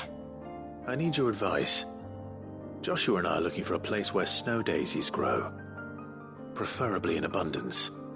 Snow daisies. Then you'll want somewhere not too hot and not too cold. And where the winds are strong enough to carry the seeds. I reckon Man's Hill would be a good place to start. There in the Royal Meadows, perhaps? Both have similar climbs and the right elevation. If the Blight hasn't claimed them yet. Right. Thank you. Did you learn where we might find our flowers? The gardener here mentioned the Royal Meadows in Sambrack. Ah, the fields beyond Northreach. Well, if that's the case, then Yote was right. I recalled that she kept the record of our travels, you see. So I asked her if she'd perhaps noted anywhere that snow daisies grew, and she mentioned Oilefeist Bay. Whose shores border the meadows. Off we go then.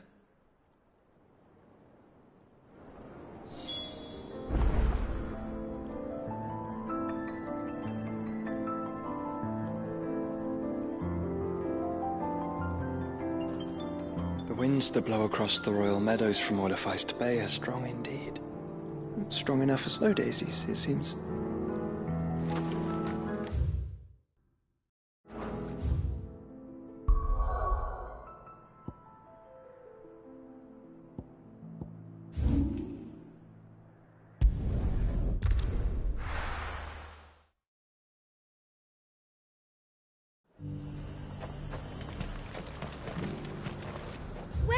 Welcome.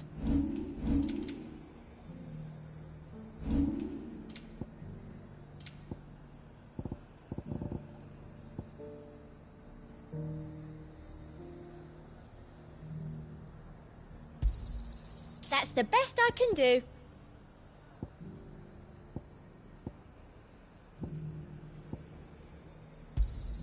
Thank you.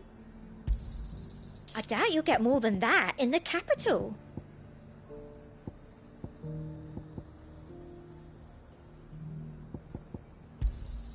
That's the best I can do.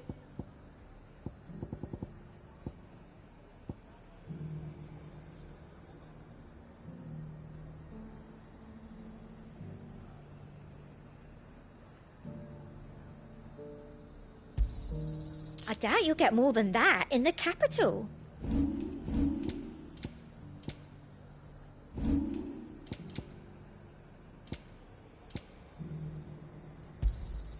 I do like a customer who knows what he wants.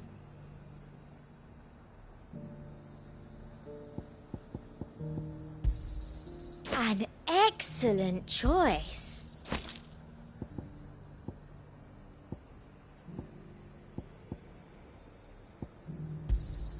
I do like a customer who knows what he wants.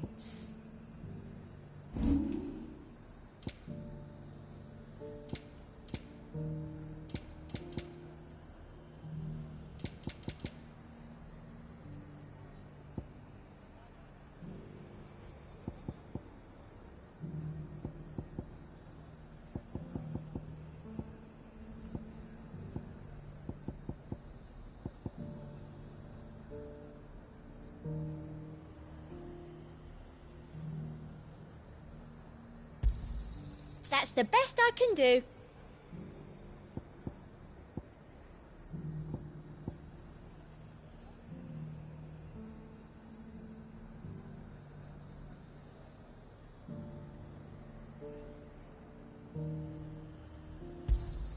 I doubt you'll get more than that in the capital. That's the best I can do. Thank you. That's the best I can do.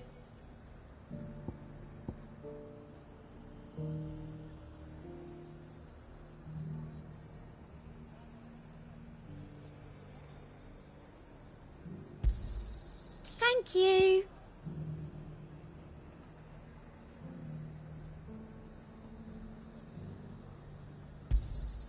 I doubt you'll get more than that in the capital.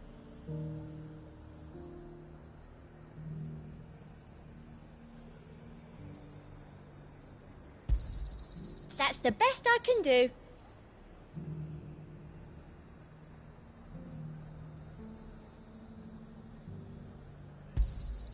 I doubt you'll get more than that in the capital.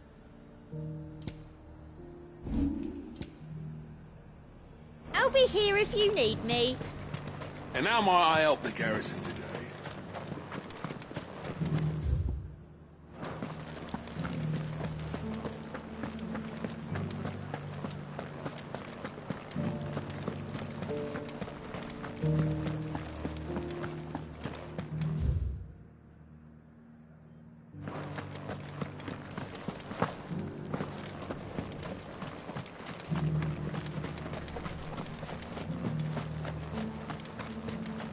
Those things didn't fight like men.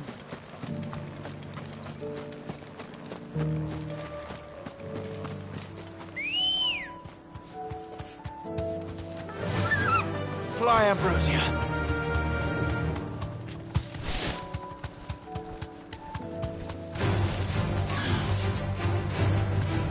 The meadows are vast. Where do we even start? Yotei mentioned the coastline. We can start there.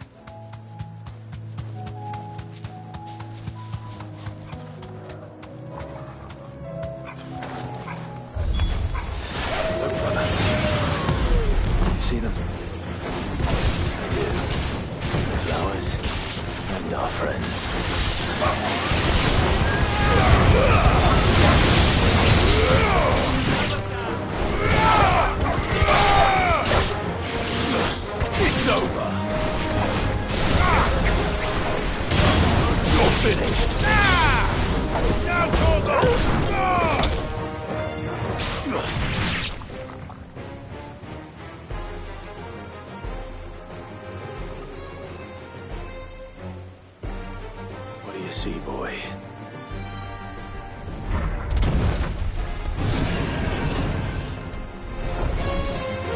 Let's hope this is the last one. Only one way to find out.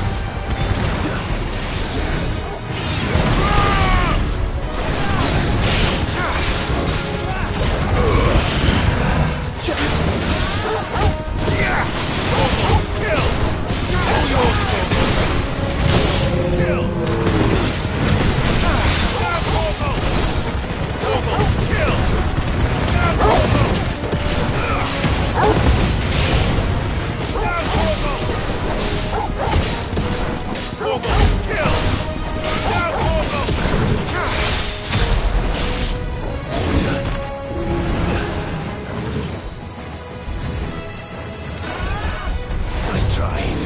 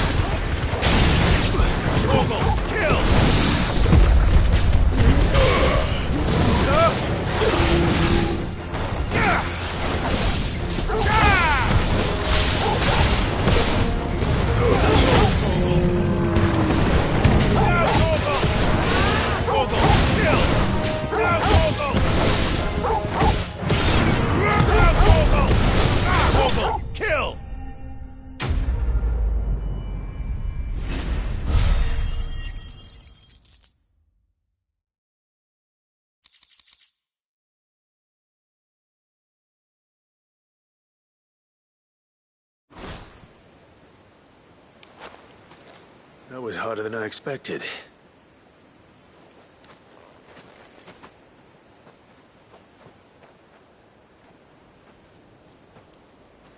But found her. It was worth it. They're beautiful. Do you think Jill will like them? She'll love them. Come on. Let's go.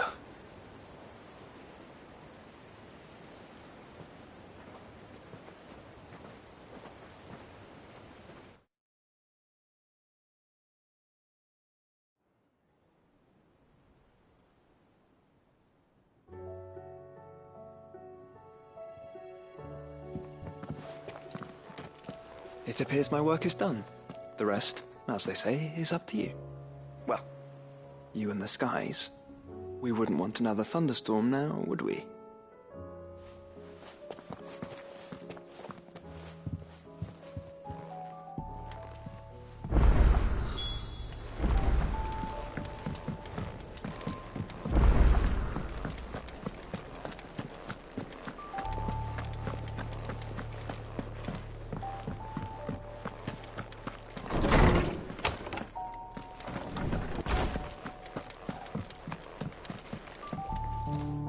Jill, there's something I'd like to show you. There is? And where might this something be? It's, not here. Now, I know this is sudden, but how would you fancy a trip to Oriflamme?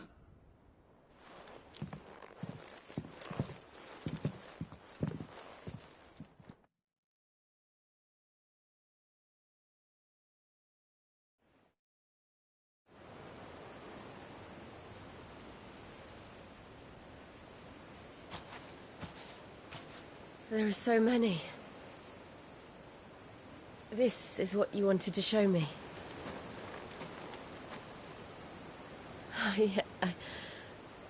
I don't know what to say. You don't need to say anything. The smile on your face is enough. We've been worried about you. Joshua and I. Do you remember when I took you to Man's Hill? Or tried to? How could I forget? You saw me crying and thought a change of scenery might lift my spirits. In the end, it earned me a nasty cough and a stern scolding from your mother. But I felt wonderful nonetheless. I'm sorry. I had no idea what I was getting us both into. But I couldn't bear to see you like that. Before we left, my chambermaid told me she'd overheard your mother talking about my marriage prospects with some of the noblewomen at court. They were debating whether it would be more profitable to marry me off to one of the high houses instead of saving me for the ducal line. No one thought to ask me what I wanted. I was nothing to them. A pawn at best. I felt so trapped. So lonely. I didn't know. But I wasn't alone. You were there. Your hand in mine as we ran for those oaks. And I knew then, no matter what happened, I would be all right. I'll never forget that feeling.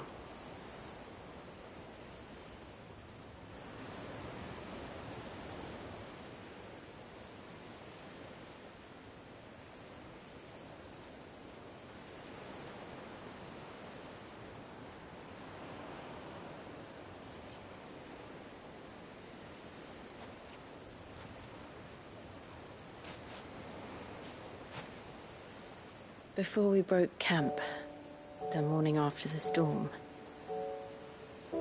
do you know what I did? No? What? I slipped away from my governess to climb the tor. And from there I saw a sea of petals, all reaching for the sun. And I realized that no matter how terrible the night,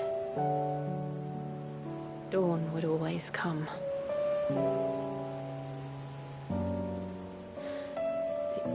That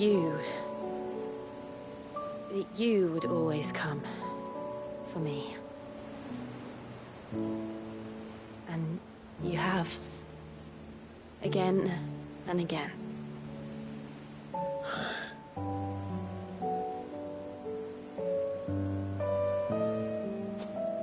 Where do you see us? When all this is over?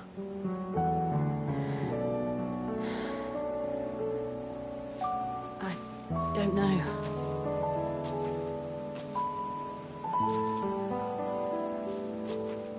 Not here, though. I think I've outgrown the twins.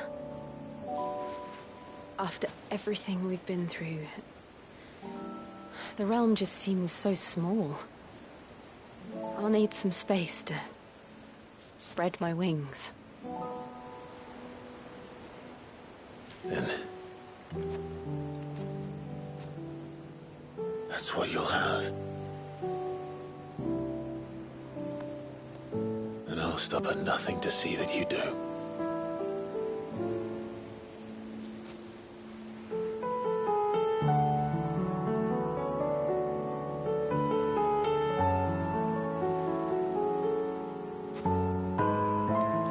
I never was much good at garlands, but it'll have to do.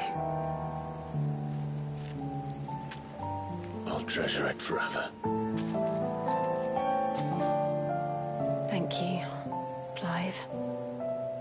For this, the flowers, for everything. It's exactly what I needed.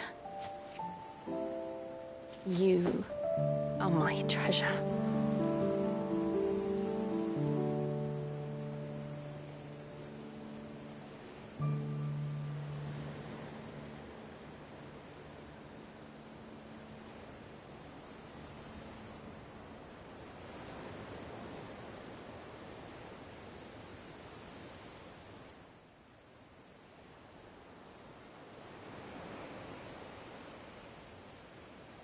We should probably be getting back. I expect the others are wondering where we are. You're right. There's still much to do. And we'll do it together.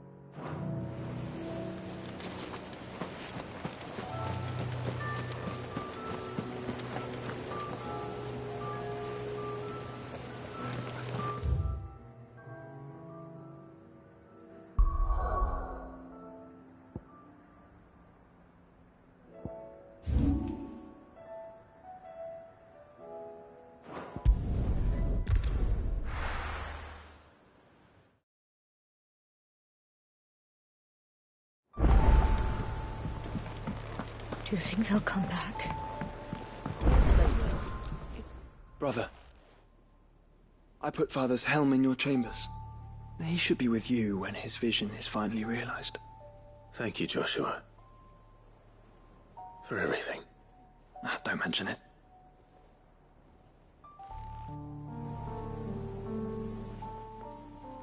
Brother.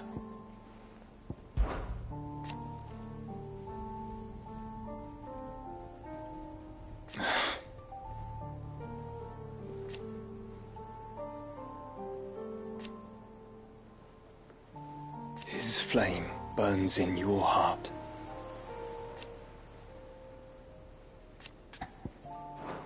To the end, brother.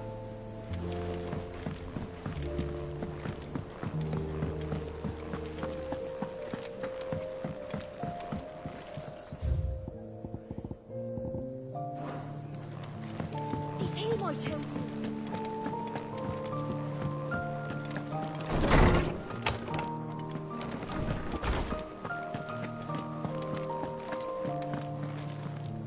Oarsman, I found the flowers you were looking for.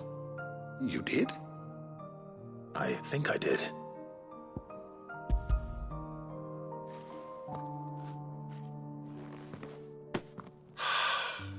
You did indeed. My dear boy, thank you. You wanted to make Dion a gift of one, did you not? Shall I invite him to join us?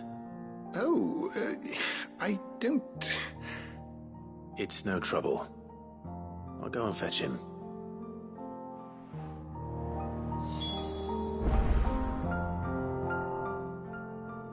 I was wondering when next you'd visit. Thank you again, Clive. I know how hard these flowers must have been to come by. I don't believe you've read this particular chapter before. You wish to study the tomes?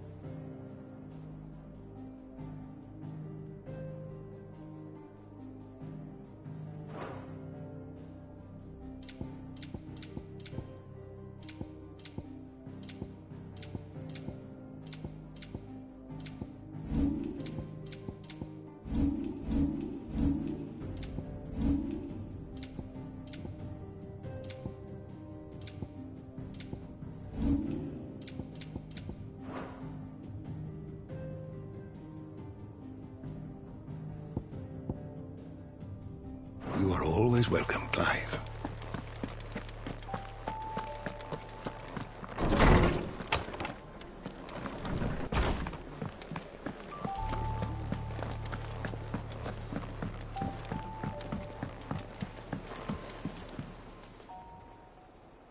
Your Highness, would you do me the honor of accompanying me? No. It is time, then. No. Only to the shelves. Our lawsman has something he'd like to give you. Master Harpocrates. No. I dare not show my face before him. Not after everything I have done. I have taken countless innocent lives. And ruined countless more. All because I was weak. I have sworn to atone for my crimes or die in the attempt. But were I to meet with him again, and see in his eyes what I have become. I fear that my resolve might falter. Then that is all the more reason to do it. Test your resolve. Prove to yourself, and to him, how strong it truly is.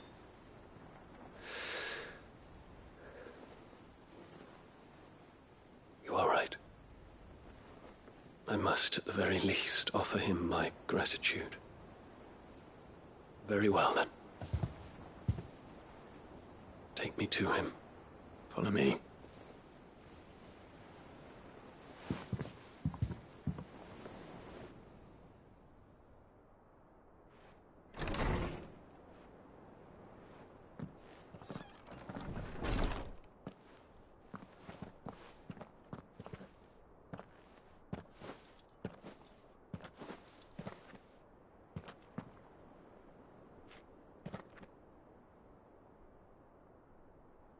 Even now, I hesitate to approach him. What must he think of me? You'd be surprised.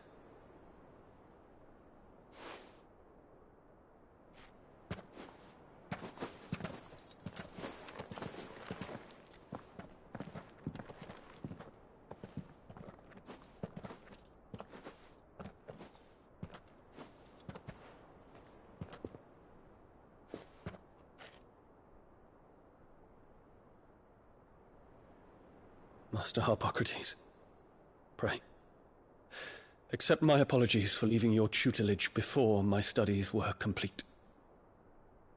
Your lessons opened my mind to a world quite unlike the one I had imagined from within the gilded confines of the palace.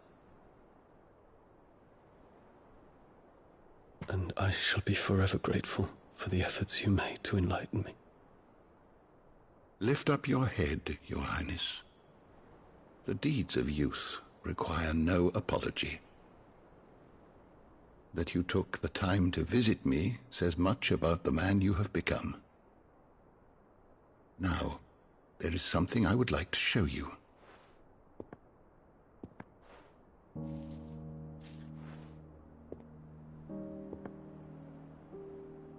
Is that a wyvern tail?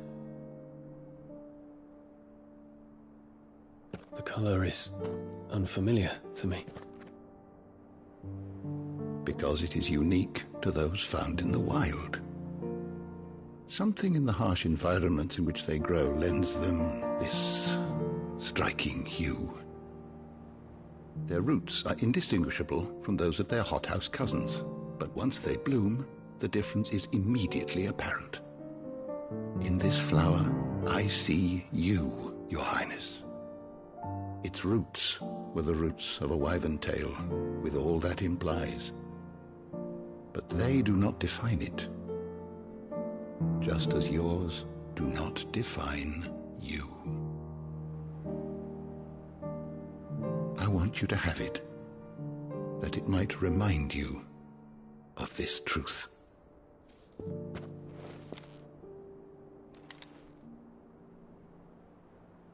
Master Harpocrates, I would ask of you a service. Keep your gift until I have fulfilled my duty to the realm, for only then shall I be deserving of it.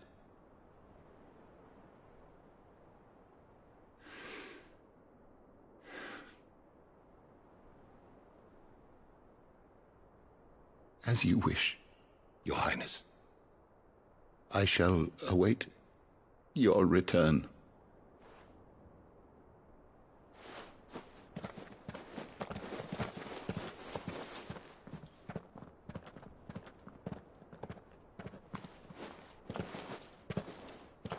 Our roots do not define us. No wonder my stepmother didn't like him. For reuniting me with memories I had thought long lost.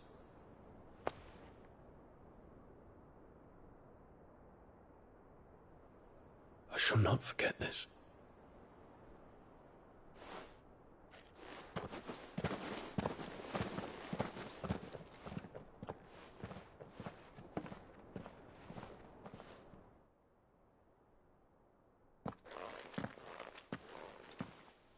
Thank you, Clive.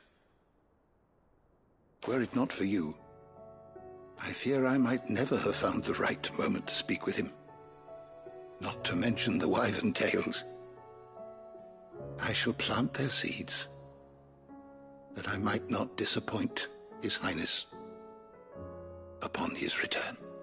I hope the soul in the hideaway is to their liking. Why, these flowers bloomed in the bleak, black wastes of Waloed. I'm sure Nigel's yard will suit them to a T.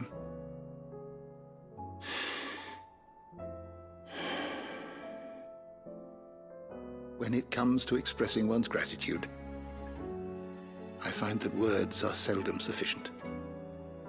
Here. What's this? A stolas quill. Or more precisely, my stolas quill. 'Tis said that an owl's feathers are steeped in the wishes it hears over its long lifetime. All those words just waiting to pour out onto the page. So consider this my wish for you. That one day you may put down your sword and pick up that pen. Well, when that day comes, I'll certainly have a lot to write about. Thank you, Harpocrates. It shall have pride of place in my chamber.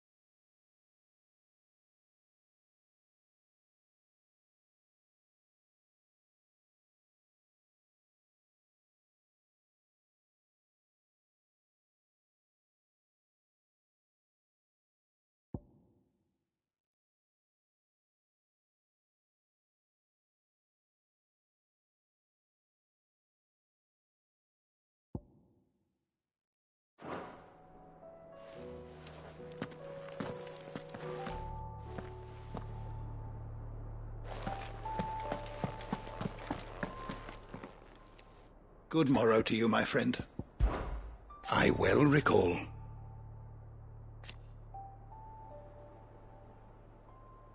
He truly believed.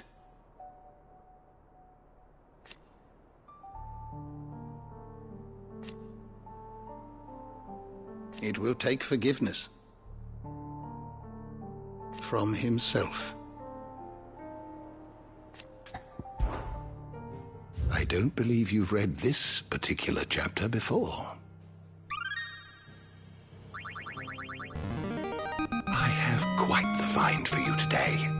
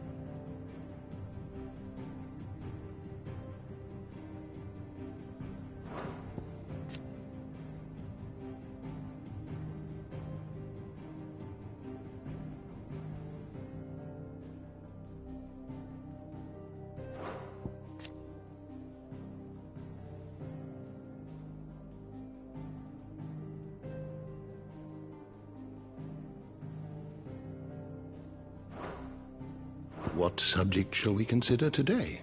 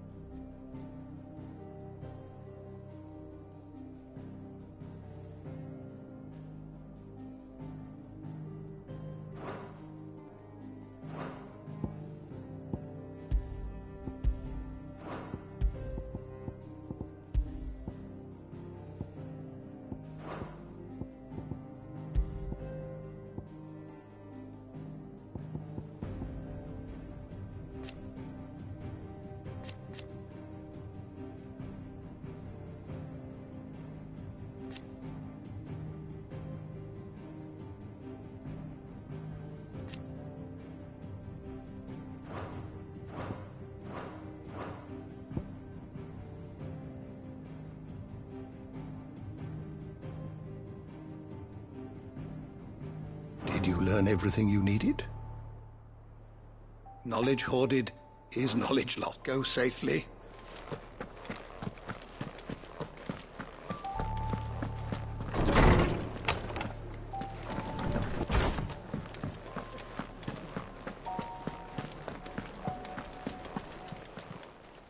Clive. If you're gonna buy something, be quick about it. You'll not find a better price than that.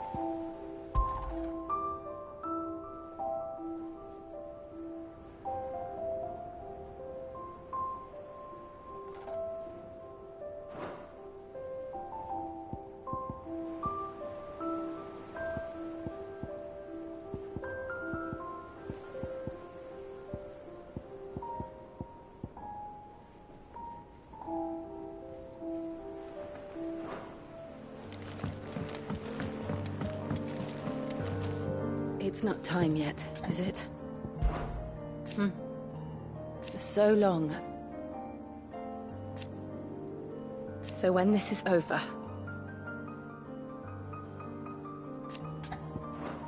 I'm always with you, Clive.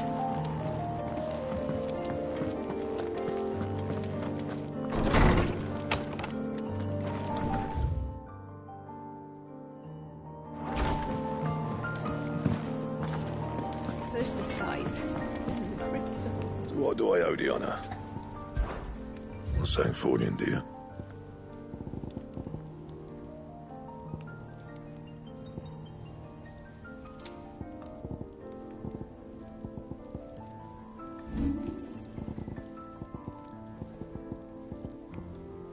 That it? Fine.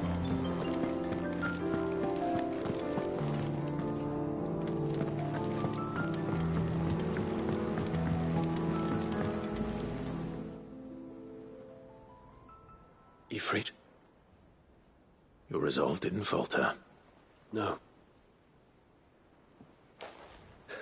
Though I continue to be bewildered by fate. That I should meet with my old tutor here.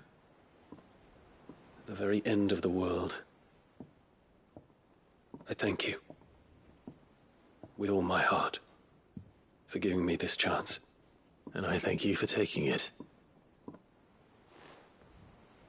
Should like to look upon that flower once more. When I am worthy.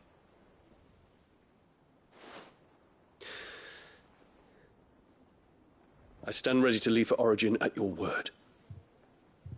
May Griga go with us. And see us safely home.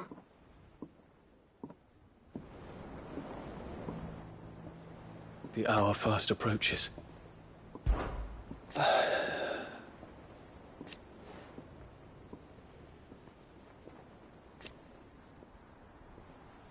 Alas.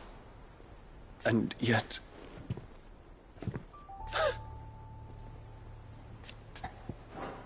Make ready. Clive, you have but to say the word.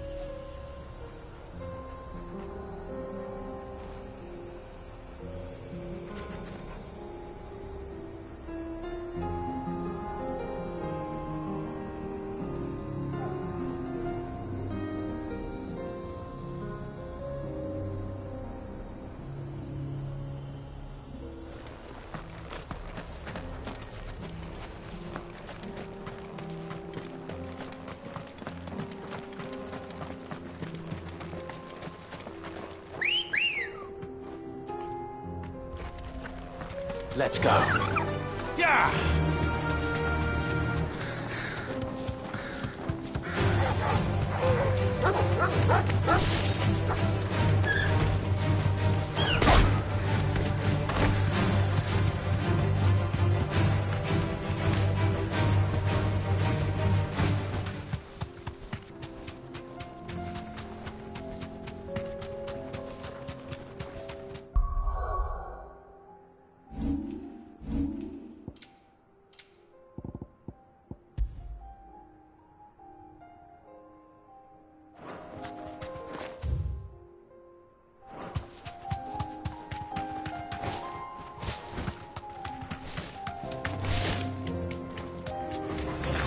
This might take a while.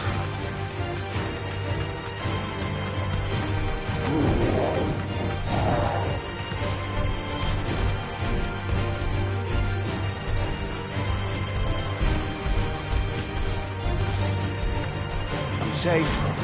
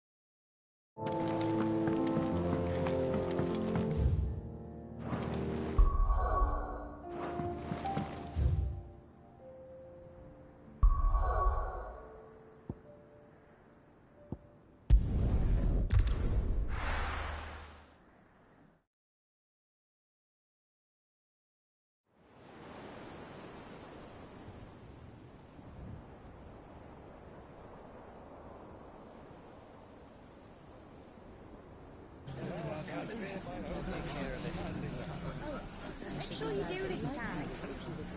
Oh, and while you're at it...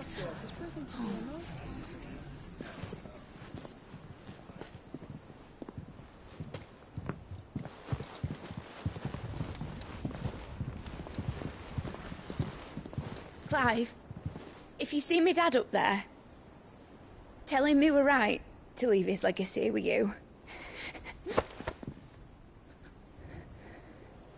Tell him he'll be in the front row.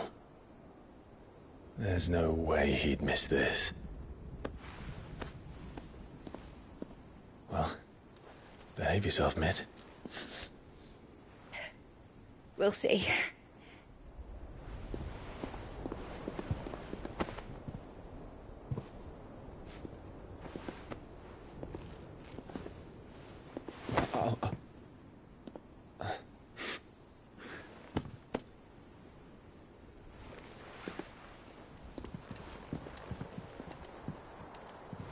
So, you're in charge now, Gav. And what does Taya have to say about that? Come back before she finds out, eh?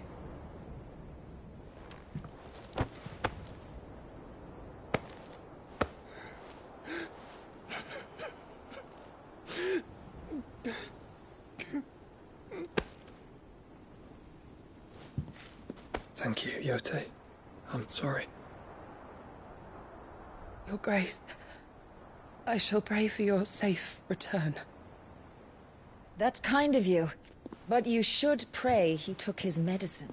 I didn't spend all night grinding herbs for his lordship to leave them on his nightstand. Again. You needn't fear, Lady Taya. And thank you. See that your brother comes back in one piece. Or, at most, two. Any more and you can heal him yourself.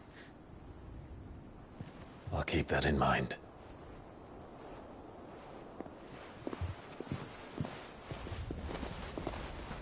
Well, there's nothing to say that hasn't already been said. But that's never stopped me before, so just you do what needs doing. And don't worry about us. We'll do our best, Uncle. That we will. If that is all? Not quite.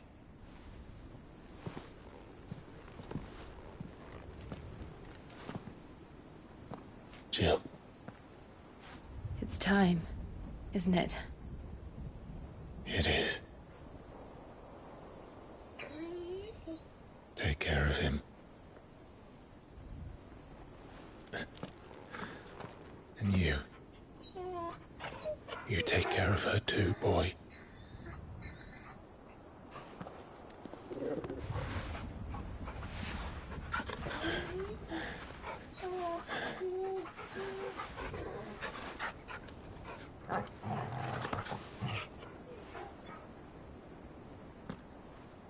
Don't forget, Clive. We all choose our own path. Believe in yours. I do.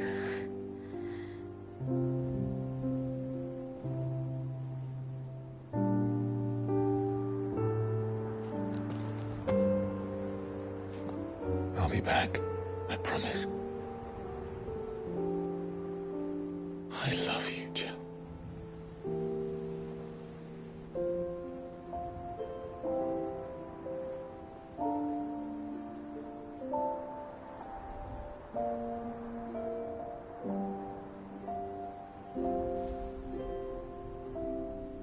I know. I love you too.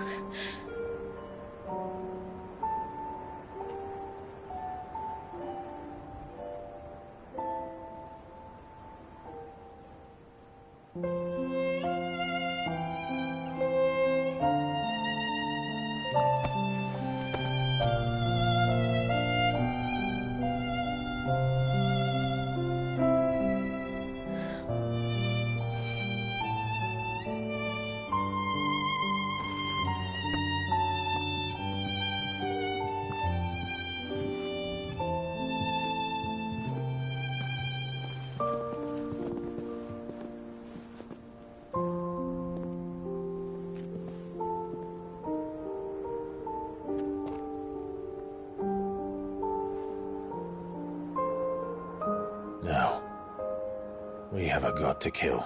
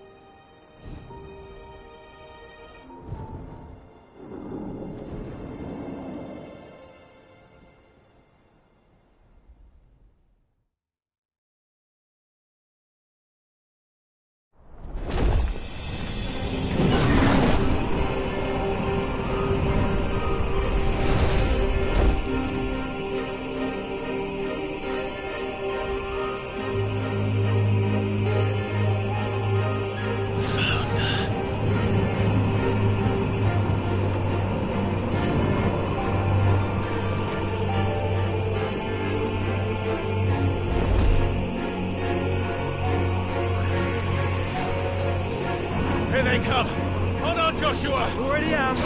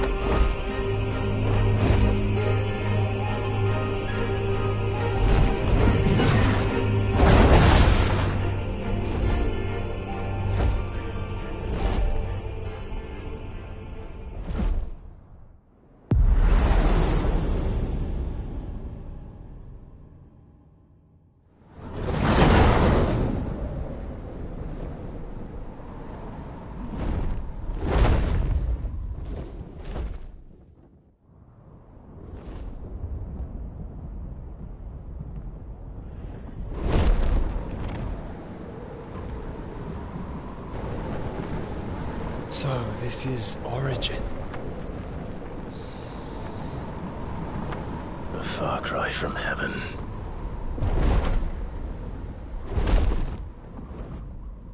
Where it all began.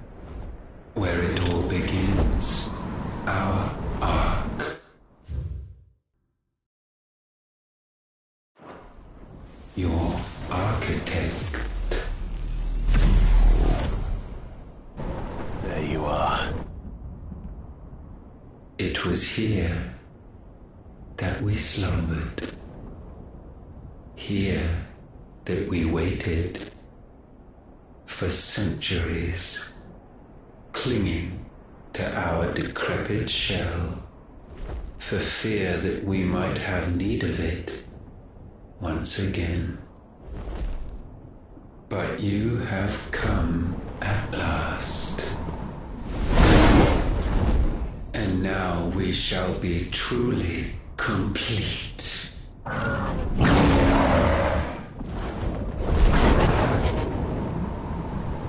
Well, there's 3 of us and 1 of him. Let's make it count.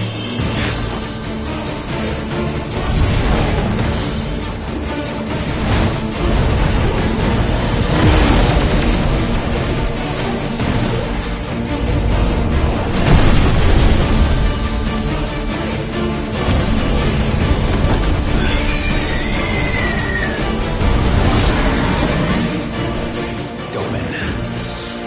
We will show you what it means to suffer.